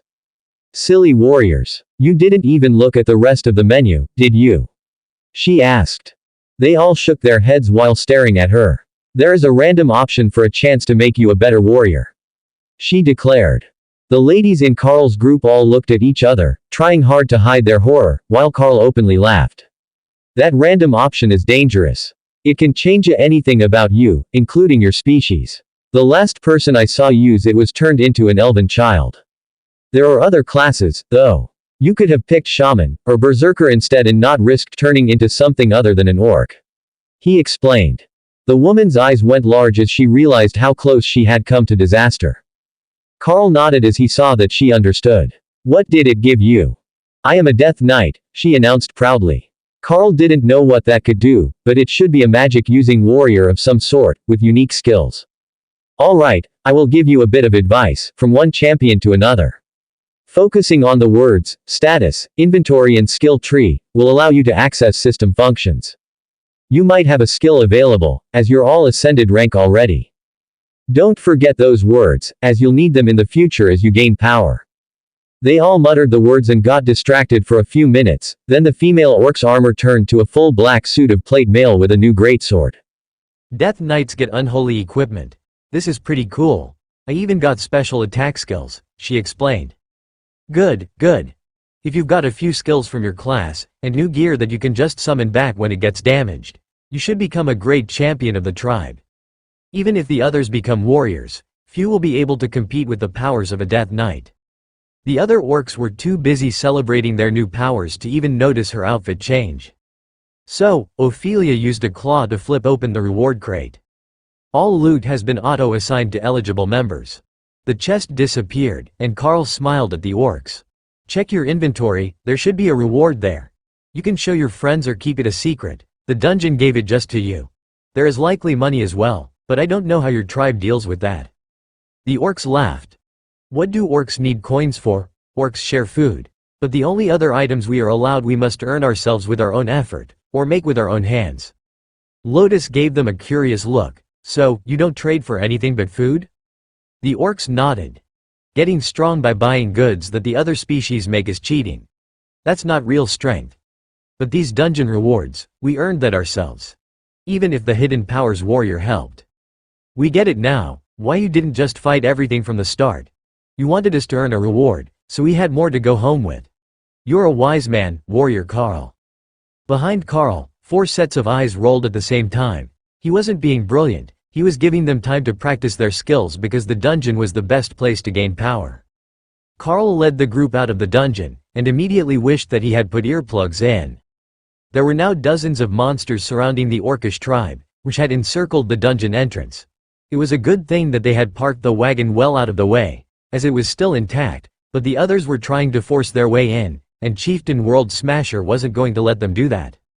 At least not before his team came back out, and perhaps not before his whole clan had gone inside. Chieftain World Smasher smiled at Carl when he saw the team come out. Was it worth it? Carl nodded and moved to whisper to the orc. It will activate a system interface for everyone who completes the dungeon, but you need at least 1 or 2 powerful commanders and a healer to actually do it. The chieftain nodded, then began shouting something in Orcish. Groups of 10 began to back away from the defensive lines, running into the dungeon entrance, while the other forces held in rage. Should I talk to them? I think we can arrange for everyone to get a shot, Carl offered. After the Yellow Tusk clan. We earned this place. If it is going to close, we will be the ones to use it. Carl nodded and took his place beside the chieftain with the others who had finished their run, then stepped forward to be in between the orcs and the leaders of the other factions. The Yellow Tusk orcs received this anomaly as a divine blessing from the gods after an appeal for mercy. Once they have sent their warriors, the dungeon will be free for anyone else to enter. Chieftain World Breaker gives his word that he won't block access after all his people have entered, Carl announced. The 3 demons and an ogre that were standing closest to him gave Carl a skeptical look, but the orcs were already pouring into the dungeon portal 10 at a time, giving the portal only a short break between entries. That anomaly won't last forever. Why should a tribe full of stupid orcs get it? Let us in, or we will let ourselves in, the ogre demanded. If you could do that, you wouldn't be here facing off with the chieftain. 1 hour is all that it will take, and the orcs will be back out. Get out the way. We're gonna kill anything between us and the dungeon, one of the demons insisted. Human, this is an orc fight. If they want to try, let them try, Chieftain World Breaker insisted. Alright. I will take my team back to our wagon, and we will be out of the way. That was perfect.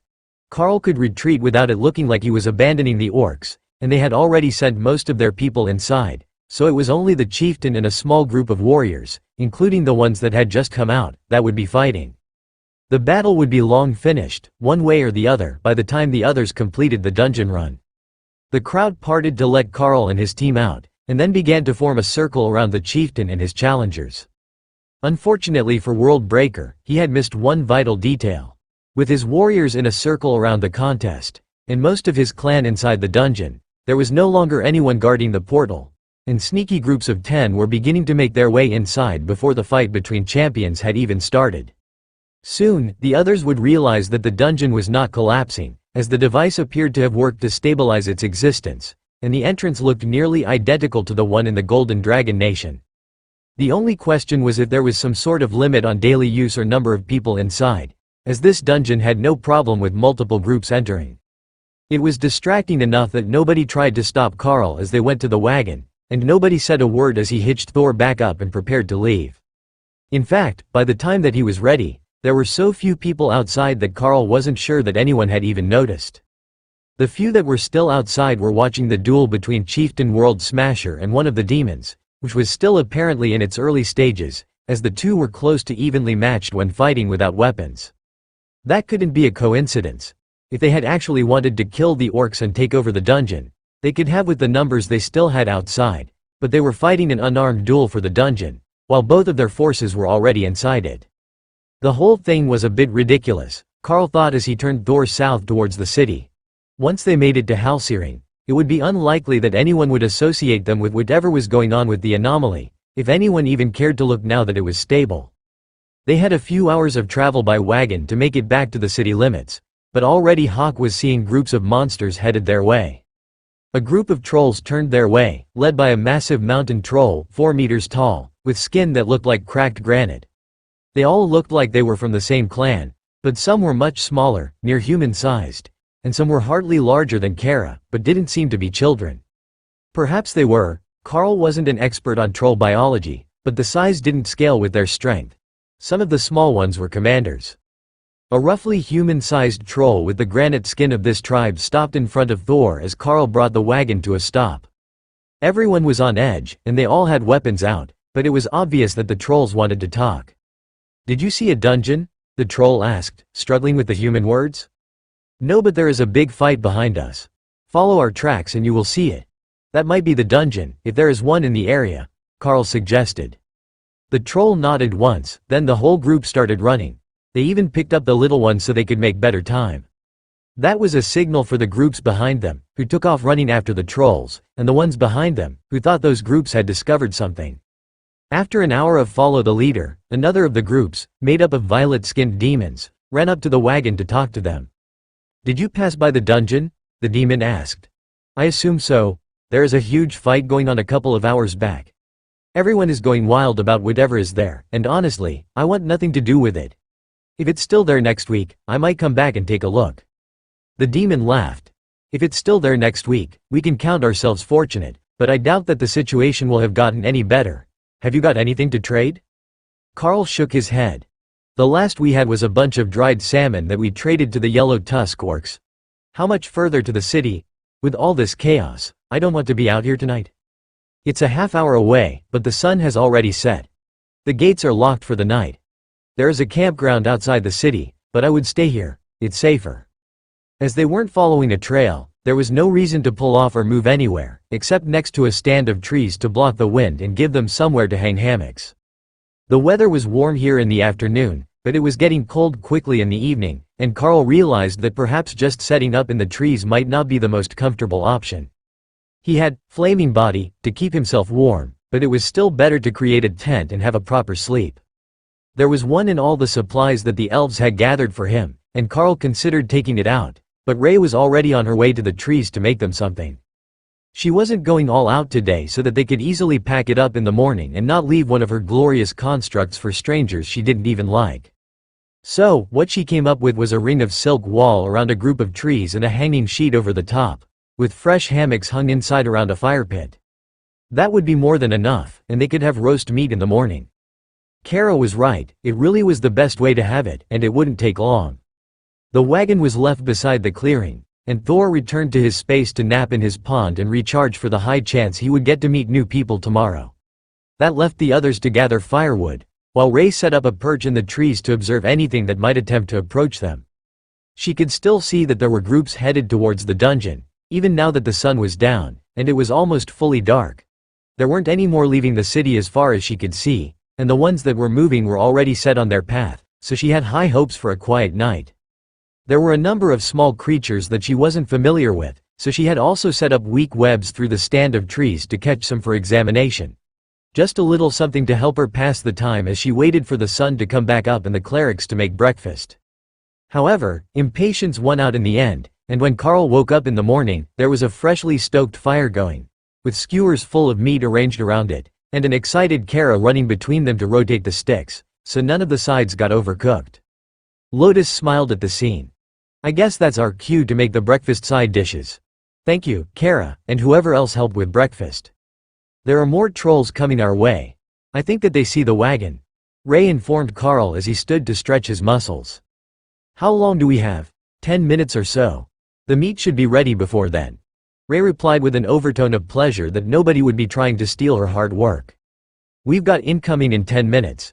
It shouldn't be any trouble, but be prepared," Carl warned the others.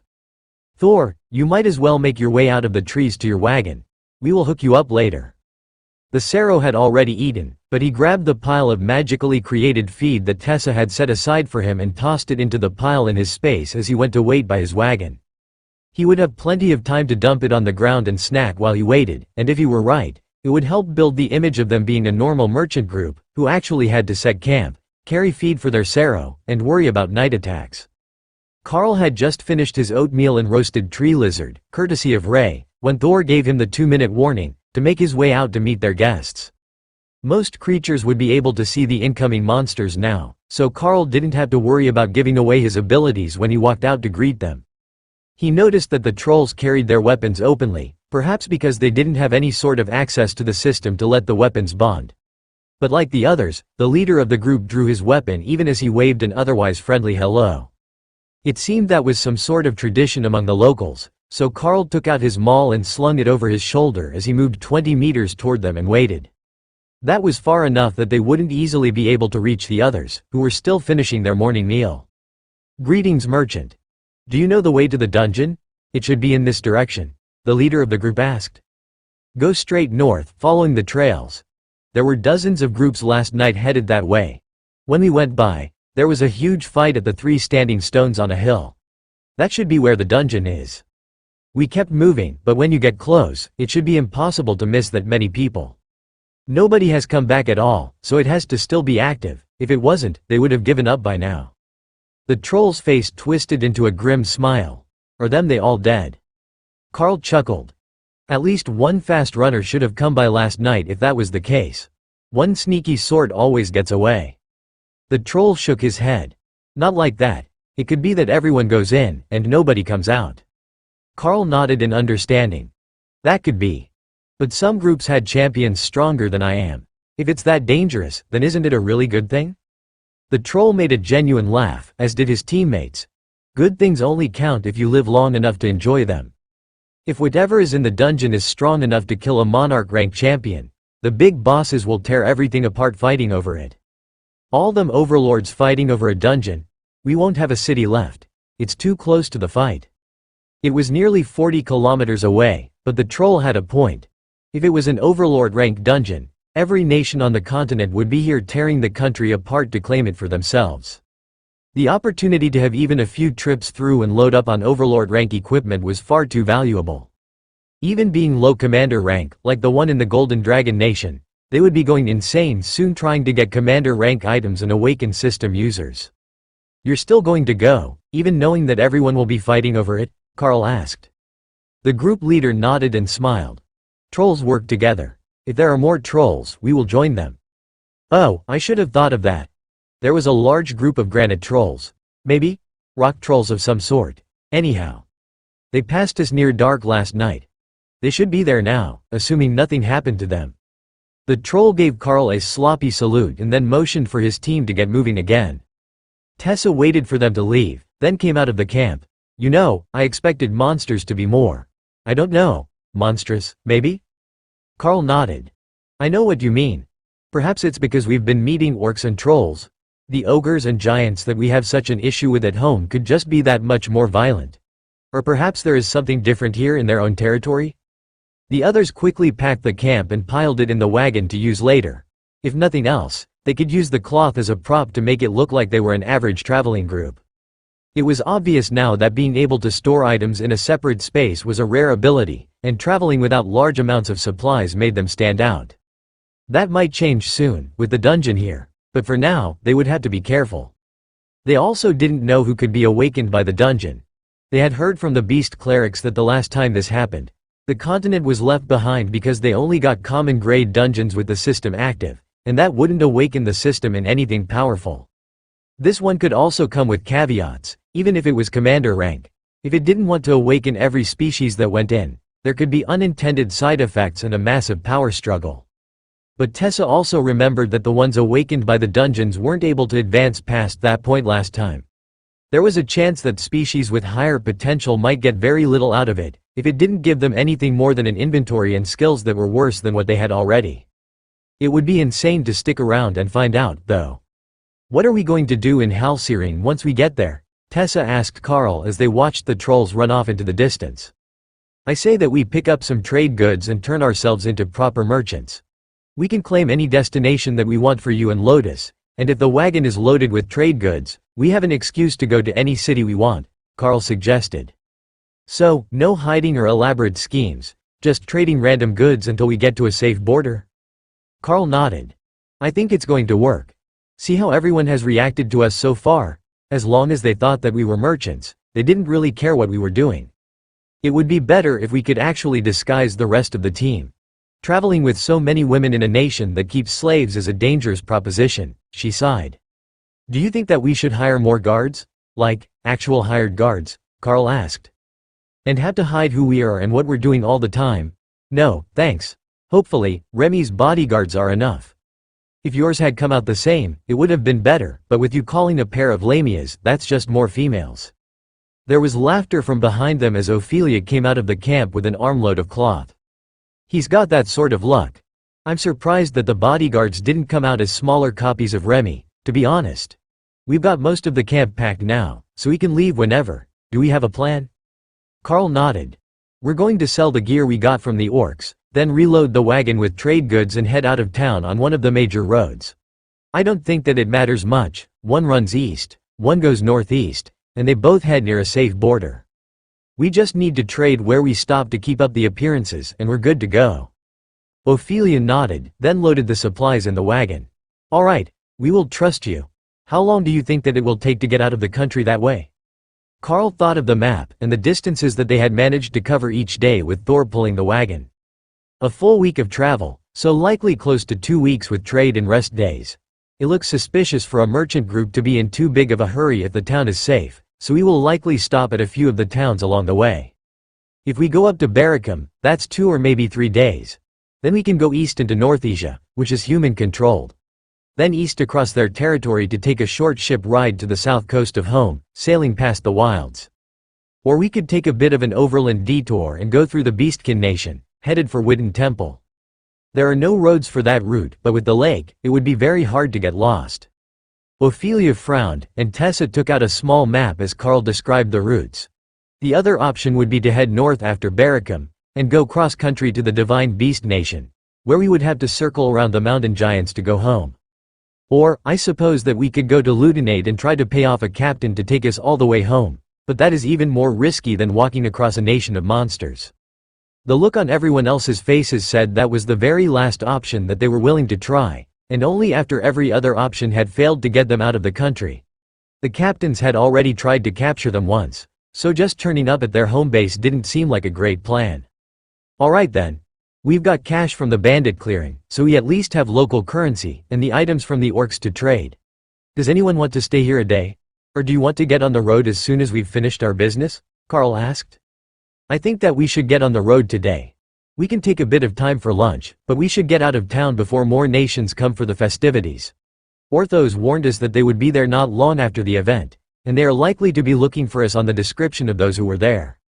They might not know that we stabilized the dungeon, but they are likely to guess that we gained a treasure from being the first group through.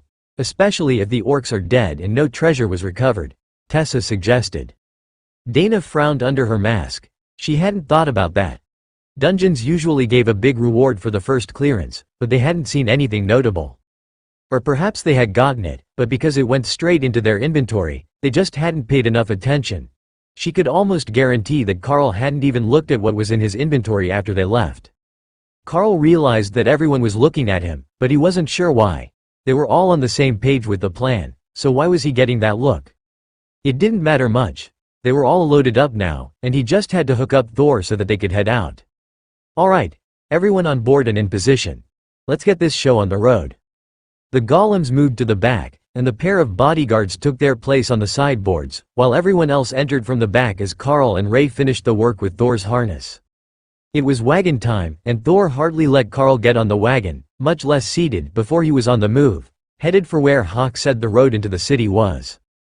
The mood in Halsering was clear even as they pulled up to the gates an hour later. It looked like the entire city was in the streets, and Carl's sensitive ears could hear the dozens of species of monsters talking about a new anomaly outside of town. Word was that the town's prophet has foreseen that the nomadic tribes would bring a war band to the location, which had put the whole city into a panic, thinking that the nomadic tribes were going to go to war against the region in order to claim the dungeon for themselves. They might, but somehow, Carl couldn't see the orc tribes working well together, much less with other species of nomads.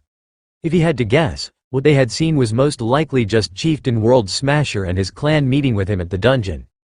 Carl pretended that the reins were actually for controlling, but actually used them to rub the Saros back as they pulled to a stop in front of the gate guards.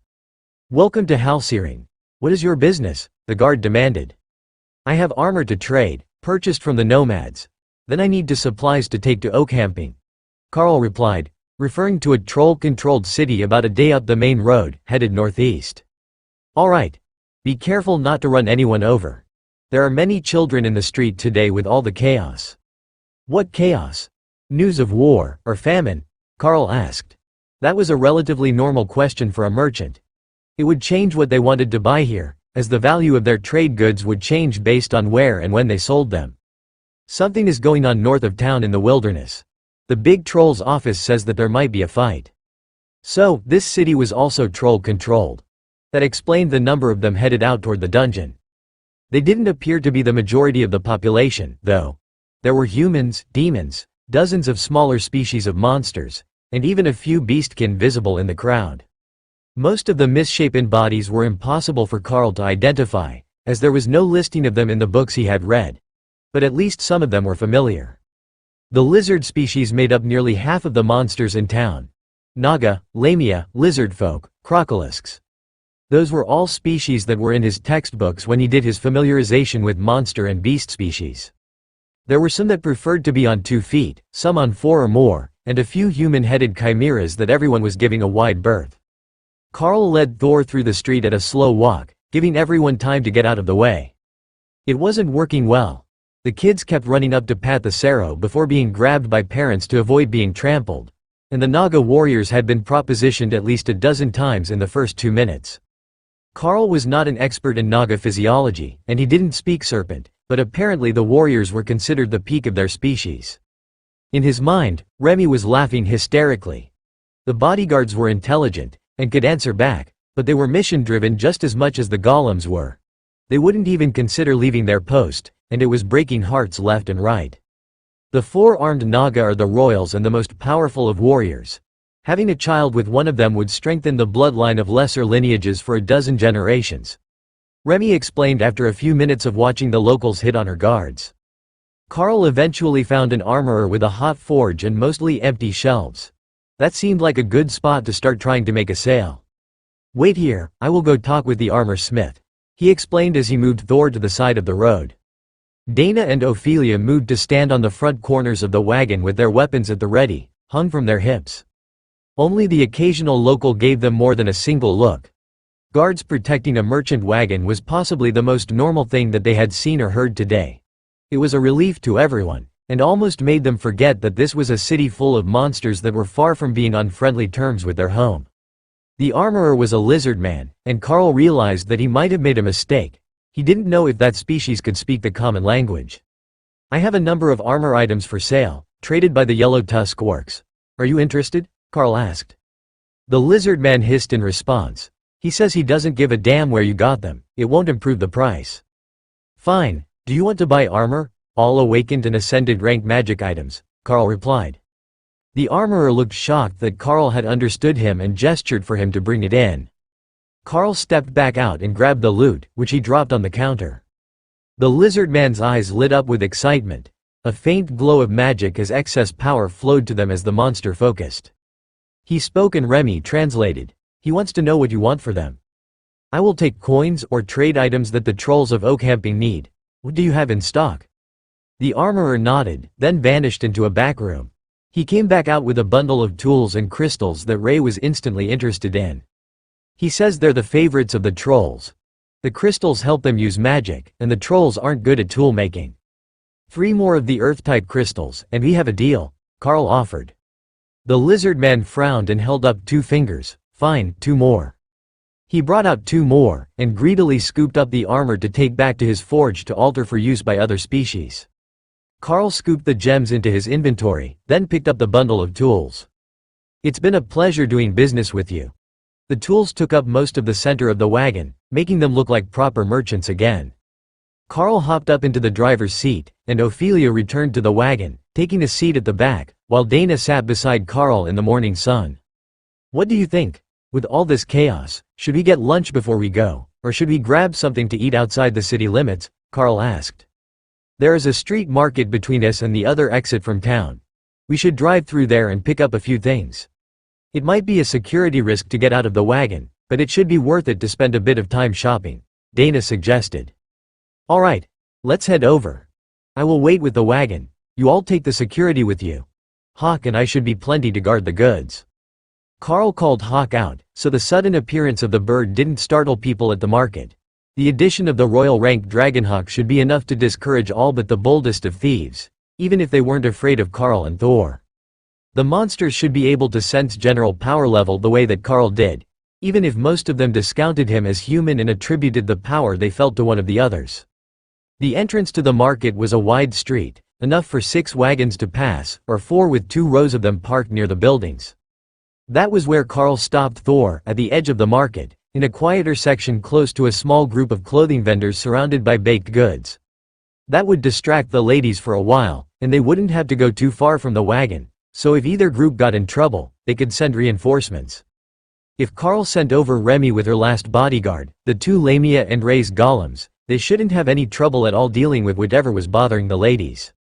Thor was too nervous to let them out of his sight without a barrier anyhow.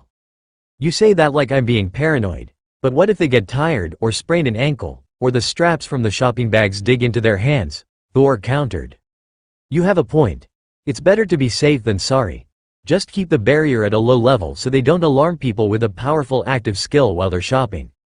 The Sero needn't have worried about the shopping because only a few minutes later, one of the Naga warriors was headed back with a whole load of baked goods.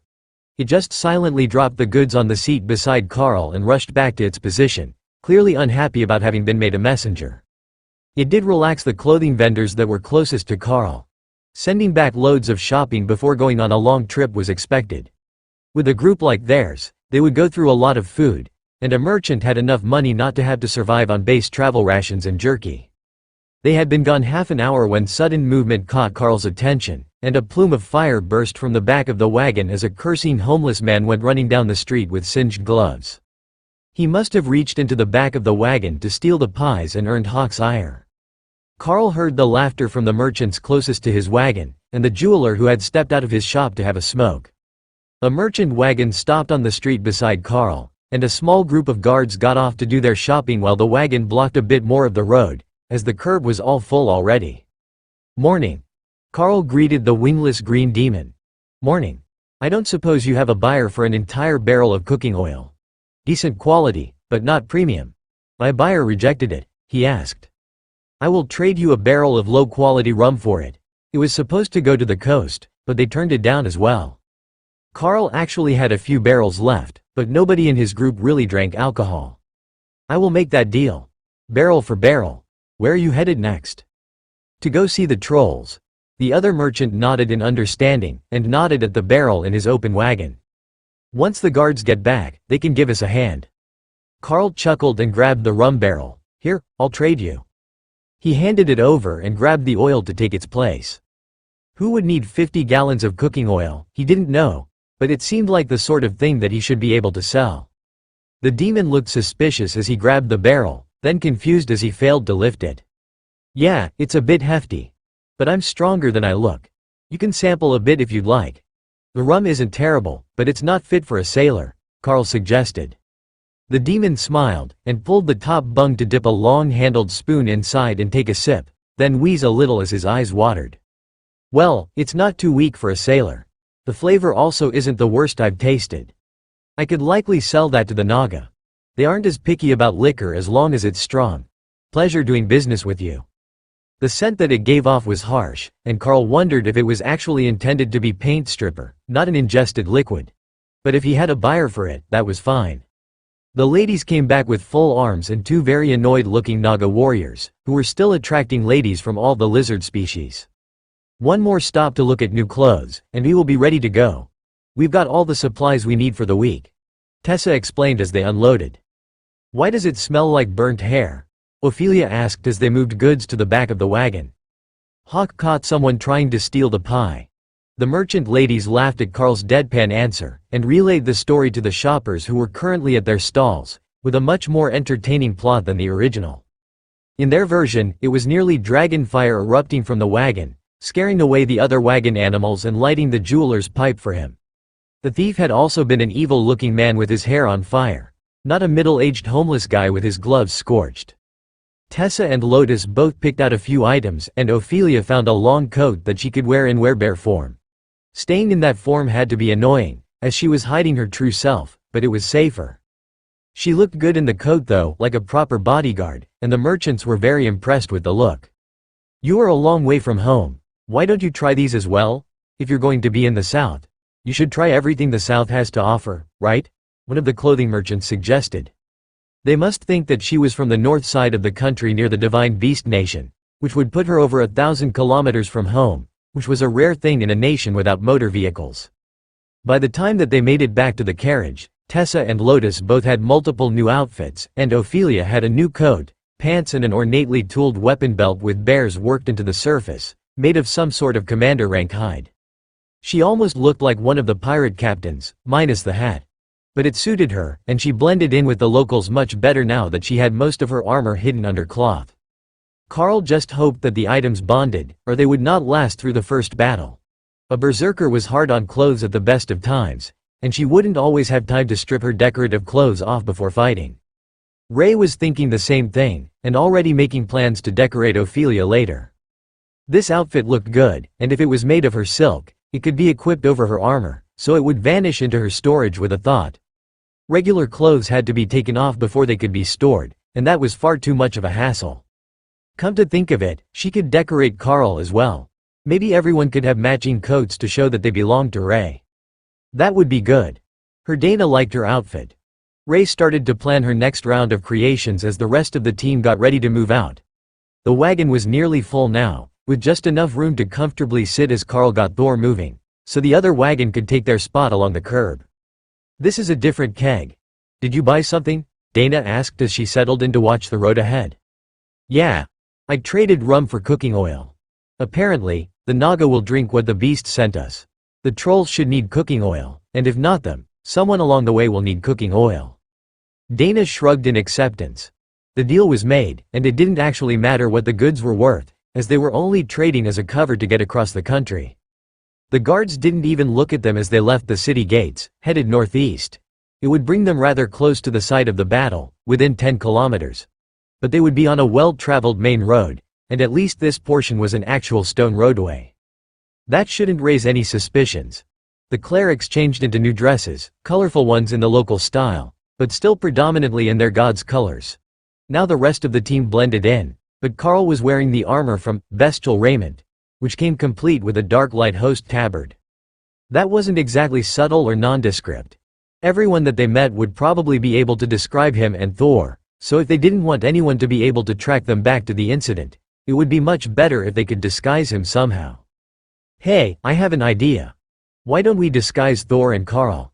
There should be a good way to make Thor less noticeable, and Carl is easy," Lotus suggested. "Oh, how do you plan to disguise me? We will have Ray make you a coat, and then you can keep brutality active to make you big. You're bigger with that skill active than Ophelia is as a werebear without it. You have to be 2.5 meters tall with it. Nobody would question you if you said you were half troll if you hid your face. Remy had just the thing for that. I can make you a mask, and Hawk can cure the clay and melt metal over it. Then with one side of your face hidden, and your beard growing, you should look more like a monster. Remy thinks that we can do something about hiding the face. If I have a coat to go over my armor, it should be enough to hide my identity from casual glances. But how will we disguise Thor? He's a lightning Saro," Carl reminded them. "I can do that too. I have all the ingredients," Remy announced proudly. "Never mind. Remy thinks she can disguise him as well, somehow," Carl laughed. Dana giggled. "I'm looking forward to finding out what she thinks will hide Thor." Carl thought about the abilities that he had, wondering what he could use to disguise his usual fighting style. He didn't want anyone linking their presence to the royal rank elite named Carl from the Golden Dragon Nation, even if he hadn't been thinking far enough ahead to make up a road name. Disintegration would only be well known to the pirates, so that should be fine. But he hadn't done much fighting here, so even the orcs wouldn't know much. As long as he avoided the chain lightning and blizzard combo that him and Remy were famous for, or made it look like it was all Remy, even most of the government sorts wouldn't put it together, as everyone had her recorded as a spirit snake, not a Naga queen. "Oh, we can make you look like our group's tank. I think I have a shield in here, and you can use that maul one-handed, or a sword," Ophelia added. "You all seem to be enjoying this a lot," Carl chuckled.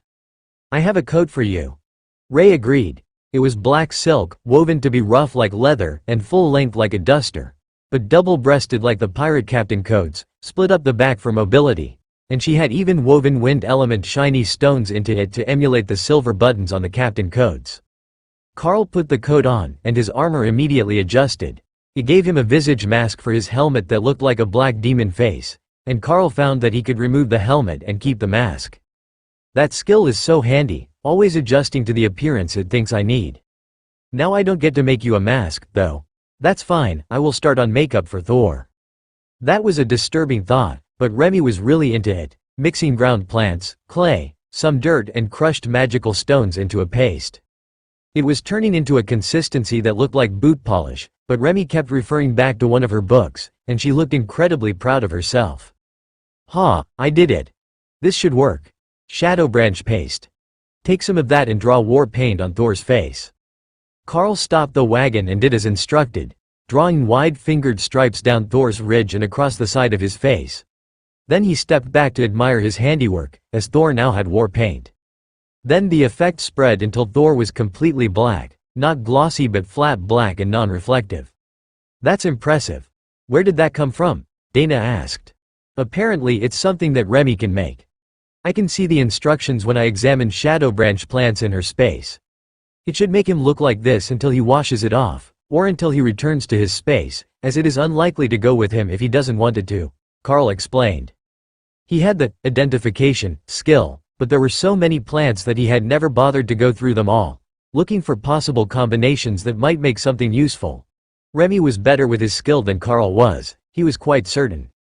But it was just a common grade disguise spell, not some powerful mixture to help them advance, which was what Carl had been trying to find every time that he had gone through their stuff before. It was possible that he had missed all sorts of little things because he simply didn't know to look for them. When they got back, he would leave Remy with Morgana for a while to see if she had a knack for alchemy. She did like making things, and it wasn't just sculptures for her totems. Ray wasn't particularly impressed with the versatility of the paste. Her adaptive silk could hide you much more effectively. But being able to just turn Thor black was a great disguise. Now he didn't look like a lightning Saro at all, just some sort of regular Saro. Alright, now we're mostly disguised. This should be good enough for now, though I'm not certain that I can get the same mask back again after I dismiss the armor to wash. Carl informed the group. So I do get to make a mask. Hawk, find some metal, I will make something out of clay for you to coat. Remy cheered. Alright, you could likely just paint it, though, Hawk reminded her. Maybe, we will see when I'm done, but I want you to bake it with fire.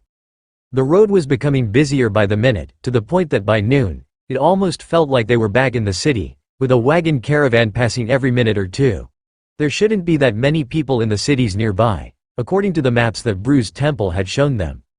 They had seen hundreds of merchants just this morning, and there should have only been a few thousand people in the 50-kilometer radius around the city.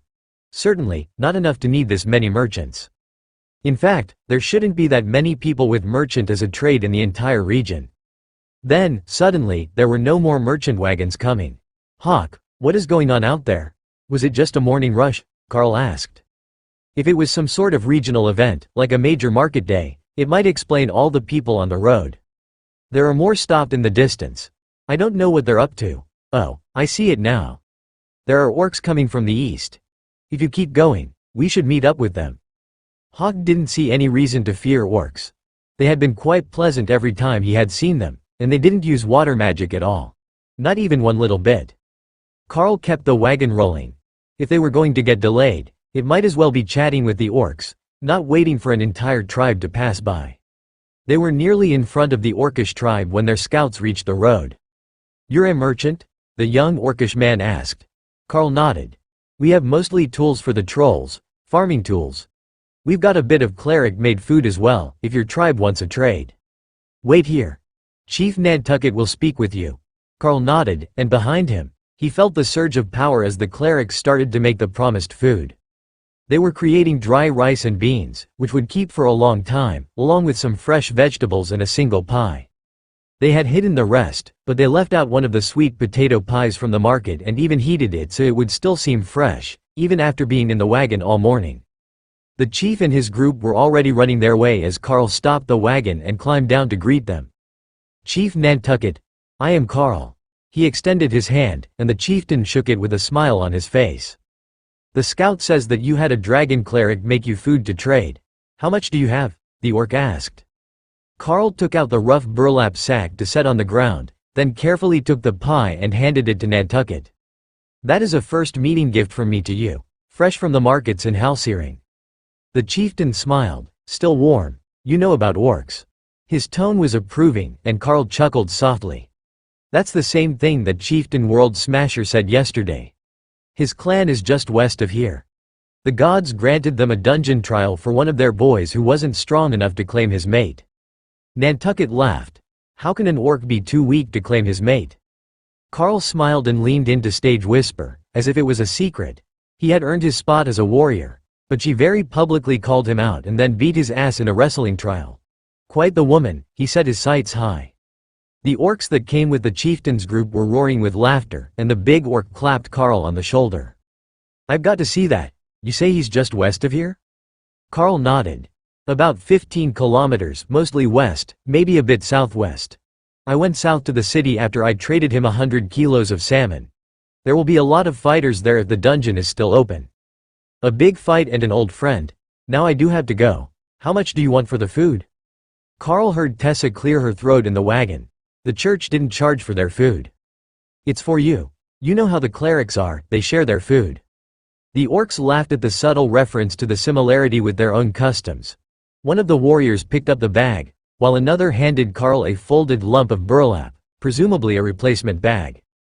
It was a pleasure to meet you. May good weather and better fights be in your future. Carl added as the assistants ran back to the tribe. Same to you, Merchant Carl.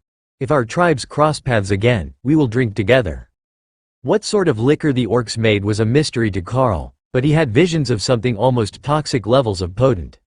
The orcish tribe altered their path to run behind Carl, and he got Thor moving again. Don't you think that was too easy? The nomadic tribes are supposed to be feral and dangerous, but they're even easier to get along with than the cities, Ophelia asked. I think that the issue might be local, not generalized. The orcish tribes must have an issue with either the trolls or the other monster factions, he replied after a moment's thought. Could it be something about our group instead? Dana asked. It could be, but I don't think that we have a way to test that. Carl saw a wagon caravan in the distance and began to relax. They must be clear of the area that the locals had identified as dangerous. Thor moved to the side as he rolled past them, and Carl noticed that a few of the monsters guarding the wagon sniffed at the air. They tensed as if they were going to attack, but backed down when the Naga warrior glared at them. Carl remained silent until they were well past the stopped merchant group, then looked back at the others. I think I have an idea. We might be having better luck with the orcs because they don't consider us food or competition. Orcs view humans as weak, so we're not competitors, and they don't want to eat us. It's the ogres and a few others that are most likely to be an issue for us, he explained. There were more wagons parked a few hundred meters behind the first group, and the driver of the lead wagon flagged Carl down as they approached. Did you see the nomads on your way through? A blue-skinned slender troll asked. Yeah, an orc tribe. They're west of the road now, and headed west looking for the big fight that was the talk of the city this morning. What's with all the traffic today? Carl replied. Dunno. Messengers called for every farmer and merchant we know to bring everything to Halsering. It might be preparation for a siege. Are you trading with the trolls up north? He asked. Carl nodded. I've got tools for them, quality ones. Good call. If there is a siege, they'll need everything they can get to keep the armies fed. It doesn't take a genius to know that armies get hungry, and it's easier to feed them than to fight them. The next few groups of trollish farmers and merchants were similarly eager to get any news that they could, but when Carl got to a group of ogres using oxen to pull large carts, things began to take a turn for the worse. At first, it was just the same sort of posturing as the last hostile merchant group. But these ones didn't look like successful merchants. They were filthier than usual, even for ogres, and looked half-starved. When the wind shifted and blew from Carl's wagon to theirs, bringing the scent of humans to them, they snapped and began to charge. Ray, golems! Carl called as he jumped down to meet the charge.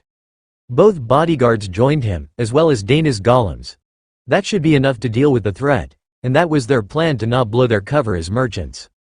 However, that plan was entirely too boring for Kara, and the Void Badger was headed for combat before Carl could even tell her off.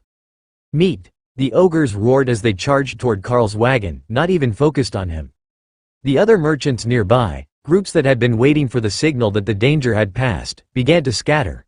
They didn't want to be implicated in the fight between the ogres and Carl's group. Carl took out his blade and hacked the first ascended rank ogre clean in half, from the shoulder across the chest. But even as the two halves fell to the ground, the others didn't stop. They were fully focused on the smell of humans, and running blindly into the blades and forelimbs of the defenders. The battle was over in under 30 seconds, nothing more than a flurry of steel and blood. In fact, the last one fighting was Kara, who had taken offense to the existence of their cart oxen. They're dead, you can stop now, Carl reminded her. Kara paused and looked around. So they are. I thought that we were going to fight? Carl patted the badger on the head after she landed on the ogre's wagon. Not a real fight, just defending the wagon against attack. You got too excited. Kara sighed, then vanished into her space to get clean before coming back out to sit with the ladies in the wagon. Disappointing. 1 out of 10, do not recommend. Ray did grab one of the oxen, though, just in case it tasted good. Carl got back on the wagon and started to move again, which startled the other merchants who could see him. His team only had a few members. The fight should not have been over that quickly, but his wagon was moving again, and nothing else was. Just to be safe, the next one in line continued to make their detour well around the incident as Carl rolled past them. The merchants who were parked behind them were unconcerned. Fights between groups of monsters were a common occurrence, and if you started a fight that you couldn't win, that was your own fault. Groups of ogres seemed to be rare in the region, but trolls of various sorts, as well as lizard men and something that looked like a featherless bird walking upright, were plentiful. The last one gave Hawk the creeps because they had grown weird fingers out of what used to be wing bones, unnaturally long for hands. Between that and the beaked heads with no feathers, Hawk was glad that no such thing existed at home. He might have to reconsider water as his greatest enemy if someone compared him to one of those things. Remy had a very different opinion. They looked like pre-plucked chickens, and she was pretty sure they didn't need any prep at all to eat. Thor walked past the line of merchant wagons, which were starting to move now, following the lead of those in front of them. Carl wondered how long they would have been sitting there if he hadn't been the first one to move through. Would they have sat there all day, waiting to see who went first, or was there some sort of estimate on how long it would take the orcs to move past? Carl didn't see any scouts, and neither did Hawk. But even with the delays, they were going to make it to the next town before dinner. They weren't anywhere near the city of Oacamping, but this appeared to be the layover point, as the town had large amounts of parking for merchant caravans, as well as taverns, motels and blacksmiths advertising wagon repairs. We will camp here for the evening. They have guards on patrol, and there are others around to help keep watch, so we won't have to worry as much about opportunistic thieves as we might alongside the road, Carl explained. That makes sense. We might be going the opposite way to everyone else, but there is safety in numbers, Dana agreed. That didn't actually make much sense when everything around you could be considered an enemy, but nothing recognized Carl as a human, and they had the Naga warriors on guard to blend in with the other monsters. Most of the wagons weren't setting up much of a camp. At best, it was a small fire for the guards to sleep around, while one of them kept watch. That was about what Carl's team would do as well, with most of the team sleeping in the wagon and the summons on guard. Lotus grew a small collection of firewood from the boards of the wagon using her magic, and they prepared to heat dinner. The new arrivals and their fire caught some attention from the farmers in the next group, who were sitting in the rapidly fading twilight, leaned against their wagon. Would you like to join us? The heat is free, but the dinner needs a good story, Carl offered. The troll smiled and brought two boys over with him. I think that we can come up with a story or two. Good evening, everyone. Might you ladies buy dragon clerics? You don't smell like beast clerics, and you're certainly not giants. The troll gave them a toothy smile as the firelight flickered off the silver band on his lone remaining lower tusk. The other had been broken at some point, leaving a jagged stump a quarter of its full length that hadn't regrown yet. Trolls normally regenerated quickly, but the tusks needed to be pulled to regrow, much like hair, which grew at a normal rate unless it was pulled out. That led to a strange phenomenon that Carl could see at another camp. One of the older trolls was actually growing a beard by shaving with a dull razor that pulled the hair out. Then he trimmed it to shape with a pair of scissors, except for a portion in the center, which he braided. It was one of the strangest grooming routines that Carl had ever seen, and it made him think of the trollish regeneration skill in his skill tree. He could afford to get it now, or he could keep saving for some of the offensive abilities. He hadn't been able to see them until Skill Master evolved to rank 2. It seemed to be an oddity of the skill tree. He had to finish a tier of his core abilities before he could use more advanced secondary skills. He might have done better in the short term by picking the offensive tree, as he would have all those abilities by now. However, that would have left him without access to evolution and Skill Master. Those two skills were going to be essential to his team very soon. Tier 4 offensive skills, only one may be chosen. 50 PTS, Devastate. Strikes dealing more than 10% of the target's health do double damage. 50 PTS, Overwhelming Presence. Causes a terror-type debuff that causes affected targets to become paralyzed for 5 seconds, plus 10 seconds per rank difference between caster and target. 50 PTS, Rampage. Every time an enemy is damaged by the Beast Master or a bonded beast, increase the damage done by the Beast Master or the bonded beast for 1 minute. There were over a dozen grayed-out attack skills, which were only available to an attack specialist Beast Master, but there were 3 core skills that Carl could use. Rampage, Kara and Remy demanded at the same time. Devastate. Ray insisted. She hit hard, and double damage stabbing sounded better than slowly stacking damage. I want to see them pee themselves when they see us, Hawk recommended. That did have a certain appeal to it. Making them too terrified to even move as they were slaughtered could be interesting. The real problem was that they could only choose one, and it was 50 points. Carl probably didn't have that many. They could most likely get trollish regeneration from the defense skills tree, though. That would be a fun skill to have. Bodyguards and golems with trollish regeneration seemed like it would be a most excellent prank to play on people. Even after the barriers broke, and the enemy hacked a limb off, they could just pick it up and let it reattach itself. It would be hilarious. Carl did his best not to laugh at their antics as they settled in for dinner with the trollish farmers telling stories of mundane events on the farm. It actually made the trolls feel much more relatable, with the same concerns he had at home. Earth mice getting into the cupboards, stoves that didn't heat evenly, long hours and insufficient pay. Even if you were a troll, a worker was a worker.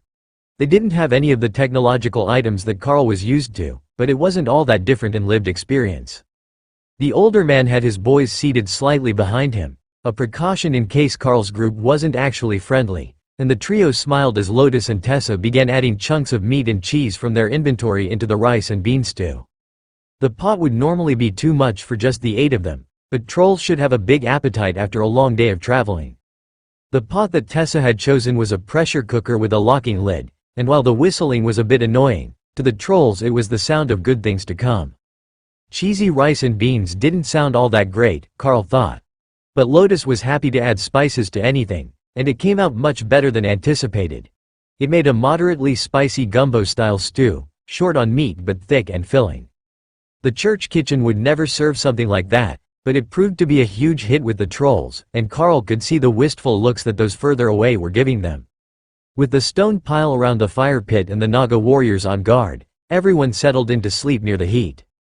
Trolls were rather flammable, but they were also fond of being warm. It was a trade-off that had to be made for comfort. Carl's team paired up for warmth, with Ophelia and Tessa sharing, while Lotus and Kara shared a sleeping bag. If anyone had noticed Kara leaving her space to join the little cleric, they hadn't said anything about it. It would solve their wandering Lotus issues, as even if Lotus was eager to explore, Kara didn't like moving until morning, and she would keep the inquisitive one locked in place. There were dozens of merchant wagon caravans outside this small farming town, one of many along the main road, all with new cultures, stories and experiences to share. But sleep was more important, and everyone was more interested in being well rested for tomorrow's long day than staying up all night telling stories. A commotion just before dawn caused the Naga warriors to wake Carl and the others. They weren't at the edge of the camp, and it didn't sound like an imminent fight, but Carl got up and dressed anyhow, just to be safe. The commotion seemed to be a handful of humans with lizard men in tattered armor who had staggered into the camp covered in blood and fading fast. "Tessa, come lend a hand. I think something attacked the merchants along the road," Carl whispered. By Tessa's estimation, attacked was an understatement. These few survivors were merchants' guards, and they were all horribly maimed and barely hanging on to their lives when she began her healing work. It was more difficult than she was used to, as some were monsters out of favor with the dragon gods. But that was more in the nature of her not receiving the bonuses she was used to than the gods actively preventing her from healing them. The spells closed their wounds and stopped the internal bleeding, but most of these men would never work as caravan guards again. Some were missing limbs, one most of a hand and both eyes. But that didn't answer the question of what happened to them. They should be stable now. They might not be able to tell us much until they have calmed down, but there is a troll among them, and he will be fine in a few minutes, as long as his eyes heal properly, she explained. The half-troll gave them a weak thumbs up, and blinked his newly regenerated eyes. They will be fine now. I had to scoop them out so they would heal right, and that takes time to grow back naturally. Everything was going well, and we had cut around the city to bypass all the traffic and the road pirates exacting tolls to get to the gates. But there was some sort of massive battle going on in the middle of nowhere, and they just attacked us without warning. Some massive orc calling himself Dora the Destroyer annihilated our entire caravan. We fled, and we were over 5 kilometers from the main battle, but they still chased us down, he explained. So, it was the nomadic orc tribes fighting? One of the farmers asked. The merchant shook his head. They were there, but there are orcs, trolls, dragons, minotaur herds. And I swear I saw an entire Spellblade clan. It's hell. They're going to tear the whole region apart at that rate, and it's still spreading. I saw 5 more portals open as I crawled to safety. One of the humans laying near him laughed. You got lucky. We weren't even trying to get near the city. We were going cross-country from the coast and got ambushed by a demon clan. Same thing, they just came out of nowhere and started killing everyone. Carl nodded. Whatever is going on there must have riled them up. I heard rumors in the city that it was a dungeon opening, but both orc tribes that I have met with this week were pretty reasonable. The survivors and the farmers all looked at Carl like he was insane. You met, as in stopped and spoke with, the orc tribes, and you didn't get attacked? Carl nodded. Yeah. We traded fish with the yellow tusk orcs, and then greeted the ones south of here as they passed by the highway. Neither one of those tribes was just randomly violent. Once, I can see. But twice in a week, and you're still here to tell us about it? Are you part orc or something? The troll asked, sniffing the air to try to determine what Carl was. They just admire his brand of insanity. He threatened to punch Chieftain World Smasher in the face if the orc didn't like his gift, Tessa joked. The farmers blinked slowly as they stared at Carl. You should have been the one telling the evening stories. It sounds like yours are far more wild than ours. How did you even find out his name in the first place? Carl shrugged. The scout told us. Then we had a chat, and I explained that I had trade goods. It was all quite normal as far as trades with nomadic tribes goes. The farmers shook their heads in dismay. These few are what most villages look like when the nomadic tribes pass by. But then, most of them don't have a good relationship with the trolls or the demon tribes. I just hope that nothing comes back this way tomorrow so that we can get our supplies to the city and go back home. The commotion had roused the closest few groups from their beds, despite the early hour, and some of them were preparing to start on breakfast, so they could eat a hot meal and still be among the first on the road when the sun was up enough for the oxen to see. Do we have a big pot? I think that our 2 clerics might be able to help you out with some dragon cleric oatmeal for breakfast, Carl offered. There is one in town for the poor. I will go get it. You don't mind, do you, priestess? One of the farmers asked. Not at all. Feeding travelers is always good for the church, even if it's not the faithful. The troll chuckled. Well, we might not be the most faithful, but we're not giants to call the world dragon and his pantheon of allies our enemy. That made a number of the farmers laugh, and even the demons among the farmers smiled at his response. The lizard folk were somewhat torn between factions, as they weren't quite dragon descended, but they also didn't consider themselves to be evolved from common beasts. Their history was somewhat murky, so they normally only followed the shamanistic gods. Either the shaman god of the titans and beasts, or the green dragon, who wasn't actually a shaman god, but was in tune with the elements. It only took a few minutes before a troll was coming back with a pot nearly a meter round, as well as a number of friends carrying firewood. Corded muscles under blue trollish skin clashed with ivory tusks and silver accessories in the morning twilight as the trolls got to work setting up the breakfast pot. Kara had chased Lotus out of bed so that she could help Tessa with breakfast, and the little cleric was already hard at work rolling dough to make fresh flatbread to go with the oatmeal. The trolls had a wide variety of toppings for bread, apparently, as that was their usual morning travel ration on the road. So, fresh baked, instead of dried and then soaked in tea or oatmeal to make them edible would be more like home. Tessa casually filled the pot with oats and hot water, as it had legs on the bottom, so the fire could be built under it to bring everything to a boil. The bread was the hard part, but both Lotus and the farmers knew a great trick for breakfast. If you greased and heated a cast iron pan first, you could leave it sitting by the fire, on the ring of fire pit rocks, and just toss the flattened dough on it to let it cook much faster than a regular loaf in an oven. With this many groups, they had a dozen suitable pans all around the pot by the time that Carl set fire to the first batch of wood and got the heat started. While they were happy to stack the firewood, everyone had been reluctant to actually light the fire, an instinctive aversion to the potential of a wound they couldn't properly regenerate. So, Carl had taken care of it with flaming body, and the wood was crackling under the pot before an aging troll in a leather apron could even get in place to begin stirring the oatmeal. Carl was a bit concerned with what it would end up tasting like, as each farmer came by to add a small handful of berries or crushed nuts to the mix. There was no method to it other than they each added a bit of what they had. Then, Lotus added ground cinnamon and nutmeg to the pot to give breakfast an inviting scent that drew all the remaining farmers and merchants out of bed to see who was torturing them so early in the morning. There is enough to go around, and we've got flatbread cooking as well, Tessa informed the farmers, who were giving the pot curious glances. From what Dana and the others could discern, this was their grand plan for making it safely out of the monster-controlled territories. They were going to pretend to be merchants, and make friends across the country, if possible. There would be no reason to hide if nobody was after them. There was a rapidly growing stack of flatbread on a small table by the pot, But with the magical assistance, and the water already hot when Tessa created it, the oatmeal wasn't going to take long even in a cauldron that large. They were already developing a lineup, and Tessa was becoming concerned that they might not have a big enough pot for everyone, but they would have to make do with what they had, or boil another pot once this one ran low. They didn't have to hurry out this morning, they were going the opposite direction to everyone else. But if they did have to come back this way, a little goodwill would go a long way in ensuring that they could pass without trouble. If they were lucky, it might even start to build them a positive reputation if they did happen to come here again. They were still young and fast-growing elites, so there was a chance that more official missions might send them outside the Golden Dragon Nation, with the possibility that they might end up somewhere here in the Nubon Empire again. Carl was thinking that it might eventually be an official thing, as they did have good luck with foreign trips. But the others had a very different opinion on this particular side effect of hanging out with the man who had gathered too much attention from the gods. As a few of the monsters had mentioned, it was not only the world dragon that might have taken an interest in current events. There had been far too many strange coincidences, and the Archbishop himself had said that the system stones they had encountered early in their travels might have been linked to the Laughing God, and not the world dragon. That ancient deity was a curious one. Nobody really knew what he was supposed to be the god of, but every ancient legend mentioned him as a trickster. A deity that granted your wildest desires in a way that you could never have anticipated. He was neither good nor evil.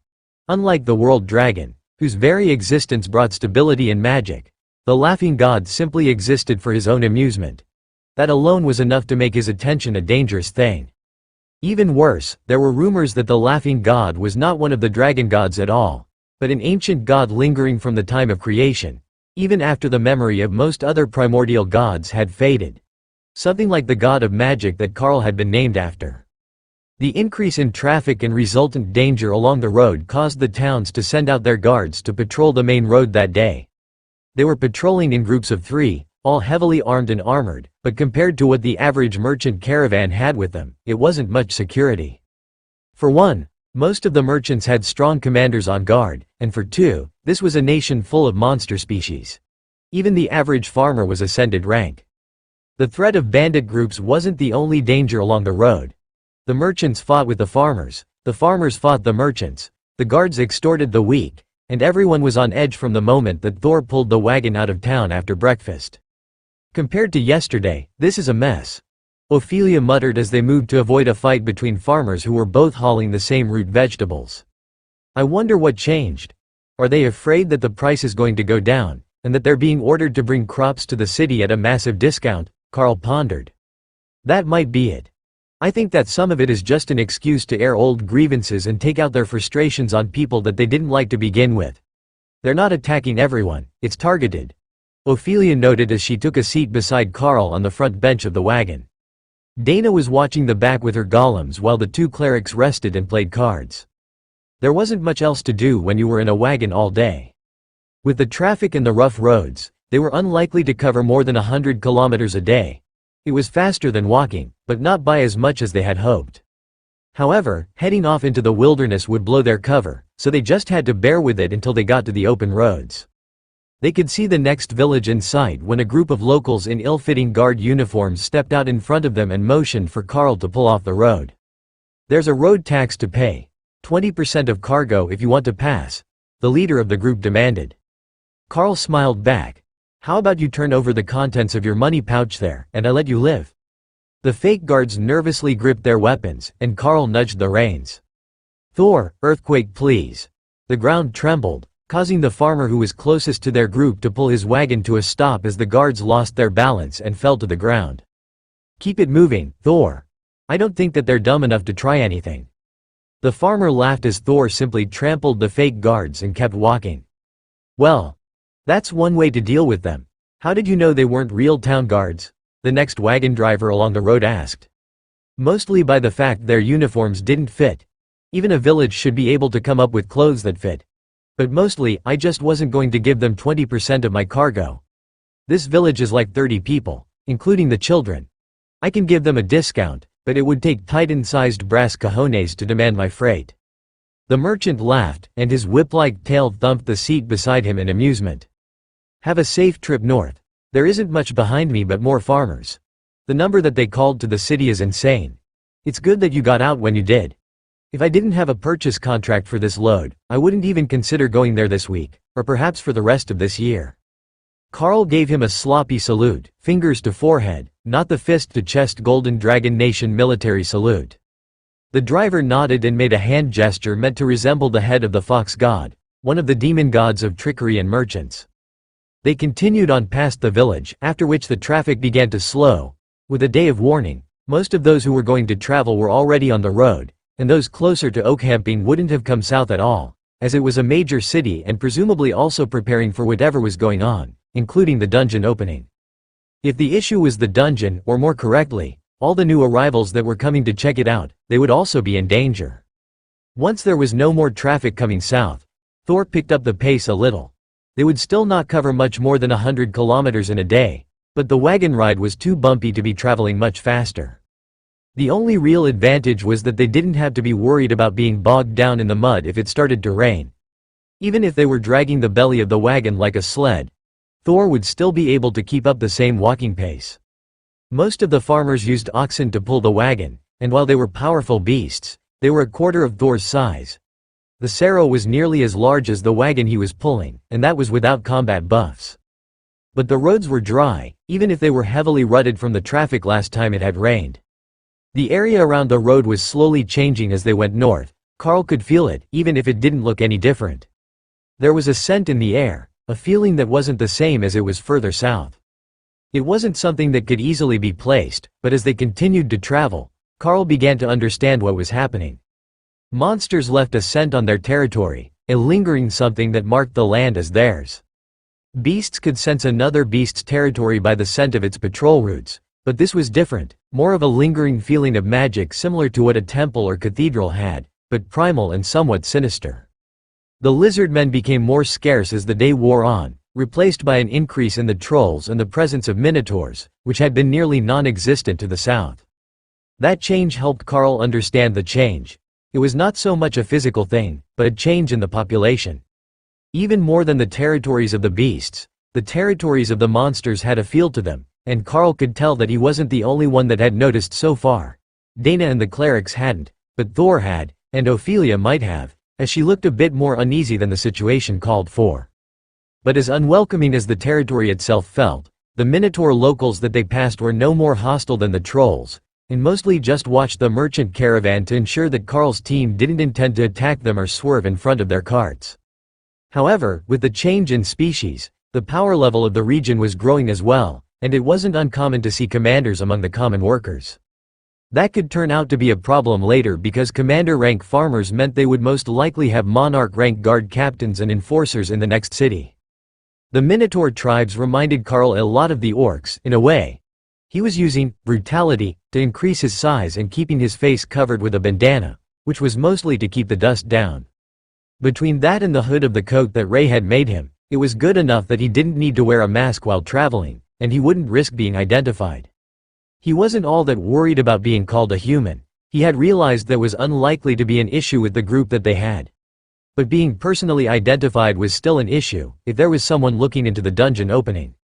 The increased size actually seemed to set the monsters more at ease than his normal, human size had.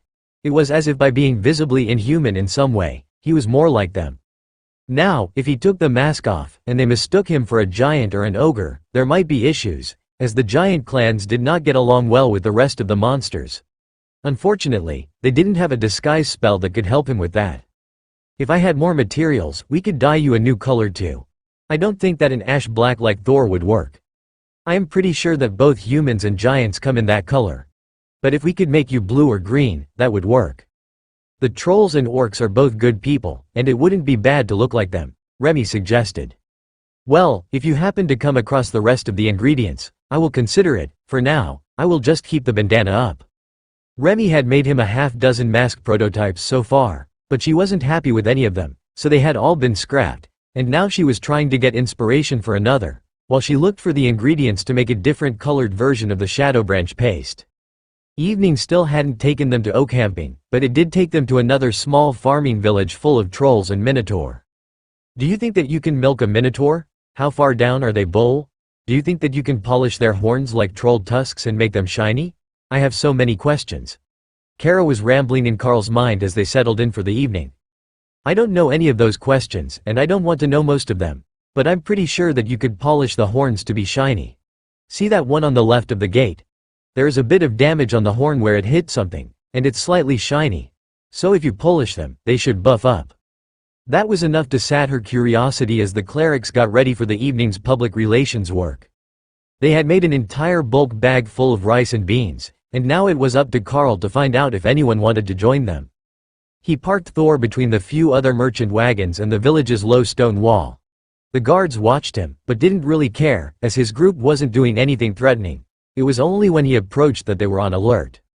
Gates are closed for the night, the guard informed him brusquely. That's all right. I have a dragon cleric with me who is making an evening stew, and it is their custom to invite anyone who is hungry to join them. So if there are other guards or someone else in town who could use a meal, let me know. I will leave you to it and go talk to the other merchants now, Carl replied with a shrug. He made a loop, quietly informing them that the dragon priestess would have dinner if they wanted some. The merchants had all eaten already, as Carl stopped later in the day than most, but they came over to socialize anyhow. It was good to hear the stories of the road from fellow merchants, and these were actual merchants, far from home, not farmers called in to supply the city. The road has been rough these last few days. All the big bosses are off to do something important, and the stupid ones are trying to test their luck while the overlords are away. One of the Minotaur merchants began as his assistant poured a potent-smelling cream liquor into a mug. A few of the others nodded. The entire town council in Oakhamping is gone. They used the portal array in the city to go somewhere, but they didn't tell anyone where. They just grabbed a bunch of city guards and left right in the middle of market day. Are you all headed south? Carl asked. Yeah. You came from that way, is it the same at Halsiring? Carl shook his head. It's much stranger. They've called for every farmer they can get in contact with to stock the city with food. But there was also a huge battle west of the highway, and talk of a possible dungeon. I don't know how much of the rumors are true, but there is definitely a big fight going on. We saw that much ourselves, and there are at least 2 orc tribes, plus every combat-capable troll from Halsiring. That doesn't sound good at all. It might be all over before we get there, but if they've called so many people to the city, how are we going to make a profit? We've had some of these goods too long already. It might not be food, but we can't just lug them around the country all spring without a plan. The Minotaur with the strange liquor sighed. Tessa smiled as she looked at the city walls and saw a number of small faces hiding behind the stones. She added more of the mix to her largest pot and topped it off with hot water, preparing for guests. The merchants chuckled. Every village is filled with urchins, the dregs who have lost their families in battle, or to the wild. I suppose having a dragon cleric around might actually make things safer. Carl smiled as he realized what they meant. The street kids would steal food or coins if you weren't careful, but Tessa was going to feed them tonight, so they would be a bit less desperate and hungry. They might still try, but they wouldn't be driven by that life or death instinct when their belly was full. They just had to sneak past the guards, whose job it was to keep them from wandering out and causing trouble. That was easy enough. There were only 2 on guard at the gate, and they were pretending that they didn't see anything. So, when the food was ready a half-hour later, nearly a dozen kids and 2 off-duty guards came out to join the circle of merchants around the campfire. They had all brought bowls and spoons with them, understanding the process. This pot wasn't as huge as the one that the last night's stop had brought out, but for their travel group, it was already hugely oversized. There were a few servings left when the last of the bowls were filled, and Tessa smiled in satisfaction as she moved the pot off the heat. Have there been many attacks north of here? We're near the edge of Minotaur territory here, and I haven't been this way recently, Carl asked. The Minotaur looked startled when Carl said that, but he just shrugged. Nothing too close, but once you get past Oakhamping, things are never all that good. The towns are getting smaller every year, with the people all moving to the city unless they're farming. But I hear that there have been strange appearances away from the highway. Monsters that don't belong. Ones that attack anyone they see. The Minotaur explained, taking on a storytelling tone. One of the others scoffed. It's not just a tale. We ran into a group of hill giants. Damned hill giants, 2,000 kilometers from their territory, just 2 weeks ago northwest of here. Something strange is going on. They didn't even answer when we tried to talk to them, they just attacked. That sounded familiar to Carl and the others, but apparently it wasn't a thing that normally happened here. Once everyone had returned to their homes or beds for the evening, Carl settled in to meditate and work on combining skills.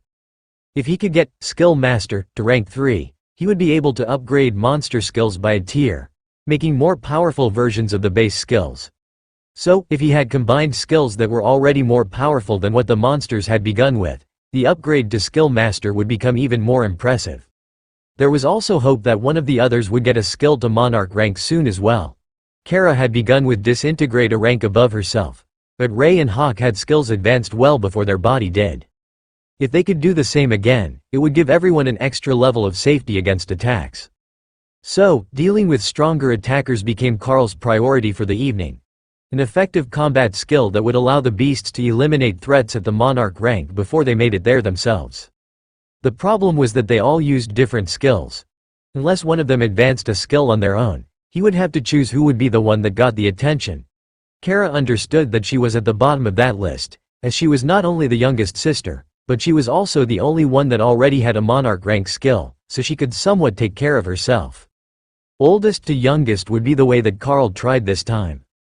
Hawk and Thor hadn't had new skills in a while, and Thor had gained most of his through hard work and not a deliberately concocted resource.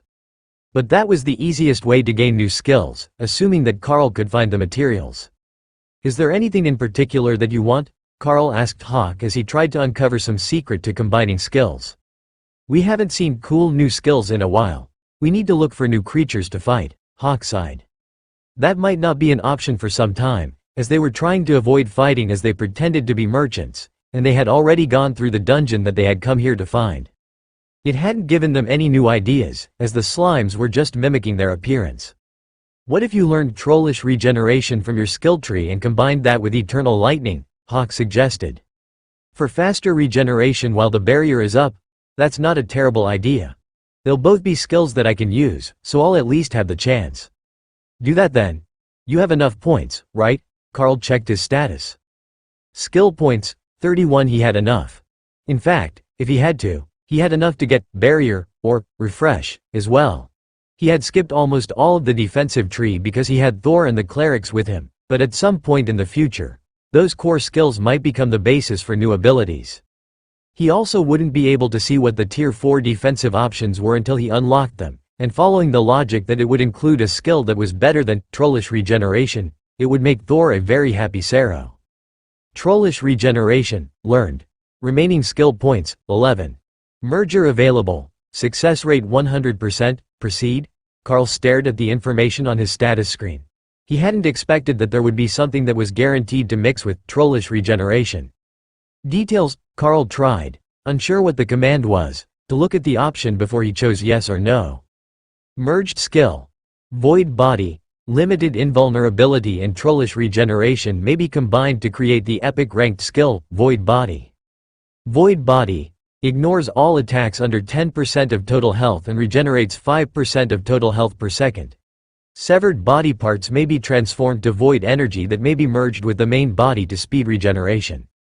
So, it was basically the same effect as the two skills individually, but if he lost an arm again, it would just turn to energy and grow back. No need for Lotus to practice her embroidery skills on him again. Carl rubbed his forearm where it had been reattached. That arm still felt slightly different from the other one, even if the doctors had assured him that it was all in his head, and the cleansing spells had purged the taint of frost giant blood from his body. Skill. Void Body, learned, shared skill. Void Body, gained by Kara. Additional group members able to learn Void Body, Dana, Ophelia. Carl smiled as he read through the message. Perhaps tomorrow, while they were driving, he would try to make them a book to learn the skill. That wouldn't be too hard. Materials needed. 1 ml totem rank void element blood, 3 void stones over 6 grams each, ground onyx sand, 10 ml overlord rank troll blood. Or maybe it would. Why was that skill so much more ridiculously difficult to turn into a book than anything else that he had made? First off, a totem rank void element beast probably didn't exist on this continent, and secondly, void stones, and most other elemental stones were normally tiny. Finding ones over 6 grams was ridiculous, like asking for a 30-carat diamond. Hawk laughed. "I guess that you won't be making that book for anyone else, but can you use it on us?" Carl focused on spreading the passive skill and mentally frowned at the bird. No, it will only work for myself and Kara. At least for now. I can use the passive skill of trollish regeneration on you all, but not the new skill, and not limited invulnerability. Hawk shrugged and pulled a feather that was bothering him. It immediately grew back in its proper position, and he chirped happily. Trollish regeneration was going to be a true pleasure for preening, as he could pluck any feather he was dissatisfied with, and get a new one instantly. Can our clerics have trollish regeneration? Kara asked curiously. Carl quickly checked the requirements for the trollish regeneration skill. Nope, just the beasts. 2 of them might be able to learn the new skill, but trollish regeneration is just for us so far. Like with refreshing lightning. I might have to learn how to share it with the whole group. Ooh, when you learn to use it on them, will it make all their hair grow back? I know that they like to cut it off with a blade. Kara giggled. Carl didn't have the answer to that. If the trolls cut their hair short, it grew normally, but if they ripped it out, it returned at a much longer length. Applying it now shouldn't cause their hair to rapidly grow. It hadn't changed Carl's as far as he could tell. I think that they will be fine. If we do learn to share the skill, we might want to warn them before they shave, though. If they shave everything and it immediately grows to full length, they will not be happy, Carl replied, trying not to laugh out loud while everyone was in bed. Dana had just fallen asleep, and as eager as he was to tell everyone about the new skill, there was no need to do it right now. So, Carl double-checked that the Naga warriors and the golems were on duty and let his mind go blank, much to Kara's dismay. There were new developments, and she needed answers, but Carl was ignoring her, so she would have to wait. After they got up in the morning, the road began to take them northeast along the bank of a large river. Oakhamping, the next major city on the route, was built along the banks so that they could have plenty of fresh water, but Carl did wonder if they had problems with spring floods. The road itself was in rough shape, but it showed signs of having been groomed. There were drag marks where something large, perhaps a group of logs, had been pulled along the muddy road surface to flatten it. The traffic was light, and the fields were busier, with more livestock and fewer pulse crops. It made the area feel more alive, even if the ambience still felt somewhat unwelcoming to Carl. There was no good reason for it that he could tell. The people were kind enough and happy to see him, but he got the feeling that the land itself was rejecting him. The city of Oakhamping was impossible to miss. Unlike Halcyon, it was a stone-walled fortress city, designed as an 8-pointed star fort, on a hill beside the river. Being 20 meters over the riverbank, plus 10-meter walls, Carl could see it from a dozen kilometers away, and Hawk had been giving him updates all morning, while avoiding getting too close, as the town had huge crossbows on the walls equipped with magical bolts. When they got a few kilometers away, Hawk returned to his space and Carl led Thor into the lineup to get into the gates. There was a massive rock troll in an ornate guard uniform filling water skins for travelers and asking questions. "What are you importing?" he asked, ready to make a note on the sheet attached to his clipboard. "We've got an assortment of tools from Halcyon." The troll nodded. "Anything else in the wagon?" "A barrel of rum and one of cooking oil. That's also going to be up for sale if we find a buyer." The troll whistled and raised his hand, which brought over a smaller troll with deep red skin and highly polished tusks that had golden bells hung from them. Carl almost mistook him for a jester, then he realized that it was the troll version of a nobleman's outfit. "Yes, guard captain?" the troll asked. "Check this wagon, they've got good stuff to sell," the big troll explained. The troll noble gave Carl an appraising glance, estimating his power level and wealth. His outfit was naturally mostly made with an epic grade skill, but the coat was royal rank silk. That caught the noble's attention, then he noticed the inner lining of the wagon's cover, which had also been made by Ray. That was enough for his trained glance to know that Carl was no average merchant, no matter how cheap the good he was selling were. In fact, with the 2 royal rank Naga warriors guarding the clerics and their personal guards, it didn't take a genius to know that Carl was more likely to be a mercenary than a merchant. That didn't matter to him. What mattered was that they might have items that the city was short on, which could be sold at an unusual markup. Tessa pulled back the cover on the tools for the troll to check, and he smiled in satisfaction. The tools all appeared to be good quality. "How's the oil and liquor?" he asked. Lotus grew a pair of sticks with a small scoop on the end and popped the bungs on the kegs to dip a small sample. The noble appraised the oil carefully, by smell, taste, and then by shining a glowing stone through it. Carl wasn't sure what that tested, but he seemed satisfied. The sip of rum made him wheeze, and the guard laughed. "It must be the good stuff," he joked. The noble gasped and handed back the spoon, which Lotus dipped for him. The troll sipped the rum and smiled. "I don't think this is quite fit for the average nobleman's palate. But I will buy the whole barrel from you right now. I can give you 12 silver coins and a trusted merchant trade token for it." Carl saw at the edge of his vision that the merchants in line on either side of him looked envious, so the price was either above average, or the trade token was worth the loss. "All right, I will take that deal. Let me know when you've got someone to grab it," Carl agreed. The troll just smiled and handed Carl a fistful of coins and a wooden token on a leather necklace. The nobleman was wearing an identical token, so it wasn't something that was traded, but one that you kept with you to signify that you were trustworthy to trade with. The gaudily dressed noble finally caught his breath as the big guard grabbed the barrel of rum and slung it over his shoulder. The guard captain motioned for someone to come take over his water distribution and questioning duty before opening the bung and pouring himself a whole mouthful of rum directly from the barrel. He was a big troll, but it was still comical to see him drink directly from a barrel. The replacement just shook his head as the guard walked away, and checked the notes that had been left behind. "You have tools to sell, and Mr. James is here to purchase them? All right, if you finish the sale, let me know.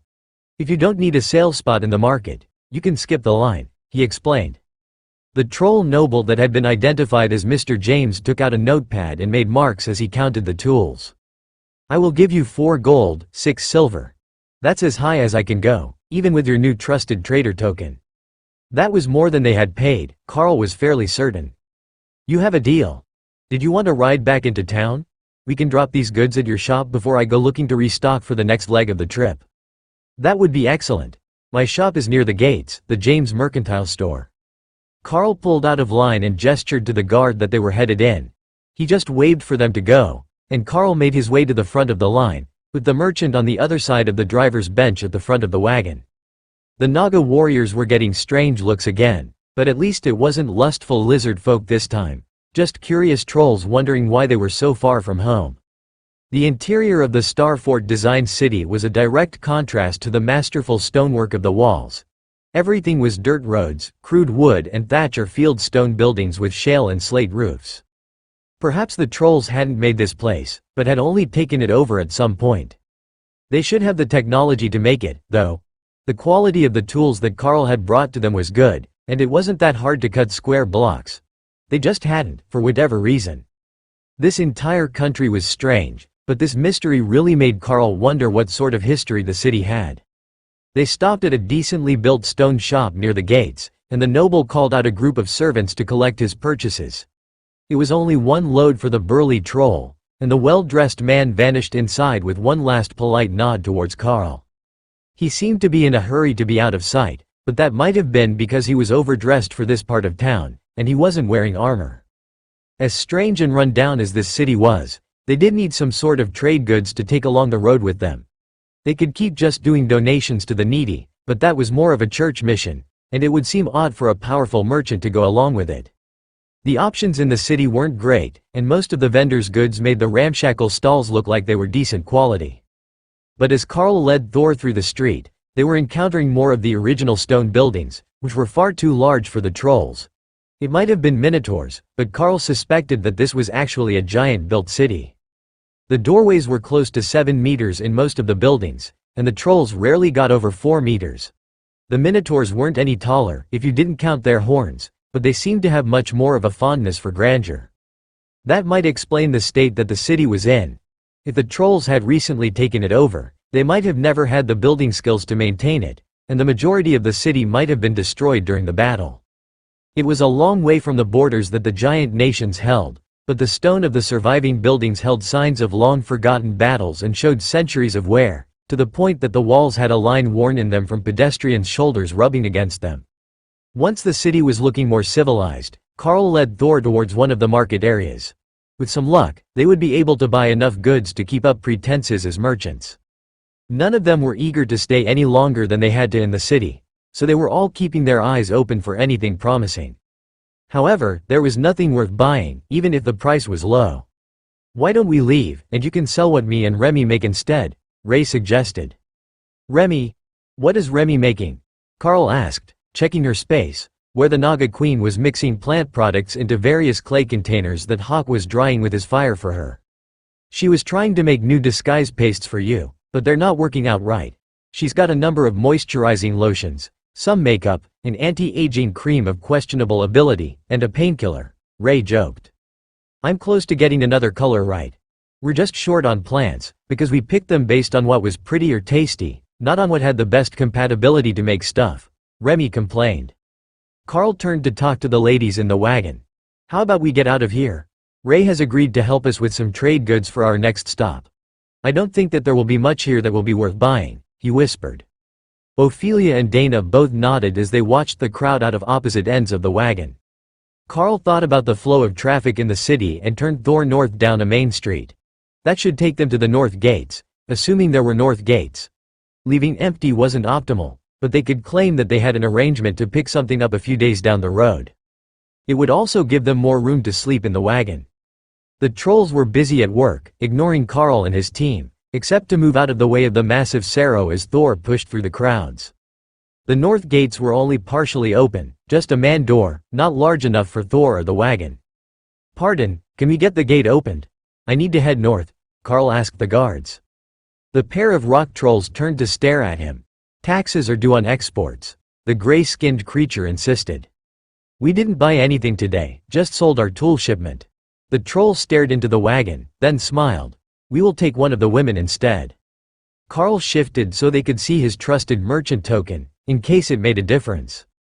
They didn't seem to care, and Carl took a glance at the wooden gates, which had no visible enchantments on them. That's not going to happen. Now, are you opening the door, or is this going to get messy? They were starting to gather a crowd, and Dana prepared for an attack from behind. They hadn't been warned by any of the other merchants about this city, but perhaps everyone had assumed they knew the process. Perhaps they just needed to bribe the guards, but going by the angry looks on their faces, that wasn't going to be an option anymore. You're not even a troll, but you think that you get to leave here for free? The guard laughed. Carl ignored the taunting and turned to the overdressed troll closest to the steps of his wagon. How mad would you be if I broke the door on my way out? He asked. The troll noble laughed. If you think that you can get past them, nobody will mind about the door. Loki, remember? Ophelia whispered as Carl stood up on the front of the wagon. Carl hopped forward to walk down Thor's back before stepping to the ground in front of him and looking up at the guards. They were just smirking at him, confident that he would give up one of his passengers or crew for them to sell. Faster than the troll could follow, Carl's maul was out and swinging.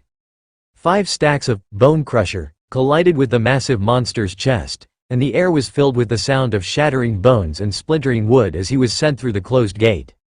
Carl turned to the other guard, who had frozen in shock. Looks like the gate is open now. No need for a fee to open it. Thor, let's go. I have no more patience for stupidity today. Carl expected something. Some response, whether it was anger, fear or outrage at his actions. But the trolls just stood there as Thor walked out the gate with the wagon, and the puddle of troll in the wreckage of the gate began to heal and reform its bones.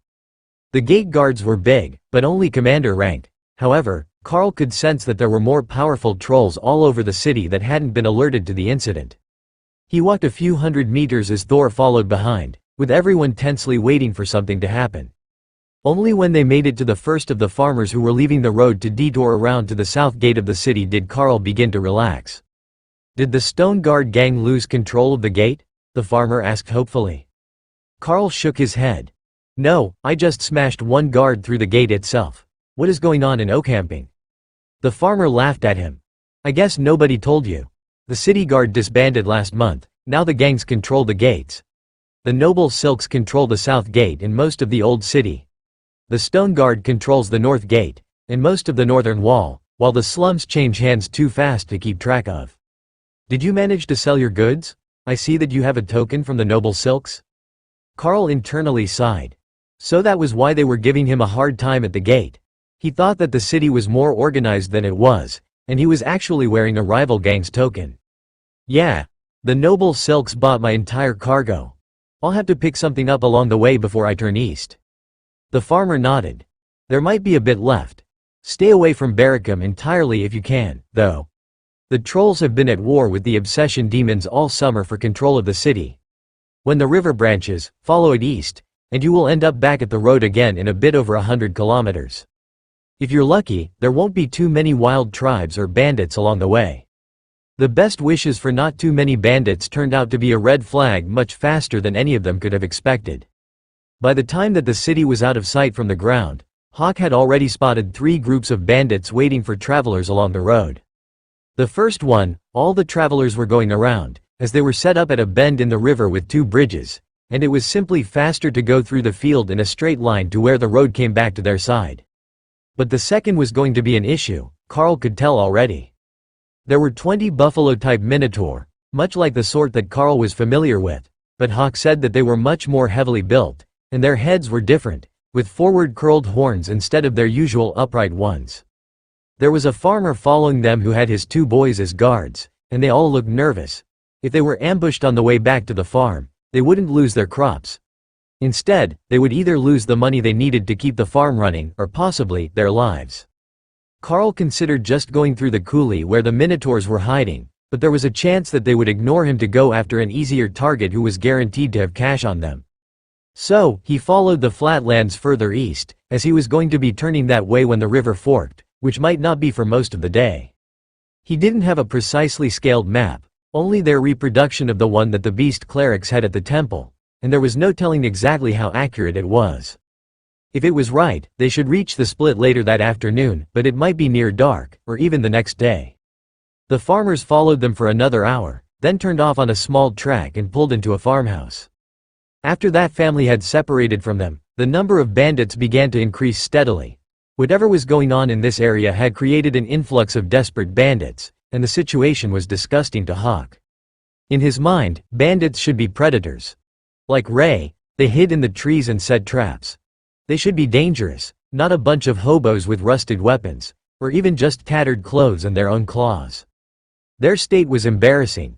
Even if they were just monsters, they should have some dignity. One of the groups of bandits, minotaurs who had set up a checkpoint of downed trees, was struggling to even make a proper campfire with the fresh green wood that they had collected. It was so pitiable that even Hawk was moved enough that he bombarded their campsite a little and lit their cooking fire before flying away. Thor had decided that the best route wasn't on the road, so they were traveling nearly a kilometer to the east of it, in between farmers' fields.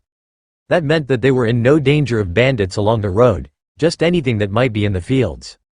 If the farmers were alarmed to see his group traveling between their fields, they didn't say anything about it, and by dark, Hawk had found the split in the river, and they were prepared to set up on the edge of a stand of trees, where they could get firewood and set up camp for the evening. An empty wagon made a good tent substitute, and with a bit of reorganization, they had everything set so that the whole group would be comfortable and nobody was sleeping in the dirt. Dana joined Carl in his hammock slung under the wagon, while the other 3 made a nest of blankets in a net that Ray had created across the wagon bed. It looked like a cargo securement net or a fishing net, but it was made of the same stretchy silk that Ray used for hammocks. The bloodbath spider had decided to join Thor on the outside today, so she could keep a proper watch. There was a better than zero chance that something would come looking for them at night, even if Carl had put the wagon and the trees on opposite sides of the small campfire. That meant there was a chance, however faint, that she might get to hunt tonight. Hawk was asleep, resting after having scouted all day, but she was ready to go and eager for someone to try her. Her dreams were doomed to be left unfulfilled. Nothing really moved around at night in this region. The dense population had run off the wild beasts, and the danger of the more intelligent monsters kept everyone else home at night. So, while Carl and Dana silently held each other in their hammock, Ray was left to focus on her skills. Nothing was as good as actual combat, but a little practice wouldn't do any harm. She wanted her golems to improve by a rank again. Even if they couldn't be as smart as the bodyguards, they could be stronger. Ray prided herself on the amount of damage that she could do, and while her golems still held the edge, thanks to offensive adaptation and lacerate, it was getting close. Carl had bodyguards now too, and unlike Remy's limited arsenal, he had far too many skills to help them cheat. Only a few hours after everyone fell asleep, midnight by Ray's reckoning, something changed in the air around them. There was a surge of power and suddenly the area was filled with monsters. Not a portal, but a monster-spawning anomaly. Despite this being the best thing that Ray had seen in a month, she resisted the urge to run out and turn them into a new art installation. Instead, she woke Carl up to inform him of the good news. There are new monsters. The ones that just appear. I can see 3 drakes, or maybe baby dragons, and a dozen big, minotaur-sized things. That didn't seem right to Carl. Did they just appear in the middle of the night? That's only supposed to be a problem at home because of the broken anomalies. The book said that doesn't happen in other places. Well, they're here. Maybe you can ask them? That was a novel concept. If they were not insane and feral like the ones at home, they might be something that he could talk to and see what was going on. But with this feeling in the air, Carl suspected that it would not be that easy. He gently roused the others, spending a few extra seconds to kiss Dana until her eyes opened, then motioned for silence, so she knew to be ready for danger. The group slowly gathered around the embers of the campfire, and Dana sleepily settled into Carl's lap. Kara, seeing an opportunity, came out to sit on Lotus, knocking her over for a moment before the cleric got herself adjusted. Sorry to wake everyone up in the middle of the night. Ray reports that there has been a monster spawn in the whole region. She has located at least 3 drakes or small dragons, as well as over a dozen minotaur-sized monsters in our vicinity. I didn't want you to be caught unaware if they gather to fight. They're not that close right now, but I am calling out the other bodyguards for the remainder of the evening, so we can get a bit more sleep. But we should consider this to now be a hostile battleground, not just a hostile nation, Carl explained quietly. Everyone nodded quietly, and Tessa shook her head as she realized that Lotus was already asleep under Kara. They could stay on the ground for the rest of the night, it was warm enough on the grass. Plus, Kara would defend her sleeping buddy, so if there was an attack on the camp, Lotus wouldn't be in much danger from the initial assault. Not that it was likely to get past their defenders, but you could never be too prepared. It was a good thing that none of them snored, though. The night air was so silent, as if every small creature had gone to ground, that Carl could hear the wind rustling the grass, and the faint crackle of the fire's embers.